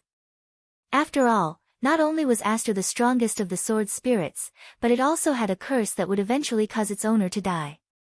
The spirits that formed a contract with it had to pay the price of their lives in exchange for Aster's strength. With such a huge price, the strength that could be obtained was naturally proportional. Therefore, in order to draw out more of Aster's strength, Noah and Aster still needed to practice and practice more. Under such a situation of continuous practice and practice, Aster would be so tired. Seeing Aster yawning continuously, even Noah felt a bit of heartache. He couldn't help but ask Gray and Vaz. "What do you want to give me? Why do I need to go to Aster? Don't be in such a hurry. Once we reach the destination, you'll naturally know." Gray and Vaz continued to walk forward without looking back. "Speaking of which, I haven't congratulated you for getting first place and obtaining the qualification to participate in the Elven Sword Dance Festival." "Then I really have to thank you," Noah said grumpily. "Although you don't look like you're happy for me at all." "Isn't that a given?" Gray and Vaz said matter-of-factly. "If you can't even get first place at this level, how can you win in the Elven Sword Dance Festival?" As they spoke, Gray and Vaz brought Noah to an empty space in the elven forest. Although it was called an empty space, there was actually a round boulder formation on the empty space. Looking at the boulder formation, Noah was startled. "Isn't that the gate to the elemental spirit world?" Noah said uncertainly. "Could it be that you want to bring me to the elemental spirit world?" "That's right." Gray and Vaz gave an accurate answer.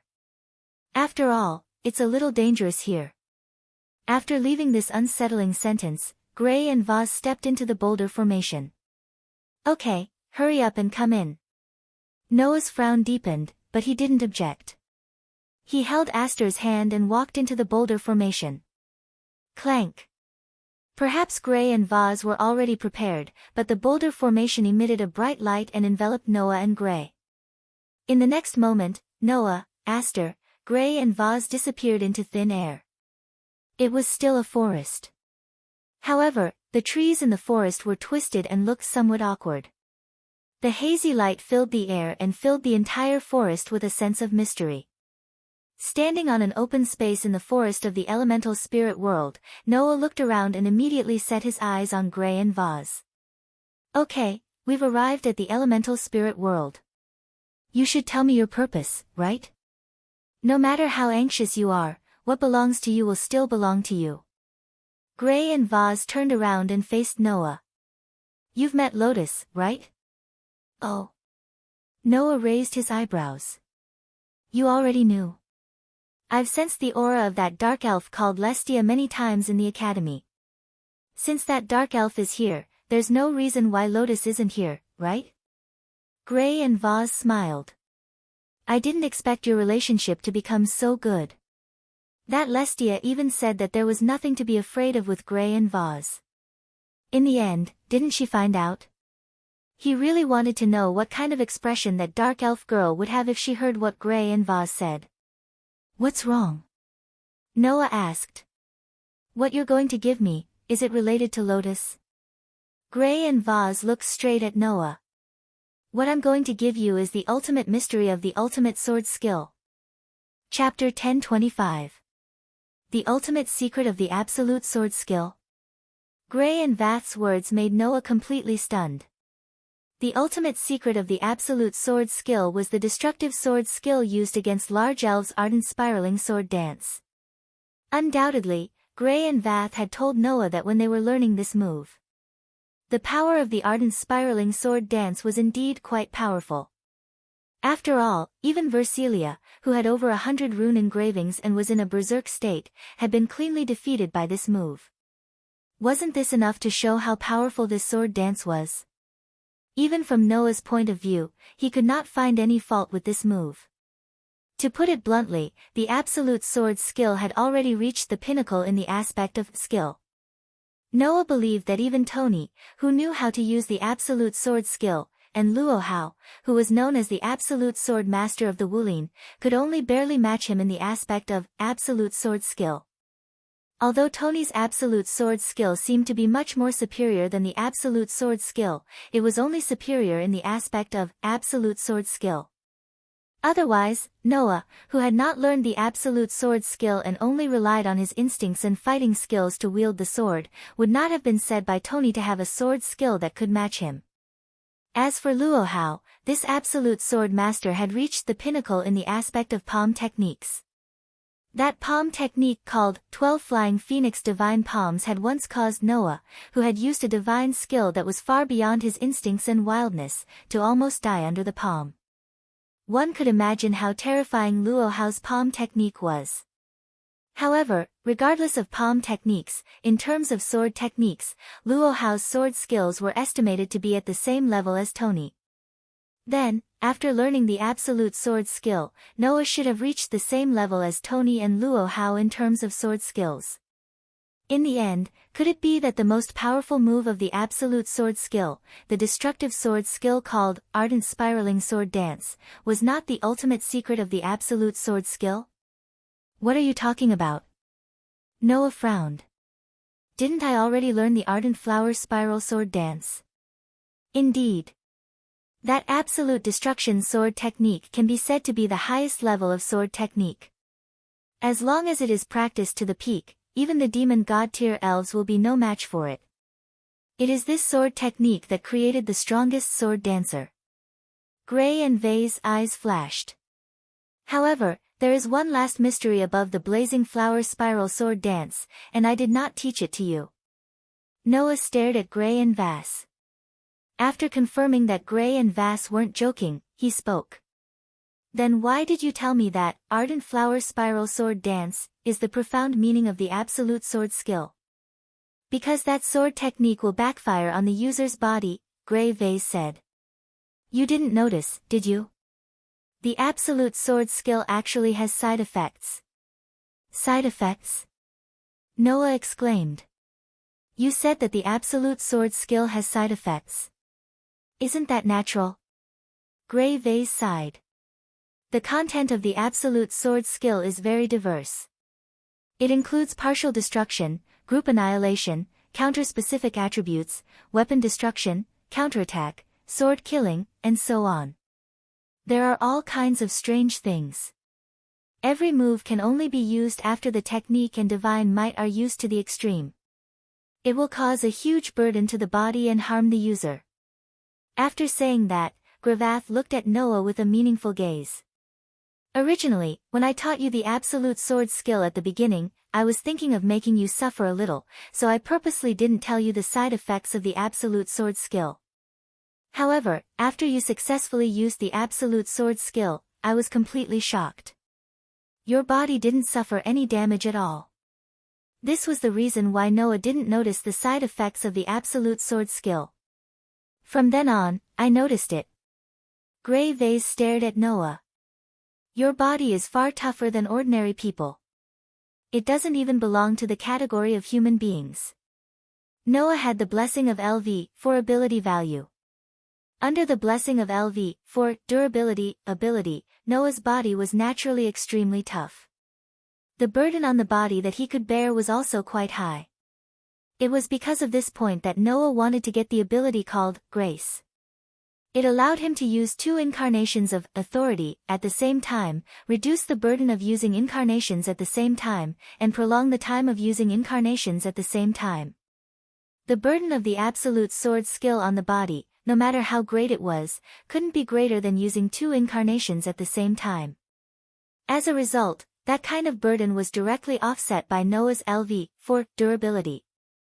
The true mystery of the absolute sword skill is that it will cause a great burden on the body. So, I didn't even teach Lotus. I didn't want to teach it to you at the beginning, Gray Vase said. However, if your body is so tough that it can ignore the burden of the absolute sword skill, then you may be able to bear the burden of this mystery. After saying that, a phosphorescent divine power surged from Gray Vase's body. Since that's the case, I'll let you have this absolute sword skill's profound meaning that no one but me knows." After saying that, Grey Vase stretched out a hand and pointed to the ground. "Come out from the gate of the underworld, the great Earl." Suddenly, under Grey Vase's body, a blood-red light lit up. As if someone was drawing a precise pattern on the ground, it gradually drew an ominous magic square. In the center of the magic array, shining with a crimson brilliance, an irregular black mass began to surge out, like boiling black magma, rising into the air. In an instant, the entire forest was filled with a gloomy and oppressive feeling that gave people goosebumps. This gloomy and oppressive feeling directly awakened Aster from his nap. Aster raised his head, looked straight at the pitch-black mass, and said such a sentence. "Master, that is one of the 72 pillar spirits that was once controlled by the demon King Solomon." One of the 72 pillar spirits that was once controlled by the demon King Solomon. Noah raised his eyebrows. "I didn't expect that your contracted spirit was actually the spirit of the former demon king." "That kind of thing is fine." Grey Vase slowly stretched out her hand, and the pitch-black mass immediately turned into a sword and fell into Grey Vase's hand. Even if it was one of the 72 pillar spirits that was once controlled by the demon king, wasn't it still defeated by your demon slayer? Noah suddenly smiled and held Aster's hand tightly. "Cold Steel Queen, the demon slayer holy sword, turn into a sword of steel and bestow me with divine power." The highest spirit named Aster closed his eyes, and his entire body turned into light particles that gathered in Noah's hand, turning into a dazzling silver holy sword that illuminated the entire forest.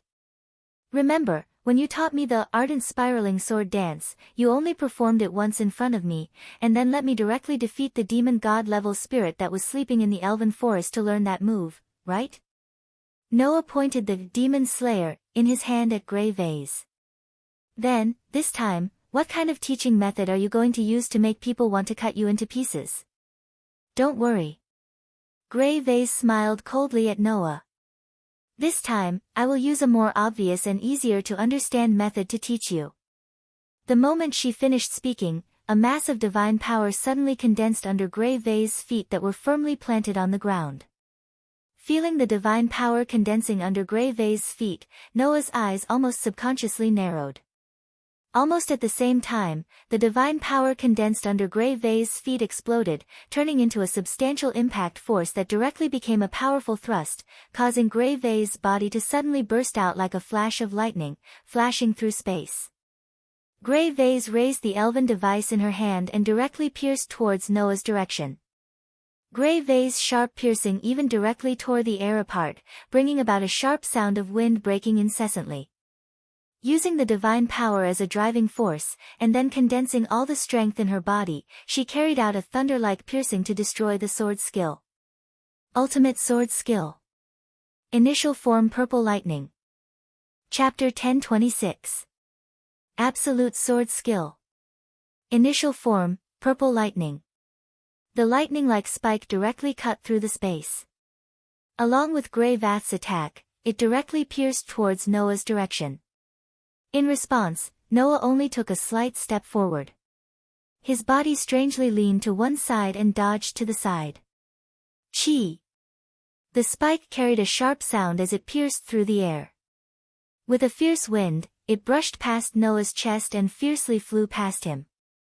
"I knew that you would definitely use this move at the beginning." Casually dodging Grey Vath's absolute sword skill initial form, Noah raised his eyes and looked at Grey Vath, who was obviously stunned by this attack, and softly said, "But, unfortunately, I am also a user of this move. I will no longer be surprised by the speed of Purple Lightning." "Is that so?" Grey Vath's stunned expression only lasted for a moment. Immediately, her eyes became sharp. "Then, I don't need to show mercy, right?" After saying that, the surging phosphorescent divine power around Grey Vath directly gathered on the elven device in her hand, causing the pitch-black demon's sword to suddenly move and brighten up. Absolute sword skill. Third form, Dance of the Moon Shadow. The slash that was like moonlight suddenly flourished. It rubbed against the air, and like a horizontal arc of light, it fiercely slashed towards Noah's direction. Looking at Grey Vath's sudden change in attack, Noah grasped the demon slayer in his hand. His body spun, and a burst of divine power poured into the silver holy sword at the same time, drawing an arc of light. Absolute sword skill. Third form, Dance of the Moon Shadow. The same absolute sword skill, two completely different slashes, but they both drew a perfect arc in space like moonlight. In the end, they heavily collided with each other. Clang! The holy sword and demon sword collided, causing a crisp sound of collision that reverberated in the air. Noah's hand that was holding the demon slayer suddenly exerted force. Divine power poured into the holy sword continuously, causing the holy sword to emit a bright white light. Bang! With a low muffled sound, in a burst of sparks, the two slashes that were like moonlight heavily bounced off. Noah was still standing in the same place, his body didn't move an inch. Grey Vath directly rubbed against the ground. Her feet fiercely rubbed against the ground for a distance of more than 10 meters before she stabilized herself. Seeing that Grey Vath was repelled by his absolute sword skill, Noah's 5 fingers that were holding the demon slayer slightly bent, then clenched again and again, causing the divine power in his body to surge into the holy sword like waves of order. During this period of time, Noah had been practicing and coordinating with Aster almost every day, causing Noah to become more and more familiar with the fluctuations of Aster's divine power. Now, with the infusion of divine power that was filled with order, although Noah and Aster's divine power couldn't be said to be perfectly compatible, it was still like water that blended together, causing the light on the demon slayer to become brighter and brighter. Under such circumstances, the power of the holy sword that had once killed a demon king was constantly being drawn out. At that moment, Noah slightly raised his eyes. Soon after, his entire body mysteriously disappeared from the spot. Grey Vath, who had just stabilized herself, suddenly narrowed her cold eyes. Almost without thinking, she quickly retreated. However, just as Grey Vath's figure was about to retreat, a figure quietly appeared behind her like a ghost. In the next moment, the demon slayer that was mixed with powerful divine power and bright white light brought along a whistling wind. In just a flash, it ruthlessly slashed towards Grey Vath's back. Grey Vath almost reflexively turned her body forcefully. With the tip of her foot as the axis, the elven device in her hand drew an arc of light and slashed towards her own back. Clank! This time, the collision of the holy sword and the demon sword gave off a bell-like sound, and intense sparks burst out. However, when the holy sword and demonic sword clashed, the silver demon slayer's radiance and divine aura directly suppressed Grey Vath's elven equipment, causing a gust of wind to surge out in all directions. Kacha! Not long after, Grey Vath's elven device, the pitch-black demon sword, made such a sound when it collided with the holy sword. That was the sound of Grey Vath's elven device cracking. Even if it was Grey Vath, this scene caused her expression to change abruptly. After all, Grey Vath's elven device was without a doubt the highest-grade elven device. Not only was it one of the 72 elves under the command of Demon King Solomon, but it was also one of the highest-grade elves. How could such a magical equipment formed by such a fairy crack? This was something that had never happened in Grey Vath's life. It's a pity that my Aster is the strongest sword elf. Even the 72 elves under the command of Demon King Solomon were defeated by her. Noah smiled coldly at Grey Vath. Isn't this what you said just now? After saying that, Noah suddenly leaped and took a step back. Clank! In the next instant, a lightning-like silver sword light suddenly flashed and stabbed toward Grey Vath. Ultimate Sword Technique. Primary Form, Purple Lightning. At this moment, Noah was only 2 to 3 steps away from Grey Vath. Using the lightning-like purple lightning at such a close distance, even Grey Vath couldn't dodge it. Therefore, that thunder-like attack directly cut through the air and heavily landed on Grey Vath's abdomen. Bang! With a muffled sound, Grey Vath's body flew out like a kite with a broken string. In the end, she suddenly turned around in midair and landed on the ground. After staggering a few times, she finally stabilized herself. If it was in the real world, this sword could seriously injure Grey Vath. However, in the elemental elven world, elven users could transform their elves into pure divine energy and turn the damage into a mental attack. It was because of this that Grey Vath could continue to stand up. It really hurts. Grey Vath's silver-gray eyes stared at Noah, and the corners of her mouth curled up into a joyful smile. It's been a long time since I felt the pain of being hit by someone else's elven device. It reminds me of the time when I fought hard in the Elven Sword Dance Festival. So, is the foreplay enough? Noah glanced at Grey Vath. Is it time to start? Grey Vath didn't answer. She only smiled sweetly and slowly raised the magic sword in her hand, pointing it at Noah. Then, open your eyes wide and watch carefully. After all, I can only use this once. Once? Noah was slightly startled. Come on. Grey Vath ignored Noah's startled expression and said. I know, that wasn't your full strength just now. Your strength should be even more terrifying. Use your full strength for the next attack, and then use your strongest sword skill to attack. Hearing this, Noah only looked at Grey Vath from afar and didn't say anything. Grey Vath fearlessly met Noah's gaze. In this regard, Noah nodded. I understand. He raised the holy sword in his hand and slowly infused his godly power into it. Noah looked straight at Grey Vath, and an astonishing aura surged from his body. Feeling Noah's aura, Grey Vath tightened her grip on the elven device, and the outline of her body began to emit a faint light. Whoosh! In the next second, Noah suddenly rushed forward like a gust of wind and rushed in front of Grey Vath in an instant. Whang! As if in response to Noah's next attack, the silver holy sword trembled and released the most dazzling light. Absolute sword skill. Formbreaker Ardent Spiraling Sword Dance 36 consecutive slashes. At this moment, the dazzling sword light bloomed like a lotus and turned into the most terrifying sword dance storm, enveloping Grey Vath in an overwhelming manner. For this attack, Noah used his full strength under the blessing of LV, for ability value. Facing this storm-like sword dance storm, Grey Vath just raised the elven device in her hand. Clang, clang, clang, clang, clang. In the fierce burst of sparks and violent ripples, Grey Vath seemed to have the help of God. She casually waved the elven device in her hand and received the storm-like slashes. Moreover, every time they collided, the godly power of Grey Vath's elven device was actually in sync with Noah's godly power and absorbed all of Noah's godly power. As a result, the full-strength sword dance that gathered Noah's LV, for ability value was comparable to Hercules' physical ability in the servant form. However, it was accompanied by countless sparks and shockwaves, and it was all bounced away. There was no time to be surprised. There was no time to react. When the last sword attack was blocked by Grey Vath, the power of the sword dance that gathered all the godly power that Noah could mobilize was now all condensed on Grey Vath's sword. Absolute sword skill. Ultimate sword skill, Sky Ultimate Flash. Like a flash of light, the sword pierced through Noah's chest. Chapter 1027. Who? A whistling breeze blew through the elf forest, which seemed to be on the verge of collapse.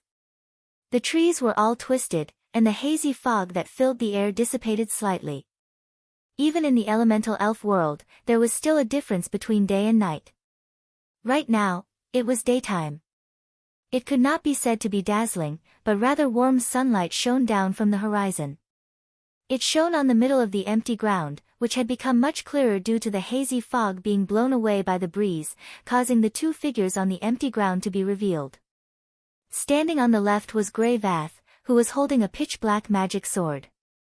Due to absorbing Noah's massive divine power, Grey Vath's body was fluctuating with an extremely dense phosphorescent light. The aura on her body became more and more sluggish, announcing the end of this battle. Standing on the right, facing Grey Vath, Noah, who was holding a shining silver holy sword, was covering his chest with one hand. To be more precise, it should be said that he was covering his shoulder above his chest. His face was full of pain. This was something that couldn't be helped.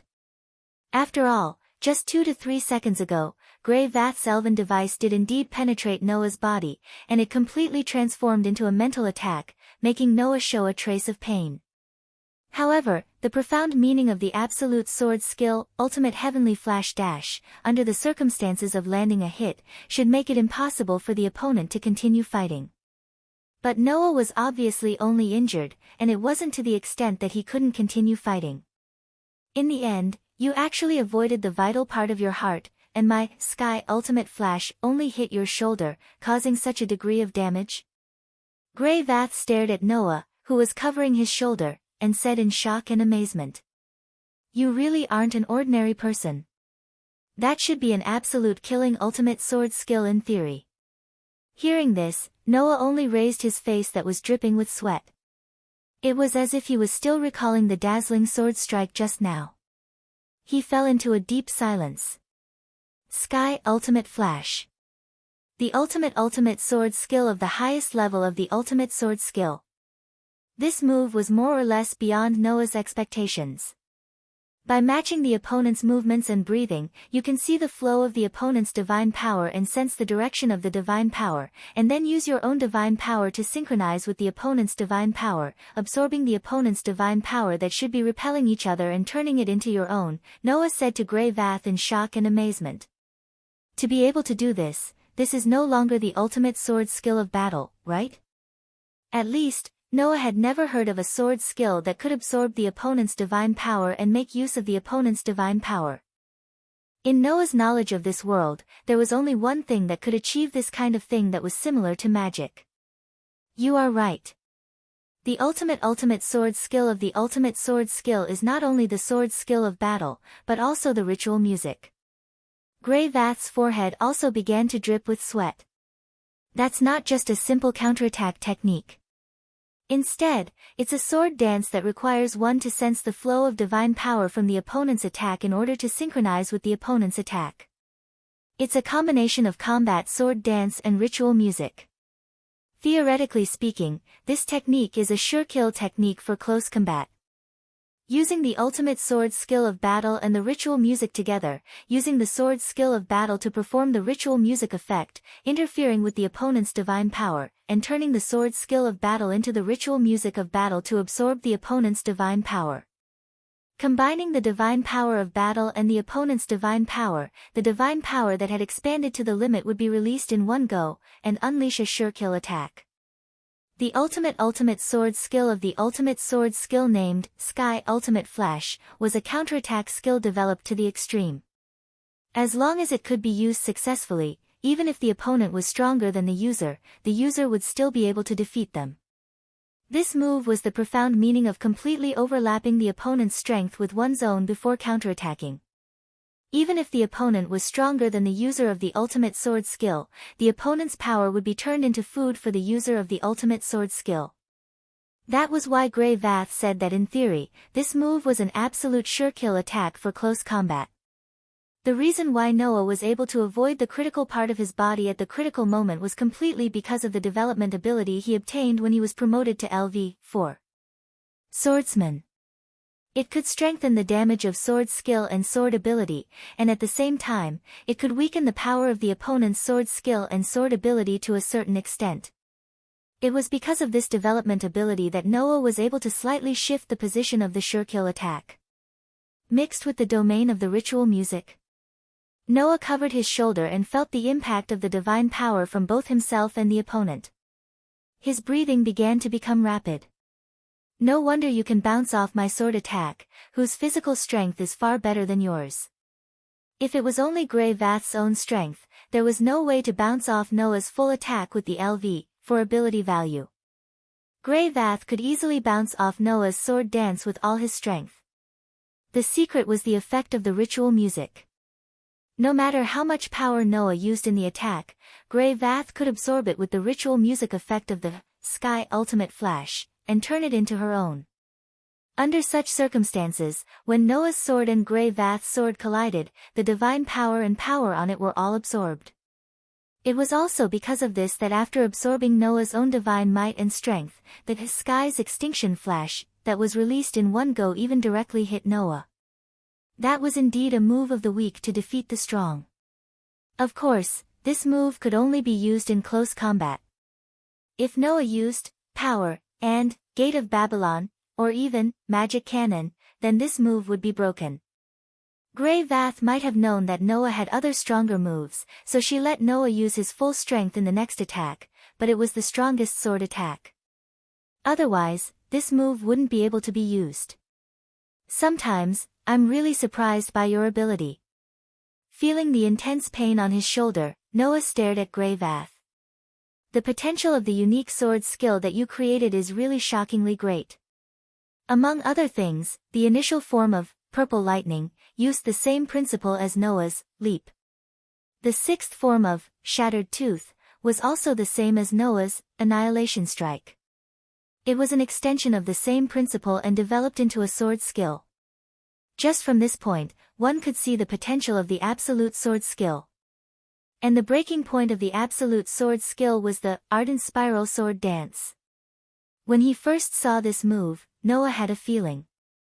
This move had almost the same principle as the swallow return of the assassin named Sasaki Kojiro in the Holy Grail War. Sasaki Kojiro's swallow return could ignore the concept of time and space, surpassing the elements of speed, delicacy, and feints. It was a multi-dimensional phenomenon. Although there were limitations, it was still a terrifying sword skill that reached part of the magical domain. Although the breaking point of the ardent spiral sword dance was not that terrifying, it was the same as swallow return. It pursued a short period of time to carry out a combo and cut off all the opponent's escape routes. If Noah could persevere in training, it was not impossible to make the ardent spiral sword dance and swallow return be the same as swallow return. It could disregard space and time, and it could be carried out almost at the same time. At that time, it was easy to foresee just how terrifying the ardent flower spiraling sword dance would be. From this, one could see the terrifying potential of the absolute sword skill, and the superb talent of Gray and Vase. Not to mention, there was also the Sky Ultimate Flash, that was even better than ardent spiral sword dance. That kind of thing, it's fine no matter what. Gray and Vase's voice became weak for some reason. The key is, did you see through this move? I already understand the principle. Noah nodded. Next, you just need to practice and practice. Gray and Vase smiled slightly. Then, her whole body suddenly tilted and fell straight down. Noah's face completely changed. Chapter 1028. About an hour later, Noah brought Grey Vath out of the elemental elf world and brought her back to the Academy's recuperation room. Looking at Grey Vath, who was lying on the bed with a pale face, Noah didn't say anything for a long time. In the elemental elf world, Grey Vath collapsed after using the sky extinguishing flash. At first, Noah thought that it was the sky extinguishing flash that caused Grey Vath to end up like this. After feeding her a bottle of recovery medicine, he immediately brought Grey Vath back. However, just now, according to the diagnosis, Grey Vath collapsed not only because of the huge burden of the sky extinguishing flash, but also because of another reason. The meridians in charge of the circulation of divine power are all broken. Noah looked at Grey Vath's pale face and said in a deep voice. Don't tell me that it's also because of the side effect of the sky extinguishing flash. Unlike Noah, who could directly extract divine power from the source of divine power, the elves in this world all had meridians in charge of the circulation and circulation of divine power.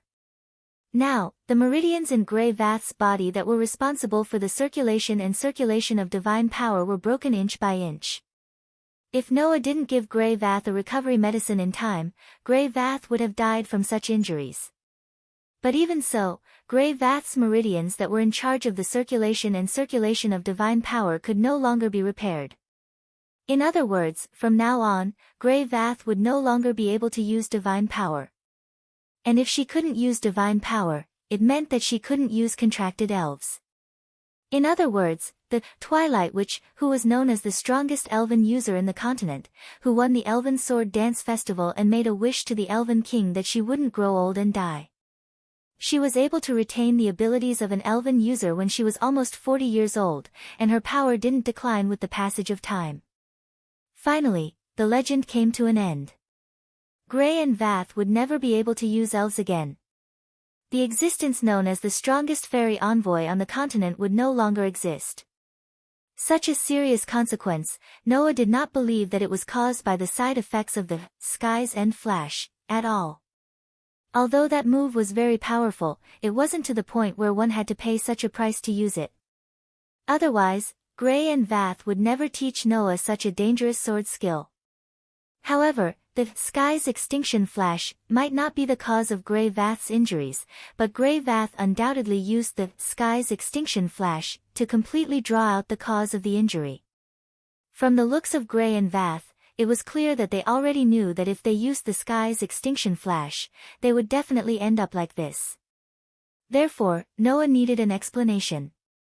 It was an explanation that Gray and Vath had gone to such lengths just to teach Noah the Sky's End Flash.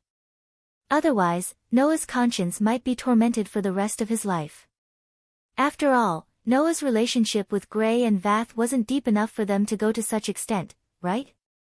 If he didn't figure it out, Noah felt that he wouldn't even be able to sleep well. You don't have to blame yourself. The Sky's Extinction Flash was just a catalyst. My body being like this was already destined. Gray and Vath, who were lying on the bed, didn't look at Noah. Instead, they turned their heads and looked out of the window. They said in a hoarse voice, "Even if I didn't use the Sky's Extinction Flash, it was only a matter of time before my body became like this." Of course, Noah was clear about this matter. If it wasn't for the fact that Gray and Vath's body originally had such a huge hidden danger, after drinking Noah's recovery medicine, Gray and Vath's body should have immediately recovered. Now, their body had recovered, but Gray and Vath's meridians that controlled the flow and circulation of divine power couldn't be repaired. That could only be because Gray and Vath's body had such a hidden danger all along, causing the cause of the disease to accumulate for many years. When it erupted in one breath, even Noah's recovery medicine couldn't repair it in time. It was directly destroyed, and there was no possibility of recovery. But for Noah, that wasn't a problem that could be avoided. In the end, Gray and Vath wanted to teach the Sky's Extinction Flash to Noah. That was why their meridians were severed.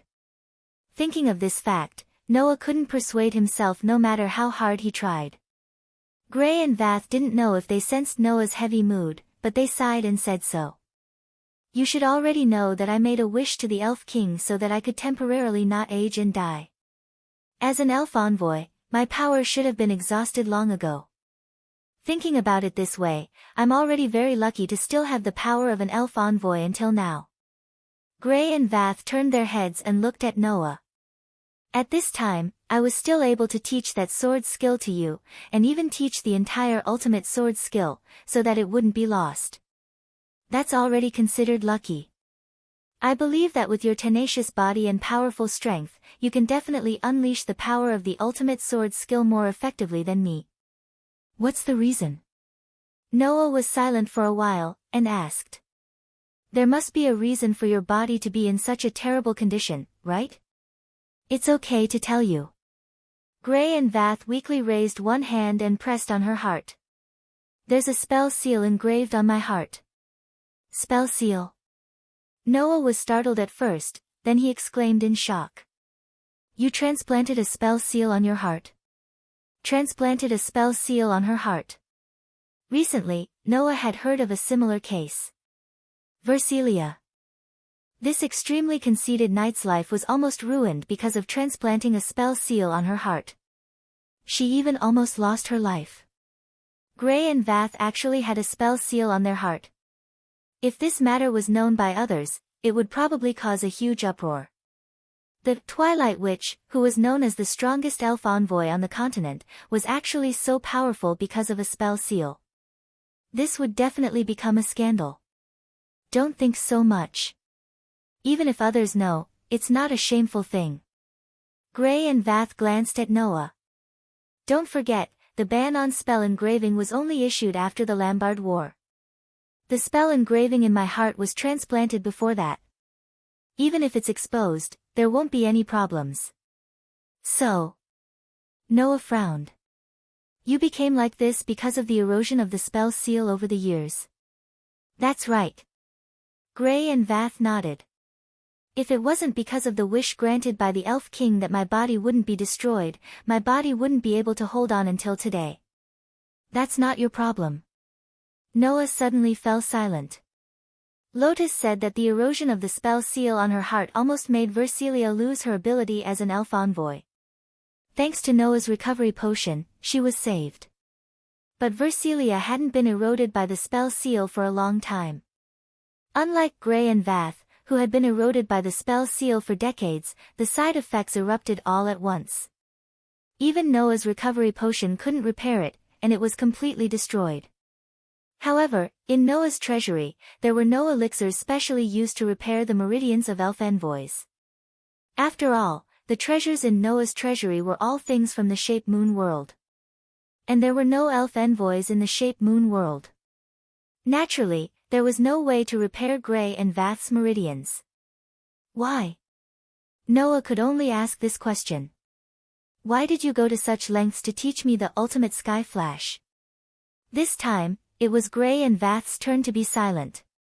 After a while, Gray Vath sighed and said, "Let's talk about it later. If you want to know, I'll tell you when the Elven Sword Dance Festival is officially held." After saying this, Gray and Vath closed their eyes. Noah could only give up on asking. After coming out of the infirmary, Noah's brows were furrowed. I owe that witch a huge favor now. With that thought in mind, Noah returned to Linley's room in the dormitory of the Crow class with a heavy heart. He pushed the door open and walked in. "You're back." As soon as he opened the door, such a voice immediately sounded. Chapter 1029. Claire, Linsley, Viviana, and Alice were all present in Linsley's room. Even Carol was at Linsley's side. Together with the other girls, they all looked at Noah. "How is it?" Alice was the first to ask. "Has the matter with the dean been taken care of?" Noah pulled himself together as he recalled the Heaven's End flash, and the fundamental principle behind it. He nodded his head heavily. "I've received the thing that Gray and Vaz wanted to give me.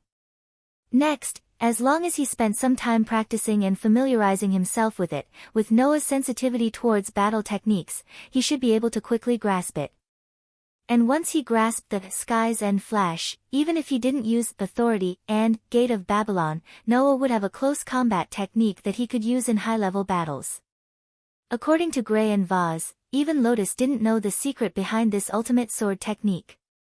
Moreover, Gray and Vaz had lost their elven use ability and couldn't perform the sword dance. Apart from Noah, there was no one else who could grasp the Sky's End flash.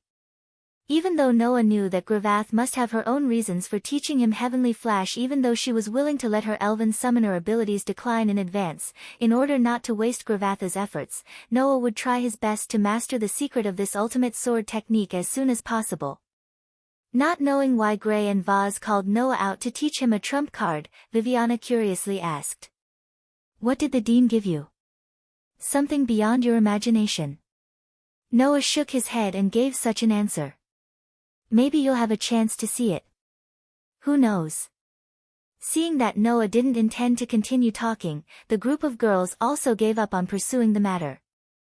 At this time, Alice suddenly spoke. "By the way, Noah, do we have any plans for our team?" "Plan?"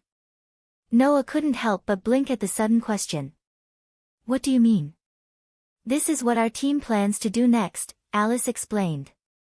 "There is still a month before the official start of the Sword Dance Festival. At this time, in order to allow the participating teams to have sufficient rest, the Academy will begin to reduce the number of team matches held. Based on the current situation, even if we were arranged to participate in the group competition, it would probably only be 1 or 2 times, right?" Claire said in a relaxed tone. "Even if we don't participate in 1 or 2 of the group matches and forfeit, with our current ranking, we'll still sit firmly at the top of the rankings. We just went to the bulletin board to take a closer look and did some rough calculations. Our current ranking is almost half ahead of the second-place Pterosaur team," Vienna said somewhat mischievously. With such a difference in points, I believe that even if the second place pterosaur team wants to kick us down again, it would be absolutely impossible if they don't complete at least 5 missions of the highest level before the official start of the Sword Dance Festival. In other words, it's basically impossible for our ranking to drop anymore. Even if we do, we definitely won't drop out of the top 3. Linley had a complacent look. We've already obtained the qualification to participate in the Sword Dance Festival. There's no more suspense. I see. Noah understood.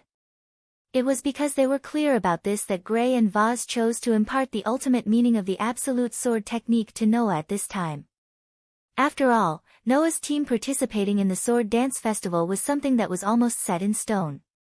Seeing Noah's expression of understanding, Alice finally spoke of her plan.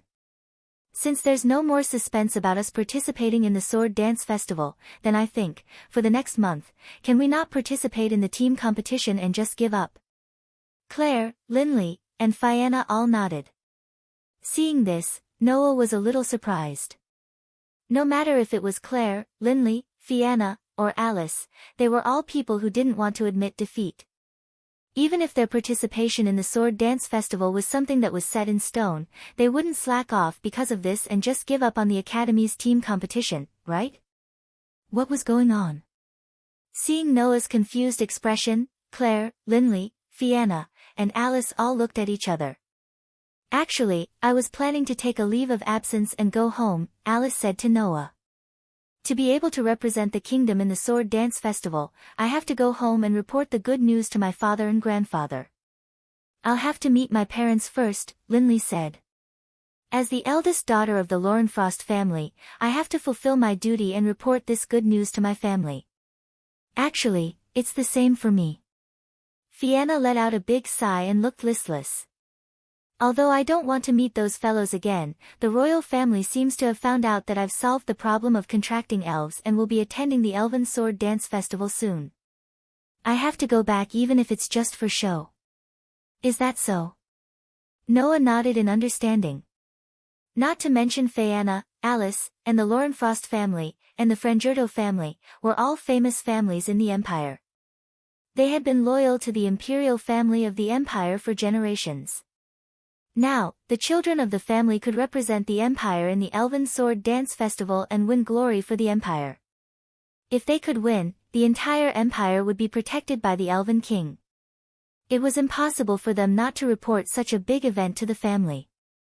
As for Fianna, as the witch who had almost become an elven concubine, the princess who had been despised because of her contract with elves naturally had to deal with all kinds of problems after the news of her recovery reached the royal family.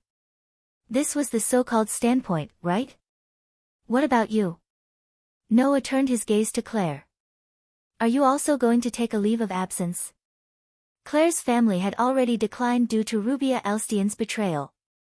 Not only had their territory and property been confiscated, even her parents had been thrown into prison. She was the only one who had obtained her freedom in the Elven Academy under the guarantee of Gray and Vass. In this situation, Claire shouldn't be able to return home to report the good news like Linley, Fianna, and Alice, right? Who would have thought that Claire would reveal a slightly joyful expression? No, I also plan to take a leave of absence. You also plan to take a leave of absence? Noah was curious. Where can you go? Because I obtained the right to participate in the Sword Dance Festival, I have already requested a prison visit from the kingdom. Claire said expectantly. Therefore, I also plan to take a leave of absence and go to the kingdom to meet with my parents. Betraying the Elven King was a big crime. Because of this, Claire didn't even have the qualifications to visit the prison in the capital. She hadn't seen her parents for a full 4 years. It wasn't easy for her to use the card of attending the Sword Dance Festival to request a prison visit from the kingdom, so Claire naturally wouldn't let it go. In other words, all 4 of you plan to take a leave of absence? Noah confirmed. For an entire month? Claire, Linley, Fianna, and Alice all nodded in agreement. After all, it would take more than half a month to travel from here to the kingdom and back. My home is at the border, so it's even further. 1 month is barely enough. I also have to return to the kingdom. My home is also far away. Hearing the girl's words, Noah pondered for a moment and nodded. I understand. In that case, our team will unanimously give up on the team competition for the next month and directly rest until the Sword Dance Festival in a month. Yes. The girls were unable to contain their joy and agreed. Oh right, Claire seemed to have thought of something and said to Noah. Then, how do you plan to spend this month? Me? Noah glanced at the group of girls. After a while, he suddenly smiled. I also want to go home. Chapter 1030. The next day, Claire, Linley, Fayanna, and Alice greeted Noah and left Alicia Elven Academy, heading to meet their parents. Noah, who was left behind, took the application documents and a basket of fruits to the infirmary of Alicia Elven Academy. He opened the door and walked in. Gray and Vaz were still lying on the bed yesterday, but their complexion wasn't as pale as yesterday. Instead, they had a ruddy complexion and looked as energetic as before. The recovery medicine that Noah had fed Gray and Vaz yesterday had started to take effect. Although it wasn't able to heal Gray and Vaz's meridians that had collapsed due to the erosion of the spell engravings for years, Noah's recovery medicine was still very effective in terms of her body. No one could tell that Gray and Vaz had lost their abilities as an elven user. At least, no one could tell from their appearance. Gray and Vaz seemed to have noticed Noah's arrival. They opened their eyes and looked in Noah's direction. Oh. Don't tell me you're here for treatment. It's best if you're just sick. Noah walked directly to Gray and Vaz's bed, placed the basket of fruits on the table, and looked around. Speaking of which, you're no longer the strongest elven user on the continent. Don't you need to assign yourself a guard? Gray and Vaz, who were known as the strongest elven user on the continent due to their active activities in the Elven Sword Dance Festival and Lambard's War, had made a lot of enemies for themselves. As a result, they had been assassinated for almost half of their lives and had developed terrifyingly sharp nerves. But now, Gray and Vaz were no longer the strongest elven user on the continent.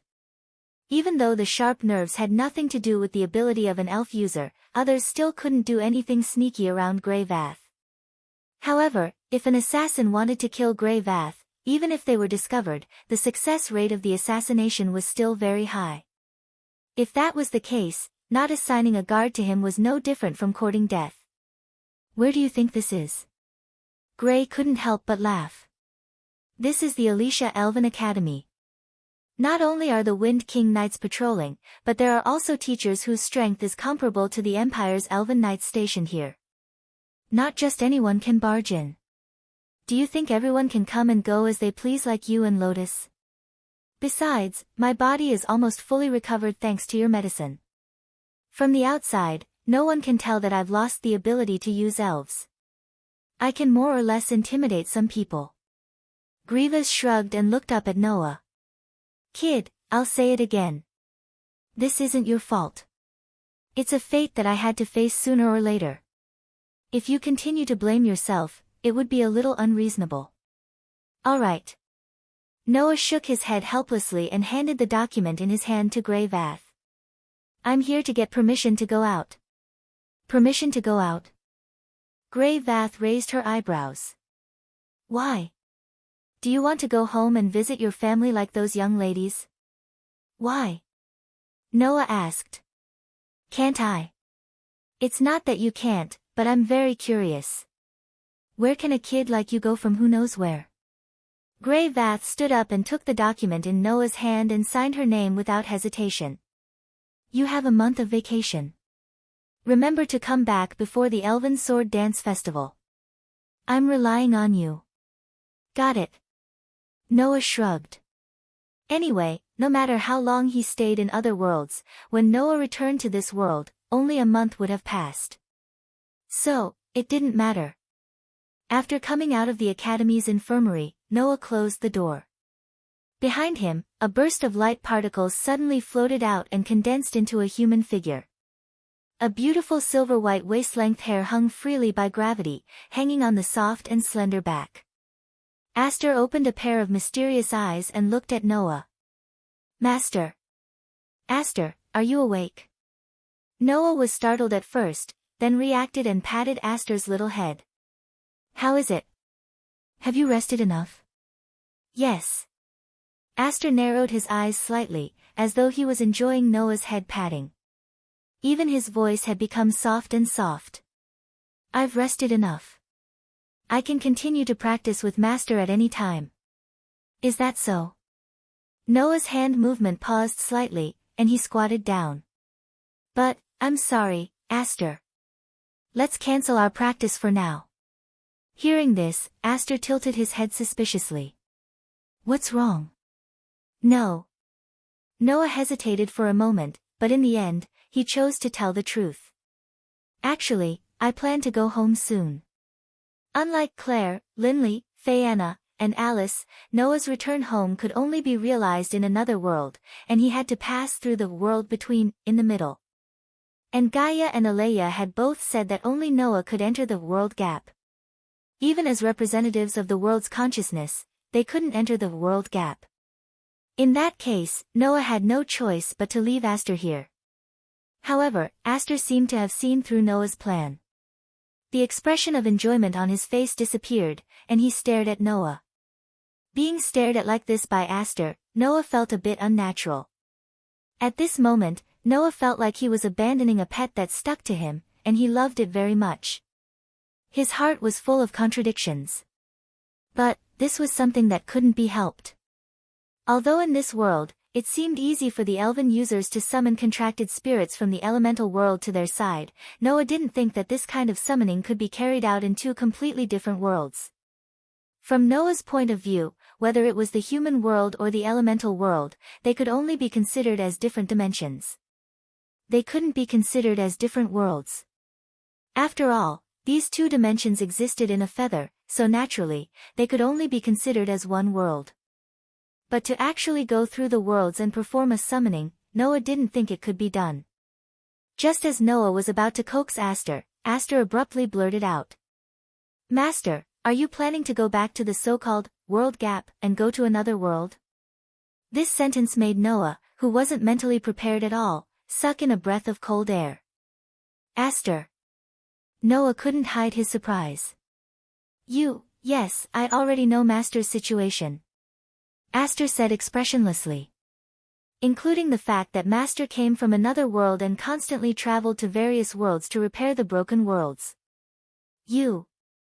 Noah was extremely shocked. How did you know? Aster didn't answer, but asked back. Then, how did Master know about Aster? Hearing Aster's words, Noah suddenly came to a realization. Don't tell me, you also know about me through dreams? Yes. Aster nodded. The dreams between elven users and contracted spirits are shared. If Master can see my dreams, then I can naturally see Master's dreams too. Noah finally understood. Under such circumstances, Aster made such a request. Master, I hope to be with you. Noah was suddenly in a difficult position. But, Aster, since you know about me, then you should know that I have no way to bring you out of this world. Just as he finished his sentence, Aster actually shook his head. No, Master, you can bring me out of this world. Noah was stunned. I am Master's contracted spirit, and also Master's sword. Aster said. Although Master can't bring other people into the world gap, but you can bring weapons, items, and treasures. Moreover, you can bring them into other worlds. Then, if I transform into a spirit device, Master should be able to bring me along. This. Noah was suddenly moved. Thus, Noah pondered for a moment. After a while, he finally made a decision. Chapter 1031. Walala. Cold, bone-chilling rain poured down from the cloudy sky, forming a dense curtain of rain that enveloped the entire space of Magnolia. The air was filled with a kind of chill. Who would have thought that it would rain so heavily today? Undoubtedly, yesterday's weather was so good. Could it be that Julianne is in a bad mood again? That's why it's raining so heavily, right? Oi oi oi, don't talk nonsense. If Julianne hears it, our guild will be drowned in her tears. That's true. In the direction of Magnolia by the sea, in front of the entrance of the fairy tale guild that looked like a small castle, two middle-aged men of about 30 to 40 years of age were putting down the umbrellas in their hands while chatting. Although the strength of these two middle-aged men in fairy tale wasn't that outstanding, they were actually older members of the guild. The middle-aged man wearing a large coat was called Makeo. In the current fairy tale guild, there were many outstanding young magic shooters, and he was considered a senior figure. The middle-aged man with a jet hairstyle was called Wakaba. He was the same age as Makeo and had entered fairy tale at the same time. They were very good drinking buddies, but at the same time, they were also rivals. Long before Noah was adopted by Makarov, Makeo and Wakaba were already members of fairy tale. Thus, after Noah joined the guild, as senior figures, these two had taken care of Noah when he was young. It was worth mentioning that these two were both perverts. Undoubtedly, they had wives, but when they were not working, they would often woo the younger members of the guild. Thus, as the most popular cover girl and the most popular girl in the guild, Mira was often harassed by these two guys. In the end, he was naturally rejected by Mira with a gentle smile on her face without any hesitation or mercy. Incidentally, when Mira and Lisanna announced their engagement to Noah that night, Makeo and Wakaba got together to drink and cry for an entire night. Then, the next day, they continued to harass Mira. In short, although these two were of the older generation, they weren't serious people. However, no matter if it was Makeo or Wakaba, they were both very good people. Just as Makeo and Wakaba were chatting and preparing to enter the guild, suddenly, the sound of galloping horses could be heard from the other side of the rain, attracting their attention.